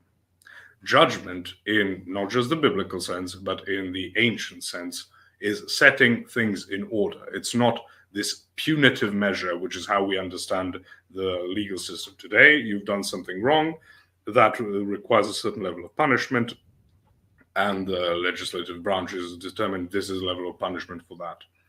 So that is what you're going to get. That's not judgment. When it says also render judgment unto Gentiles, it means to set them in order. It does not mean to punish them or to beat them or whatever. So when we're talking about, Christ speaks in parables. He is giving them information in a manner that they can understand. And Yeah, and hot take, not even a hot take. Just some information everybody isn't ready to receive. Father Turbo talks about this. There are some things which you are not ready to hear. Period. People hate when you hear that because it hurts our pride. What? I'm I'm I'm ready for it all. No, you're not. I promise you, you're not. There's some things that I'm not ready to hear. There's some things that are true that you shouldn't hear right now. Baby steps. Say they can't, so that they wouldn't be saved. It is because they would not get the fullness of it, because they're going to take it in a certain way. They would be saved, but not properly, or not properly, but not to a sufficient extent, because saved isn't going to the good place, not the bad place. This Right. is where theology kicks in again. What you're going to get is, if you're a good servant, you've experienced theosis, you've participated in the grace of God sufficiently, or and then in a greater extent, that's what you're going to get in the afterlife. You've purified yourself sufficiently in this one, and that is what you're going to experience for eternity. That is the Orthodox understanding of salvation. So, if you're going to critique the Protestant understanding, that is why. That's not what I'm doing. I'm not. Before you do, Adam, we've got about 30 minutes left in this debate. I want to remind everybody in the chat we are. Thank goodness. Taking calls. We've been rolling for a while tonight. So mods, please get that Discord link in the chat so that people can get in the Discord, get vetted, get the stream link, and call in. And obviously, we can take super chat questions. That's right. Thank you, Zen. We can take super chat questions. Anybody, if you like this channel and you want to support, that's how you do it. Either via YouTube or the Dono chat link. Posh, you did speak for a while, so let's let Adam get a full response in here. And I said in the beginning, but I'll say it again. Go subscribe to the Crucible. They're a great channel. You'll get a lot of great debates like this, even better ones, dare I say, because not because of any reason Posh, but because of this guy. In fact, I think there's even better debates with Posh on the Crucible. Go ahead, Adam. So I mean, you can talk for a few minutes about what saved really means, but Jesus says that the multitude. Well, we say Theotokos save us. When we pray to the Theotokos and ask her to save us, it does not mean the same thing as when we ask Christ to save us. Aren't going to understand the secrets Again, this is what Jay would mention as the word concept fallacy. His parables and turn and be saved. So you can but because saved, that means one thing. And because a straightforward of reading that makes it sound like, oh, Jesus doesn't, he's keeping secrets and doesn't want everybody to be saved. It doesn't line up with your theology, so you have to come up with all this elaborate excuses. And like you said, the Old Testament does this because they have the same problems with the Old Testament. Completely convoluted nonsense that they have to. It's not nonsense. It's literally, definitionally, objectively not nonsense. It actually makes sense. This doesn't make sense when you are literally, definitionally insane, which you are. You are rejecting your birthright for things that are temporary and are dust. That's insanity. So yes, the truth makes no sense to you, but it's not nonsense. It's not, the problem isn't with Christ or the gospel, the problem's with you. Make sense of, so they have the oral law. That's what the Talmud became. They had the Pharisees. Does he think he's debating a Jew? He's followed the oral law back in the Old Testament before the time of Christianity. Adam, you're not debating a Jew, dude. Christianity, and that's what essentially the Orthodox Church has their own oral law. They have their own. No, we have the traditions. We have the scripture. We have the icons, which are scripture. We have the scripture, you know what I mean? We have the Bible, which is scripture. We have the traditions of the church, which is scripture. These aren't necessarily oral. We don't have like a strictly oral like scripture where it's like we just talk to each other. You know, the world's a little more advanced than that now. Pill pull, if you will, excuses and explanations for all the. And you know, like I said, I'm an idiot. I'm not I'm a layman. I could be wrong. Maybe that is technically oral. I don't know. Convenient things or the contradictions or the issues that arise in the Gospels. And you choose to give them the authority that whatever they say goes, But I don't listen to the rabbis and believe. It's not whatever they say goes. And this is what's so sad is he really thinks that. He thinks Christ doesn't ask us to shut our brains off. He doesn't ask us to shut our brains off and just whatever a man says go. There's plenty of people in the church who we disagree with. You see it happen with Jay all the time. Father Andrew Damick, right? Some of the people at AFR. Simply being a member of the church doesn't mean that what you say is law. Christ is the head of our church, not any man. We're not Roman Catholics. Kind of important distinction. We don't just shut our brains off and just blindly follow anything. Christ asks us to use our brains, to use our logic. It's by using our logic that we come to understand Christ better. Believe what they say. I don't listen to Christians believe what they say. I understand what they believe. I don't think that they're right, but I come to my own conclusions. I think for myself. I'm not a sheep. I use my own mind to try to determine what the Yeah, you're not a sheep, and in your arrogance, you actually think that's a good thing. In your arrogance, you think it's a good thing. I mean, what are you, a wolf? You a grifter? No, you're just a sheep that's so dumb that he doesn't even realize these he's a things sheep. are. And you guys will claim, oh, well, that's solo scriptura, and you have to listen to whatever the priests say. But No, plenty of priests that are wrong. Plenty of them. I see that as just appealing to authority. Again, like I said in the beginning, to the world and to people like this, obedience is the most insane, stupid thing you could ever do. It's not. It's actually a virtue. It's a good thing. But they can't wrap their heads around that because their pride and their arrogance is completely in the way. Right. So again, you mentioned the plain reading of the text. There is no such thing. The way on some we verses there understand, are. It's not the verses of the Bible that are hard to interpret. It's the ones that are straightforward that are almost more no, concerning. it's on all, literally Nothing's all straightforward. texts. Nothing's clear in the Bible. Outside of the Bible, there is no such thing as I just pick it up and read it, especially not a text written 2,000 years ago or longer. Because so God couldn't write a divine book where regular people can just pick it up and read it and understand. Why do we even have to rely on ancient books anyway? Why is God hiding? Why is there no sign of him? Why He's not hiding. He's literally not hiding. is the you world? can rely on the Orthodox Church. I'm not gonna. You can rely on the Talmudic rabbis. You can rely on the. I could. It doesn't even make sense. But I could don't, rely because on they're the, inconsistent with the Old Testament. I'm sure if I had enough time with you, I could find some inconsistencies that you have too. Like I would love. I mean, Posh himself, yeah, and spend enough time with anybody, you're gonna find inconsistencies.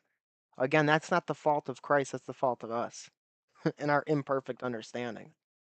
But I would love for you to spend as much time with the Orthodox Church and the mind of the church as possible and try to find the inconsistencies. Because you'd probably walk away, if you're sincere, you'd probably walk away as a Christian. So please, by all means, do. Why don't you stop beating around the bush? Why don't you actually go to the source and try to figure it out? thinking that Jesus wasn't the king of the Jews. I'm pretty sure Orthodoxy agrees with that. Do you think that the Jews were once chosen by God? They once had a covenant with God.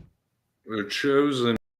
What do you mean by the Jews? Is the wrong word that is used in translation, because God created a people, because you have the nations, and that God creates a people from the slaves that were in Egypt. So you think he did choose people, and what did he choose them for? To be a light to the Gentiles. You sound exactly like the rabbis.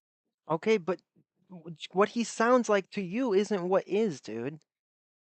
Like, I really find it hard to believe that he's sincere and not being able to see like why that would be a good thing.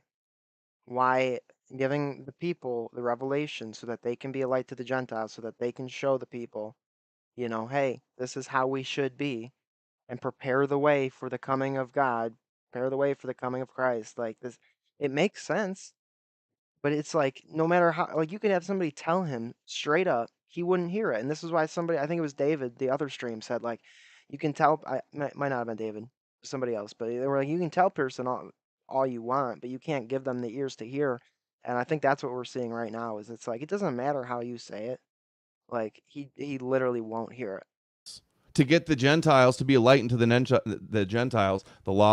That sounds like the Jews, who I have turned into this like weird fetish in my life where I'm just obsessed with anything that sounds Jewy or looks Jewy or is Jewy. I'm just so obsessed with that if it even smells a little bit like something that I attribute to the Jews, then that's bad. Like that's dumb, dude. You've got some weird fetish with the Jews, and it's really creepy and gross. Law must come forth from Zion to get the he's probably got some like Jew dominatrix or something that like steps on his face every day or Gentiles to something. worship the God that Oppress me, Rabbi. chose them. You don't see how this is a scam to trick you into being theologically subservient to them and their narrative? Again, man, they scammed us into seeking God, seeking virtue, walking away from sin. They got us, guys. No, because the church that Christ established is very much against their narrative. Right, and that's where it should have ended. Right, that's where this whole segment that took up the entire debate should have ended. It's like they're opposed to what we believe in, what Christ teaches. So we're not Jews. So let's move on to whether Jesus was a fraud. I mean, this is, an interesting debate, and I think it was fruitful in a way, but it isn't the debate that it ostensibly was supposed to be. It isn't, was Jesus a fraud? I mean, maybe, I guess it was. I guess, since his argument is that Jesus is a fraud because it's a Jewish myth. So, okay, maybe I was wrong. Either way, though, like, that's retarded. No, it's not. It's the fulfillment of their narrative. What is the Jewish the narrative? Fulfillment of their narrative. They were supposed to reject him in their narrative. The Jewish narrative is whatever Adam says it is. It says it very clear in Isaiah, Wisdom of Solomon. See, but it's clear to you because your hermeneutics is whack, dude. Your interpretation is so whack. like again, like you read a sentence and you read it like an idiot. It says what? It's part of the plan. Jesus is the suffering Messiah. To suffer, you have to be killed. Yes. Okay, so it's the fulfillment of their plans. Christianity. Is he getting it? You get it? Yeah, Christ fulfilled the law. Cool. Can we move on now? Christianity is the fulfillment of Second Temple Judaism. If you understand it, that you have these people making up stuff, then you can say that. But we don't believe that there were people making up stuff. So that we're going to interpret that in a completely different direction. So you think all those prophets from the... Yeah, we believe that the prophets had divine revelation. Right. Is this news to you, Adam? Is this news? Did you really never know that before? Christians think that the prophets actually received revelation from God? Get out of here, dude. What? The Middle East, none of them were making any of it up. It all happened. None of them. None of the ones we call prophets were. Happened. Yes. The Lot's wife turned to a pillar of... Here's where he'll make a face. You really believe that? Salt. Yes. The snake, the staff turned to a snake. Yeah, in fact, that's like presupposing the fact that we call ourselves Orthodox Christians. If you knew your opponent at all, which is what you're supposed to do if you're going to debate, like you should know what your opponent thinks. And if you want to win, you should know their position better than they know it. So that way you can test them in an argument. It's really hard for me to accept that he's gone an hour and 21 minutes in a debate without knowing the basic thing that like Orthodox Christians do believe that the prophets actually were real prophets. That's insane to me. Eve was made from Adam's rib. All of these things, they Are we going to go through every freaking bullet point of the Bible that you know? So we need to say yes to it all? None of these are made up. They all happened. No. None of them were made Yes. up. Posh is awesome. Yes. And by you affirming all of these myths, you're just like tricked by the Jews, dude. Playing into and enabling the Jews. You're enabling them with their story by believing Enabling them to get all the goodies and all the wealth that Adam thinks that he deserves. And that's really why Adam's mad. Adam's mad because the Jews have what he thinks he should have, which is power and money and wealth. That way he could get whatever this thing is in his own life. I don't know what his vices are.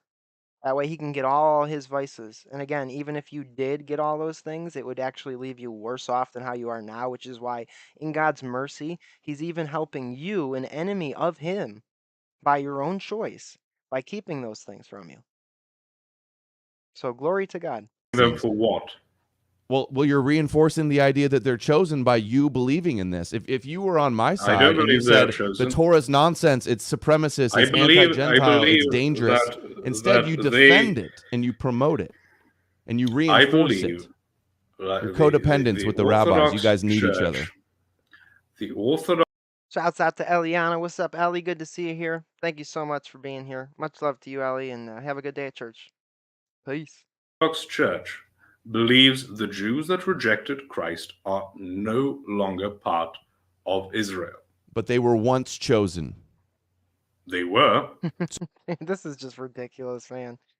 This is just, yeah, Adam Green is a one-trick pony, says anti. Yeah, I mean, this is ridiculous. So you're affirming their I doubt we're going to get anything new in this last, like, 15 minutes, but I am going to let it roll. chosenness. Not going to end, short, but it's just, this is so dumb. I mean, I've been over and over all of these points and why he's just tarded and why he shouldn't, why he doesn't deserve a debate with Jay. And hopefully we could put that to rest. Not that it will, because no matter what, he's always going to have these spurgs raiding our chats saying, why is Jay running? Why is Jay running? It's just dumb, dude. It's just dumb. In what sense do you mean chosenness? That they were once chosen to be the light unto the nations, to convince the nations to worship the God and that they chose failed them. massively, and that is what No, they most didn't. of the Old Testament was about. Yes, there's themes of them not following the There's not Torah themes of and them, going that's after most foreign of it. wives and idol worshiping and killing their prophets. That's why they went along with that theme with the Jesus myth. But that theme. Christianity as the fulfillment of Judaism has been a huge success. It has conquered and dominated human history the last 2,000 years. All the top rabbis brag that Christianity is the fulfillment of God's plan and doing the work of preparing the world. Maimonides, the top rabbi, Rambam. Maimonides. Probably like the same ones that like work together with these evangelical churches to basically usher in Antichrist. Like, again, this doesn't contradict Orthodox Christianity. It doesn't. He's just too slow. Yes. He says Christianity is doing God's will to prepare the. Yeah, what does he mean by Christianity? Again, word concept fallacy. He thinks that Christianity means all one thing. He thinks the word Jew, as he uses it, all, sums it up. If he can find that word anywhere, then that means exactly what he thinks it means, and it doesn't. The world for the Messianic age by getting the Gentiles to abandon their idol worship and worship the God of Israel, exactly like the plan was all along. They rub it in our faces. So the fact that Christianity teaches that we are in the Messianic age doesn't seem to be to you like the Talmud teaches too. Talmud teaches we are that in we're in the time of the age. Yes, the Talmud says that the final 2,000 years of the 6,000 years of creation is the time of Moshiach. Can we do a super chat? I have to go to the bathroom. I have to go to the bathroom. Can't think straight. Time out. Well, he must always have to go to the bathroom then. You know what I'm saying? If he can't think straight when he's got a TT, he must always have to. Yeah, that's fine. Here, I'll pause it. Time out. Yeah, make it quick, boys. You got the floors then. Yeah. All right. Now that we have a break, I do want to remind everybody. All right, we're gonna go ahead and fast forward until we get to them back. Rachel calls this comedy gold on our old. I'll go check Drew and Omen. Floor back over. Pick it up wherever you want. We got about 45 minutes left, so you know. Posh, is God good? Yes. Is like you don't need to ask that, dude. You didn't need to ask that. Like we're gonna say, yeah. Ask the Orthodox Christian if God's good. What do you think? God all powerful? Oh, this is dumb. This is so dumb. I honestly can't even imagine where he's going with this. Yes. Okay, why would a good all-powerful God... Oh, okay. Problem of evil. Wow. Again. Simple, basic stuff. And he really, in his hubris, thinks that, like, what? You're blowing people's minds. Like, you're the first one to think of this. Like, we don't have countless people in history who have answered this perfectly adequately. Again, free will. I'll just let you know it's free will. That's why. Why would God allow suffering? Because God wants us to choose to be with Him as opposed to being mindless slaves. It's really simple. It's really pretty easy. Figure it out, dude. God, make it so on Earth, animals, in order to live, have to kill. Yeah, that's called the fall, dude. I don't know if you've ever read the Bible before or maybe even picked it up because this is like the first few pages, you know? And really you don't have to be a scholar to like learn that death didn't come into the world until Adam and Eve fell. And eat other Yeah, that's the fall. That's death. That's death coming into the world. That's what Christ saves us from. So if you don't like that, maybe you should join, you know, just saying. animals. What does it mean to I be watch good? these videos. I love nature. I go to the zoo a lot with my baby girl. I like watching Animal Planet, and I really like the videos where it's like the lions attacking the zebras, or Right, so you're basically just like a sadistic freak. You're basically just like this weird sadistic freak. Not only do you fetishize and obsess over Jews, but like you just love watching animals tear each other apart. You're not, you're owning yourself, you know, bro. the all these different prey animals attacking other things. I saw a really disturbing one where some hyenas. The hyenas Mm. like to eat their prey alive. They ripped And now I'm gonna explain it in gory, visceral detail because I think that's gonna make my point stronger. If I just talk about the viscera being pulled from the neck bone of the gazelle, that's gonna make my point stick really a lot apart stronger. the belly of this goat, or maybe it was Well, a they deer. don't like to. It's just that they're so competitive, they just end up doing it. That's true. It's their instinct. That's what they have. That's how they evolved. It's what they have to do to survive. It's the obvious explanation. But I'm watching these hyenas So why would God do that? Why would God create? Oh well, God created a perfect world where that wasn't happening, and then humans fell. open up the belly of I want to just skip this because it's just a so basic. pregnant deer, rip out the baby, and start ripping apart the baby and eating the mom's insides while she watches her baby getting eaten. If that were to happen to us, would you? Again, yeah, see, Adam wants God to make the world how Adam wants it. And Adam's mad at God because God didn't make the world exactly how Adam wants it. So really, it seems like the problem, yet again, we'll reiterate this point again for the new people who have just come here. The problem is Adam. Would you say to humans? Would you say that was evil if somebody did that? Yes. So it's evil. And do you agree that animals can feel pain and can be sad? They can feel pain. I'm not sure about the sad part. You don't hear animals cry. Right, John MC says, being from New York City, I escaped long ago, and an alumni of a formerly prestigious major Ivy League university, I have heard Adam's harangue ad nauseum. Well, and pardon me for pronouncing that wrong. I know what you mean, but I'm slow boy, so I don't know how to pronounce it. He's heard Adam's shtick ad nauseum. That's the thing is, all of us have. All of us have, literally.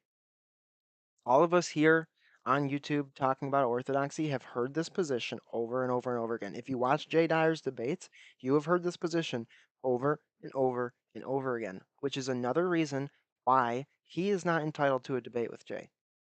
Because we already know, and he acts like we don't know, like he's gonna he's gonna change our opinion, and it's like, dude, we already know, and it's so basic, and it's so boring, and it's so gay. Cry when the lion attacks their little baby giraffe, or all of the I would not equate it to a human feeling sad. So that's sad. why I'm not going There's to different. say It's sad. not as high level as a complex a brain activity of sadness, but they still have sadness. My dog has sadness. I see animals cry when something bad. I agree. I think that animals absolutely feel sadness and pain and emotion. Some of them, some of the higher animals do. I mean, I love animals. I really love animals a lot. I fail to see what that has to do with anything at all other than you just trying to ask this basic bitch question that's already been answered 1,000 times, 1,000 different ways by 1,000 different people. And literally, you just wasted all of our time. Like, you could have just gone and read a book. Bad happens, or when they're hurt, they have sadness. They suffer, right? I Man, this is giving me flashbacks to arguing with my vegan ex. I would say physically, yes. I'm not going to make a judgment about emotionally because I don't think they're on the level of consciousness that humans are. So they still have pain and they still suffer and they can still be sad. So for millions Yes. of years all around the world, I think a cat or a dog can feel sad when they have certain things that they want taken away from them, or if they have not, if they like there's a piece of food and they're really hungry, but there's just no way they can get it. I think that's a form of sadness. But I think really as humans, we're just filling in some of the gaps with our own experience. It's certainly not the same kind of sadness that a human would experience, the sort of complex emotions that humans experience. I think it's a real basic form. You see a dog crying, I think that's a very basic form of sadness, and that we're projecting our understanding of our emotion of sadness onto them. I think it's a little different. animals, in order to survive, because the way God made them, they've got these big carnivorous teeth. They have to eat and consume and eat alive other animals that suffer and feel pain and are sad. Why would an all-powerful, good God create a world where that's what goes on all the time? What is good? Thank you. Finally, I mean that would have been the start of the debate had Jay been doing this, you know. But I'm glad that it wasn't. I'm glad that because now Posh has been able to give him some other arguments that he wouldn't even have gotten to unless he just went and watched a video of some people that actually know how to debate. But still, at the basic level, I mean, Adam doesn't have any sort of justification for good or evil or morality or knowledge or logic. He has none of that, and which is why he doesn't deserve any sort of engagement at all. But hopefully, some people out of the 10,000 who watched this debate got something out of it. Good is the opposite of bad. Would you consider it good if What is somebody bad? ripped apart your wife's belly and ate your baby alive? Would you consider that good or bad? I can argue that from my metaphysics. I'm asking you, how do you determine good and bad? And why did you say good and bad and not good By and the evil? effect that it has. I mean, we put a arbitrary view on this. I don't think. Oh, now it's arbitrary. In your view, you do. Yes, everything you call good or evil is arbitrary because you have no justification for why you call it good or evil. When we say something's good or evil, it's not That arbitrary. lions are bad, that they have to survive to eat other animals. Actually, kind of important. I don't consider that bad. That they don't have other options like humans do. They can't go to the store. They can't grow food, grow plants. But a Okay, good, if all-powerful someone, God hypothetically could create a world where nobody has to eat anybody. No animals have to hurt other animals, and there's much less suffering, less you pain in will the world. determine what is But good and he what didn't is do that. bad, and then you will determine after that what an almighty God would do. Exactly, because Adam is demonically deceived. He's literally just he's literally just spouting like the same nonsense as that we would call satanic or Luciferian. He's his own god. He gets to determine what's right and wrong. He's the 2-year-old who thinks he's God. So I'm asking you, Does what is God good? does God have no sympathy for that animal that's having her belly ripped Answer apart and my her baby question. eaten? Answer No, my question. you're not answering my questions. I am answering your I question am, with a but question, just like you try to do to me. And I'm just amazed that there's so many people out there. I'm not actually amazed. I get it because like I understand. I understand a little bit about the world to know why there's so many people that think this dude's smart. But like it is pretty amazing to see. Like man, there's people that really think this dude he's gonna go own those Christians. He's gonna go wreck those guys. They're afraid of him. All these all these ortho bros, they're so scared. They're so scared of this man's hard-hitting no, arguments. I'm asking you, what do you determine to be good? So If there was a you good ask God, me, I don't is think it he would create a good? world where there's carnivores that have to eat other animals to survive. Good, That's what I'm good. You saying. don't think that, why do you not think that God, if he is good, would do Because that? if he Because was you need good, to define what is good. he wouldn't create a world with unnecessary suffering and pain. What is necessary, what is unnecessary, as such that you can extrapolate good or bad from it.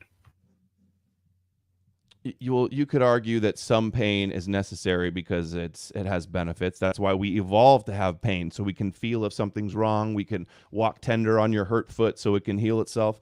But what I'm saying is, if you were God and you have a clean slate, you're creating a world. if you're good and you're all powerful, would you create a world where animals have to devour Yup. Next question. other animals to survive? Yup. Is that bad? Why is that bad? You're okay if with I their would, pain and suffering. I, as a limited being, I would say no, but I do not know, as this is what happens when God explains it. He says, "Where were you when I laid the foundations of the world?" Because God says, "I know the big picture. I do not know the big picture." So it's like saying, would you ever punish your child? And if you ever punish your child, oh no, why would you do that? It's evil to ground your child, send them to the room without supper, or ban them from playing games or something. That's just cruel, because the child would, denying a child enjoyment would therefore be causing them pain and unnecessary suffering. But No, you, as a you could parent, argue would, that's of course, necessary. I could, but also I could argue from, again, both of us are human, but from a divine perspective, I cannot argue that, because I do not possess the divine perspective. If you were God and you were using your angels to dictate to Moses the Torah, would you? That's what I'm saying. You should have just said yes. That's what I'm saying. Like, just say yes. Like, he's just gonna keep talking. I really just can't wait for him to be done. You condone killing babies? Would you condone slavery? What do you mean? Would you condone killing slaughtering a nation and then taking the young girls for yourself, the virgins for yourself? Is that something? Are those all things a good God would do? If he was rendering judgment onto the Canaanites, yes, because it is a punishment to the Canaanites. Even the babies of the Canaanites. Do you know what the Canaanites are? Yeah, there are people that were living in that area around. Do you know anything Israel. about their practices? I've heard that practices from biblical sources about sacrifices or sacrificing their right, and the secular sources then say, Jews did they didn't. They weren't burning babies. We know the Jews did that. The Bible says so.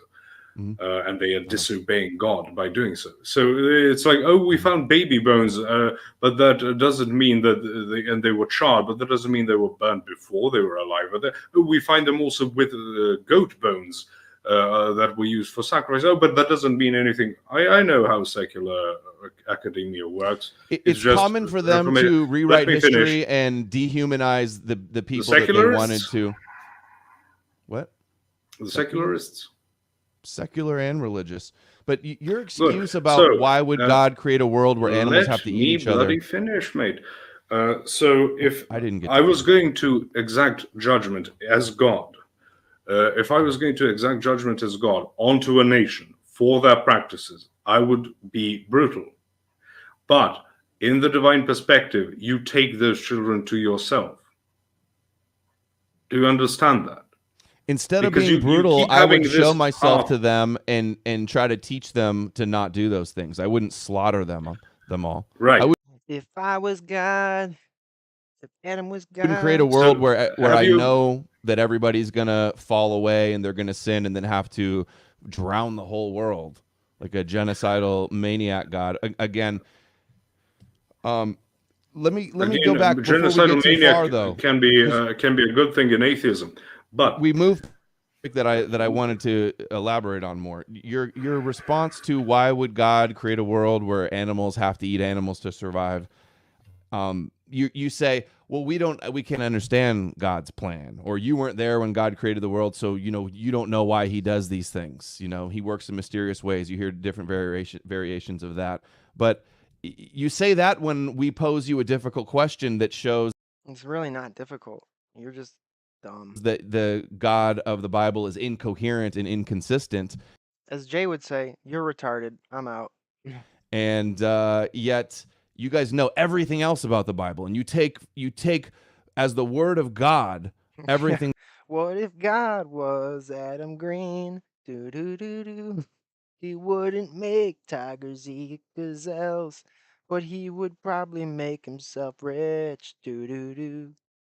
And give himself a bigger dick. Do do do. What if God was Adam Green? Just a debater on the Crucible. That the Bible says about this God, but then when you get a question that makes you stumble about this God, then you don't know. I find that a little hypocritical. Because we acknowledge the fact that we have a perspective on things, and that But he a gave you a transcendental mind that's good God enough can that you can only come up with these questions. Yes, he gave Posh a mind that was good enough. That's so true, dude. That's so true. Well, we're just gonna leave it at that. And don't you think this is a little problematic? in our understanding of metaphysics, our thoughts come from higher noetic beings, and we are the filter of them, and we train ourselves to either be a filter for good or for evil, and that is how people either grow or they degenerate.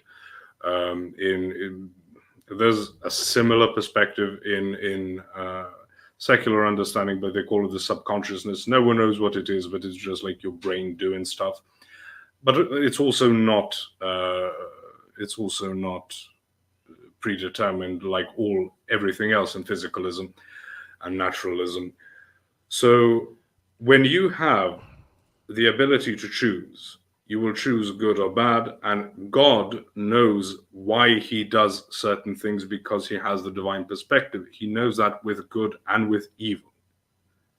We, as humans with limited perspective, cannot understand evil that well, at least, to know when the consequences of something will lead to a better outcome.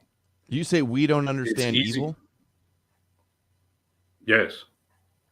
No one understands evil profoundly the way God would understand why certain things, if allowed, when Adam and Eve ate from the tree of the knowledge of good and evil, did they not get the knowledge of what evil is? Did they not learn what evil was? The entire understanding of the story of Adam and Eve is that they were naive and they were tricked into it. It's not like that they got beamed all the knowledge of the world into them.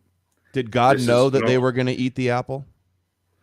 God's knowledge is not apple, equivalent to well, apple or a pippin used to be this term used for all fruit.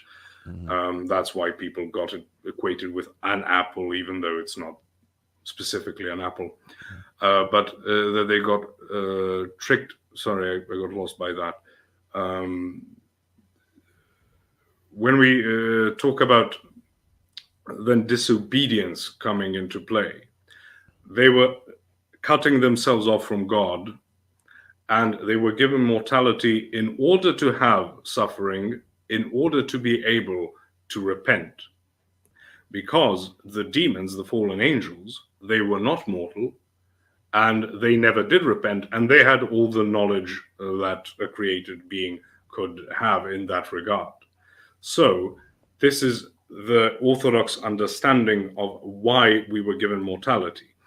In the Protestant paradigm, it's God's sense of judgment or justice, was injured, so he gives retribution to humanity as a punishment. He gives mortality, and this is why the way we would interpret suffering, all sorts of suffering, be it sickness or poverty or an injury or war, is going to play differently into our understanding of why God lets things happen. Do you have any direct evidence that the Jesus story is not fraudulent? Let's bring it back to Adam will be better served like just going and like doing a Bible study than doing debate. What's your evidence that it's true and not fraudulent? Because that's all this is turning into, is like, let's teach Adam about the Bible. He clearly doesn't know, and yet he's deemed himself worthy of arguing against it, even though he has not even basic knowledge of it. So honestly, like, he really should just go to like a Bible study and not debate. My evidence that I stick to is the continuation of teachings and tradition by the Orthodox Church that goes back to okay. Well, by that logic, the continuation and teachings of Islam? Does that make Islam true? The continuations and teachings of Hinduism, does that make that true? Well, then why does that work for you only then? You asked. Zen, I feel like you were lying to us, bro. You said 30 minutes. I feel like it was like 50 minutes. It felt like 3 hours ago. For Jesus, right? Right. Right. So and if there's such a great continuation, Islam, why were there so many rival spin-off heresies? If it was so clear and it was such a continuation, they couldn't keep it under control. It was like it was different people having different views all over. Doesn't seem like an actual divine Son of God actually came and set up his rock, the rock of his church. I'm going to refer you to something that Dostoevsky wrote about the entire thing of why Christ didn't come down from the cross. And it's he says in Brothers Karamazov, you can just read the Grand Inquisitor, that's part of it. And he says people would know that you could lay your hand and turn all the stone in the world into bread, and they would love you and praise you for it, but at the same time hate you and fear you, knowing that if you raised your hand, you would turn all the bread in the world into stone.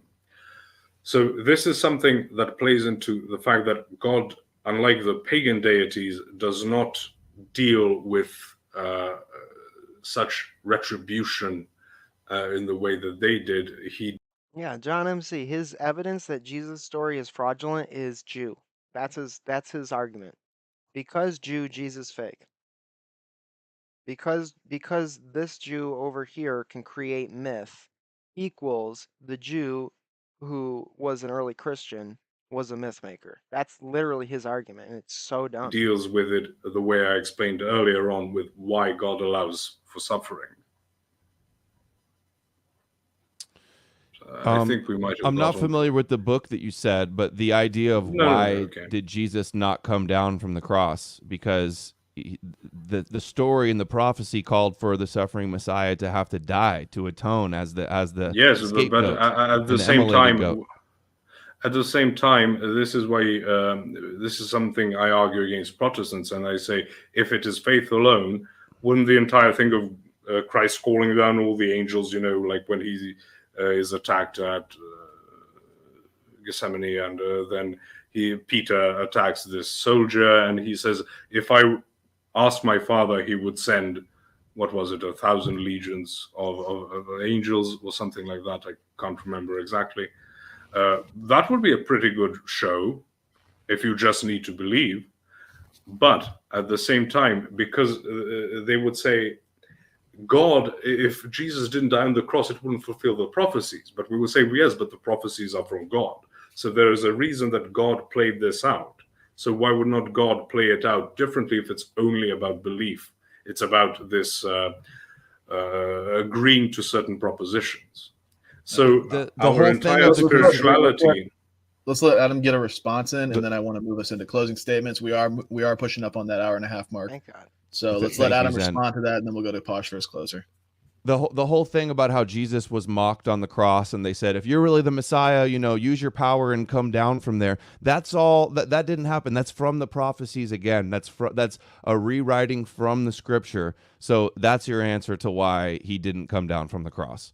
And like you said, I guess you basically agreed that it's part of the prophecy that he was supposed to be rejected and died, which completely supports my argument. But you didn't prove that didn't happen. You just said it didn't happen. Just like most of the time, you just say stuff. This is just fake prophecy fulfillments. But you didn't make an argument for why it was fake. Your argument is Jews bad. Jews said it, so it must be false. You just say, I don't think it happened. Take that. Disprove that. I don't think it happened. It's like, okay, what the hell does that prove, dude? Okay, so yeah, Posh, you'll get your chance to respond, but we are going to go into closers. So if you want to respond to that and make your closing statement, do what you got to do. But you got 7 minutes on the clock. Whenever you're ready.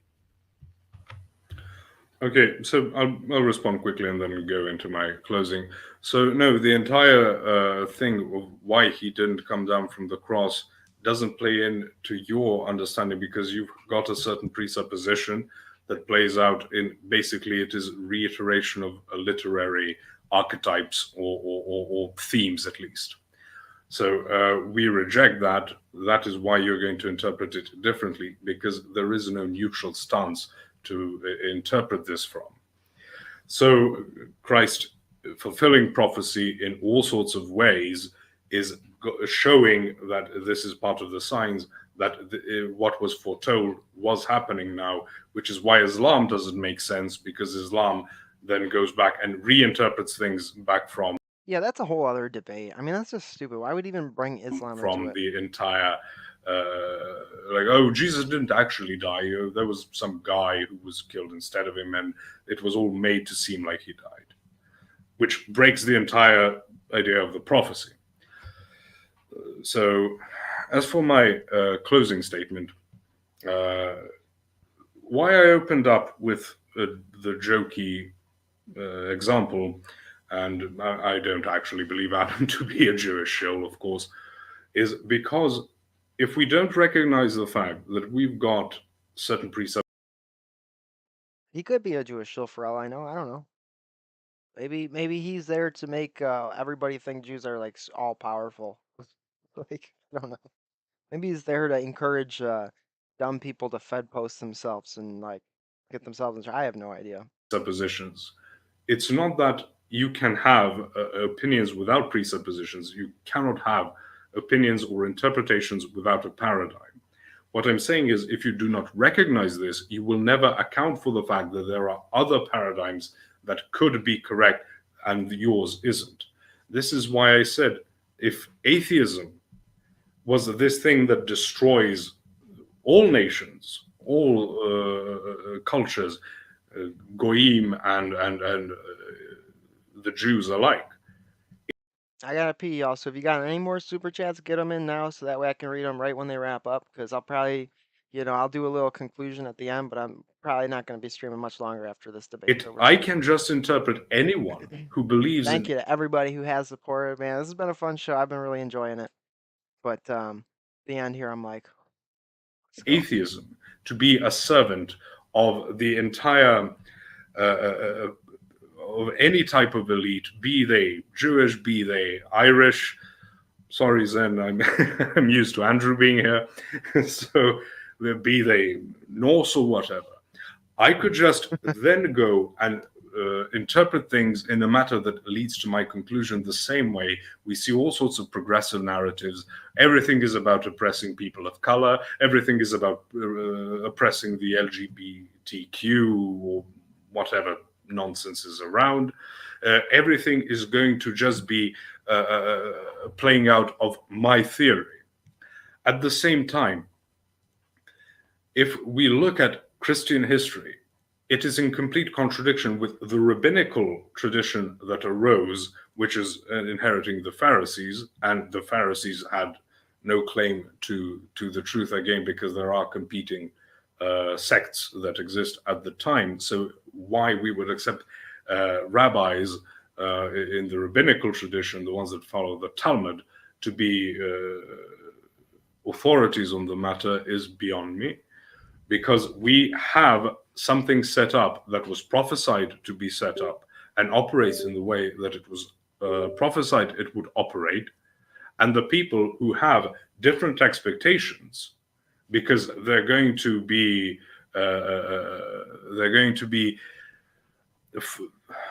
sorry, I'm still a bit sick and it's 3 a.m. here, so I'm a bit discombobulated. Thanks for staying up. That's the same excuse he used for me why he couldn't be on this show.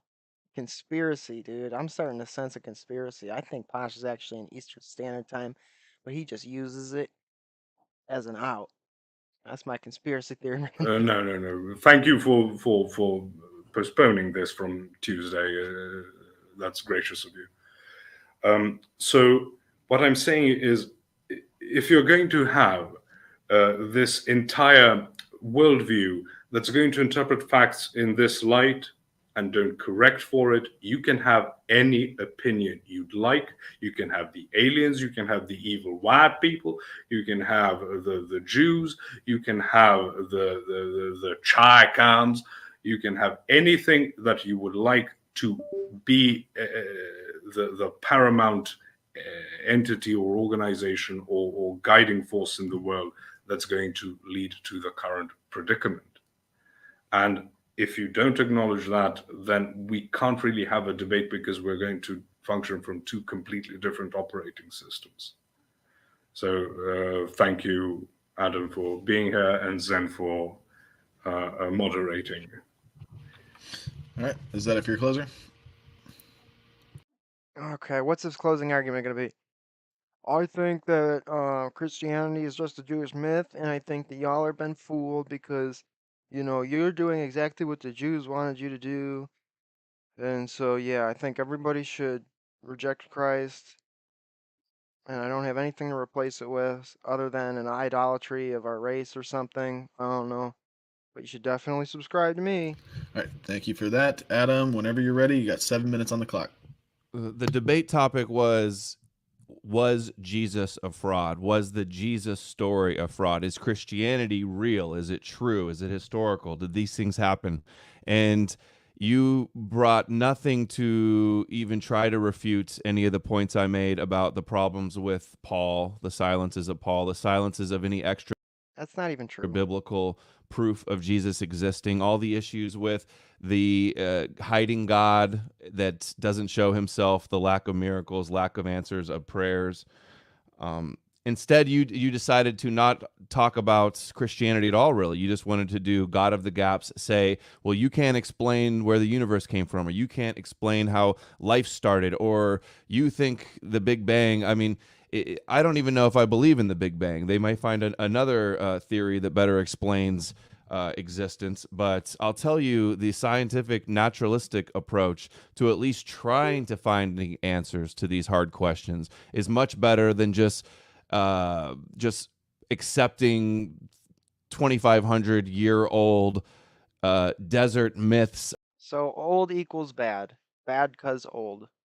Very similar to the sort of occulty argument of old equals good. About Genesis and how Adam and Eve and curses and Eve coming from a rib and childbirth being painful because of a curse as well, or Noah's Ark and all these things. Yeah, it's not going to seem very foolish when you're literally knelt before Christ. Not going to seem very foolish then. It's obvious to anybody with any discernment that the Occam's razor explanation for all of these myths and legends of the Bible is that they were made up, they were fabricated, like so many myth makers were doing at the time in the past, that none of these miracles actually happened. Jesus didn't die and everybody rose from the grave and walked around Jerusalem and nobody noticed it. So I didn't hear any responses to even engage. I don't even know how well you know the arguments. Before you can even really engage in a debate on the historicity of Jesus. Right, you should probably understand, like, the Bible before you go debating it. It doesn't apply to Posh. Posh obviously understands the Bible, but maybe you should take your own advice there and probably learn the basics before you go clamoring and having your child army clamor for the best and brightest Orthodox to take their time and literally come and spend it with you, when even just watching an hour and 50 minutes of this felt like I was smashing my head against a brick wall made out of nothing except dumbness. That's how it felt for me. Felt like I was just bashing my skull against a brick wall. Guys, if you like this, please like and share. I would say that you'd have to at least read books on it and understand the arguments, like Richard Carrier's Historicity of Jesus. And is Jesus a fraud? Is Christianity a fraud? No. Yes, because these things are not true. There's no punishment if we reject the power of Jewish prophecy. If we reject the scapegoat blood atonement rituals, there's going to be no punishment for this. There's no proof that there's going to be any punishment for this. There's only ancient books that use fear to prey on vulnerable, superstitious people. And this fraud, this deception worked exceptionally well, because their agenda in the Old Testament was to convert the nations to worshiping the God of Israel. They accomplished that through Christianity. The rabbis brag about it today. It's clear what happens. I don't even need to hear what the rabbis say. I can see it with my own eyes. I can see what's transpired. It wasn't a coincidence. They did it on purpose. They had the motive to do it. and that's what their agenda was. So thanks again, Posh, for doing it, and thanks Zen for being such an excellent moderator. And cool theory, bro. Very cool. Nice. See where that gets you, dude. See where it gets you. the audience as well. All right. All right. Well, that was Posh v. Adam Greenberg. Rabbi Adam. Rabbi Adam Goldblatt. Rabbi Adam Goldblatt of Greenberg, and Steinswell, attorneys at law. Man, y'all. I don't wanna like say I got stupider from watching that because I'm already pretty dumb, but I kind of feel like I couldn't even do basic addition or subtraction at this point. Maybe that's just because I'm tired. I got church tomorrow. I'm gonna have to wake up early. This was a fun show, though. I will say, all y'all in the audience, you all make it really fun. And I think you know what? I think this was a good stream. I think I made some pretty good points in the beginning, um, and throughout. Hopefully, I did. Hopefully, you guys think so too. If you liked it, please like and share and leave comments, after the video's done. That helps us in the algorithm. Sponsored streams. If you have a debate that you think is actually better than the arguments that Adam here presents, let me know about it. Sponsor a stream. Send me the link to or just tell me about the debate, and I'll review it. If there's a book you want me to review, if there's a movie you want me to review, if there's anything you want me to do, sponsor the stream. Send in a donation of about 100, and I will spend the time and break it down. Please subscribe to the Crucible. Please subscribe to Posh Redneck and to our homie made by Jim Bob, who gave us the Posh Redneck, right? And subscribe to our friends Rachel Wilson, Basil Analyzer, all of our friends, Jay Dyer at Jay's Analysis, Tristan Haggard, Church of the Eternal Logos, all these great people who do this great work. Show some love. If you're watching this after the fact and you still want to support the channel, I will still read, your super chats or whatever. I'll shout you out on the next one. We do have Zen Shapiro coming on in this next week, so that's going to be fun. And we got a lot of streams planned for the future. So, you know, don't worry about sponsoring if you still want to get. I'm not going to forget about you. I'll shout it out. Thank you to all the homies that supported today. It really helps out a lot. And yeah, let me switch over to full screen now that we're done showing this. Bam, I got the OBS going on. I got my full screen swag. It was a fun time. I had fun. We laughed. We cried. We wanted to die because of listening to Adam Green. And you know what? I don't regret anything. I just hope that now maybe one or two of these Adam Greensburgs that were hate watching throughout this whole time will stop coming into our chats and saying, why is Jay afraid to debate Adam? Because I think, if nothing else, we proved why Adam doesn't deserve a debate with Jay. Hopefully I did. Hopefully I proved that. That was sort of my goal, because I'm just so sick of hearing it. I'm so sick of seeing it. And I know everybody else is too. You guys are retarded. Please, just stop. Just stop. Repent, please. Go to church. You'd be doing a lot better for yourself. Be a lot more annoying to all of us. And I really do hope that Adam stops this foolishness. But since he gets paid to do it, I'm a little skeptical that it'll stop. But I don't think I'm ever gonna bring him up again or mention him again. I think I pretty much covered it. So yeah, everybody, so much love to you. I will double check before we wrap up. I don't want to miss anybody's super chats, anything like that.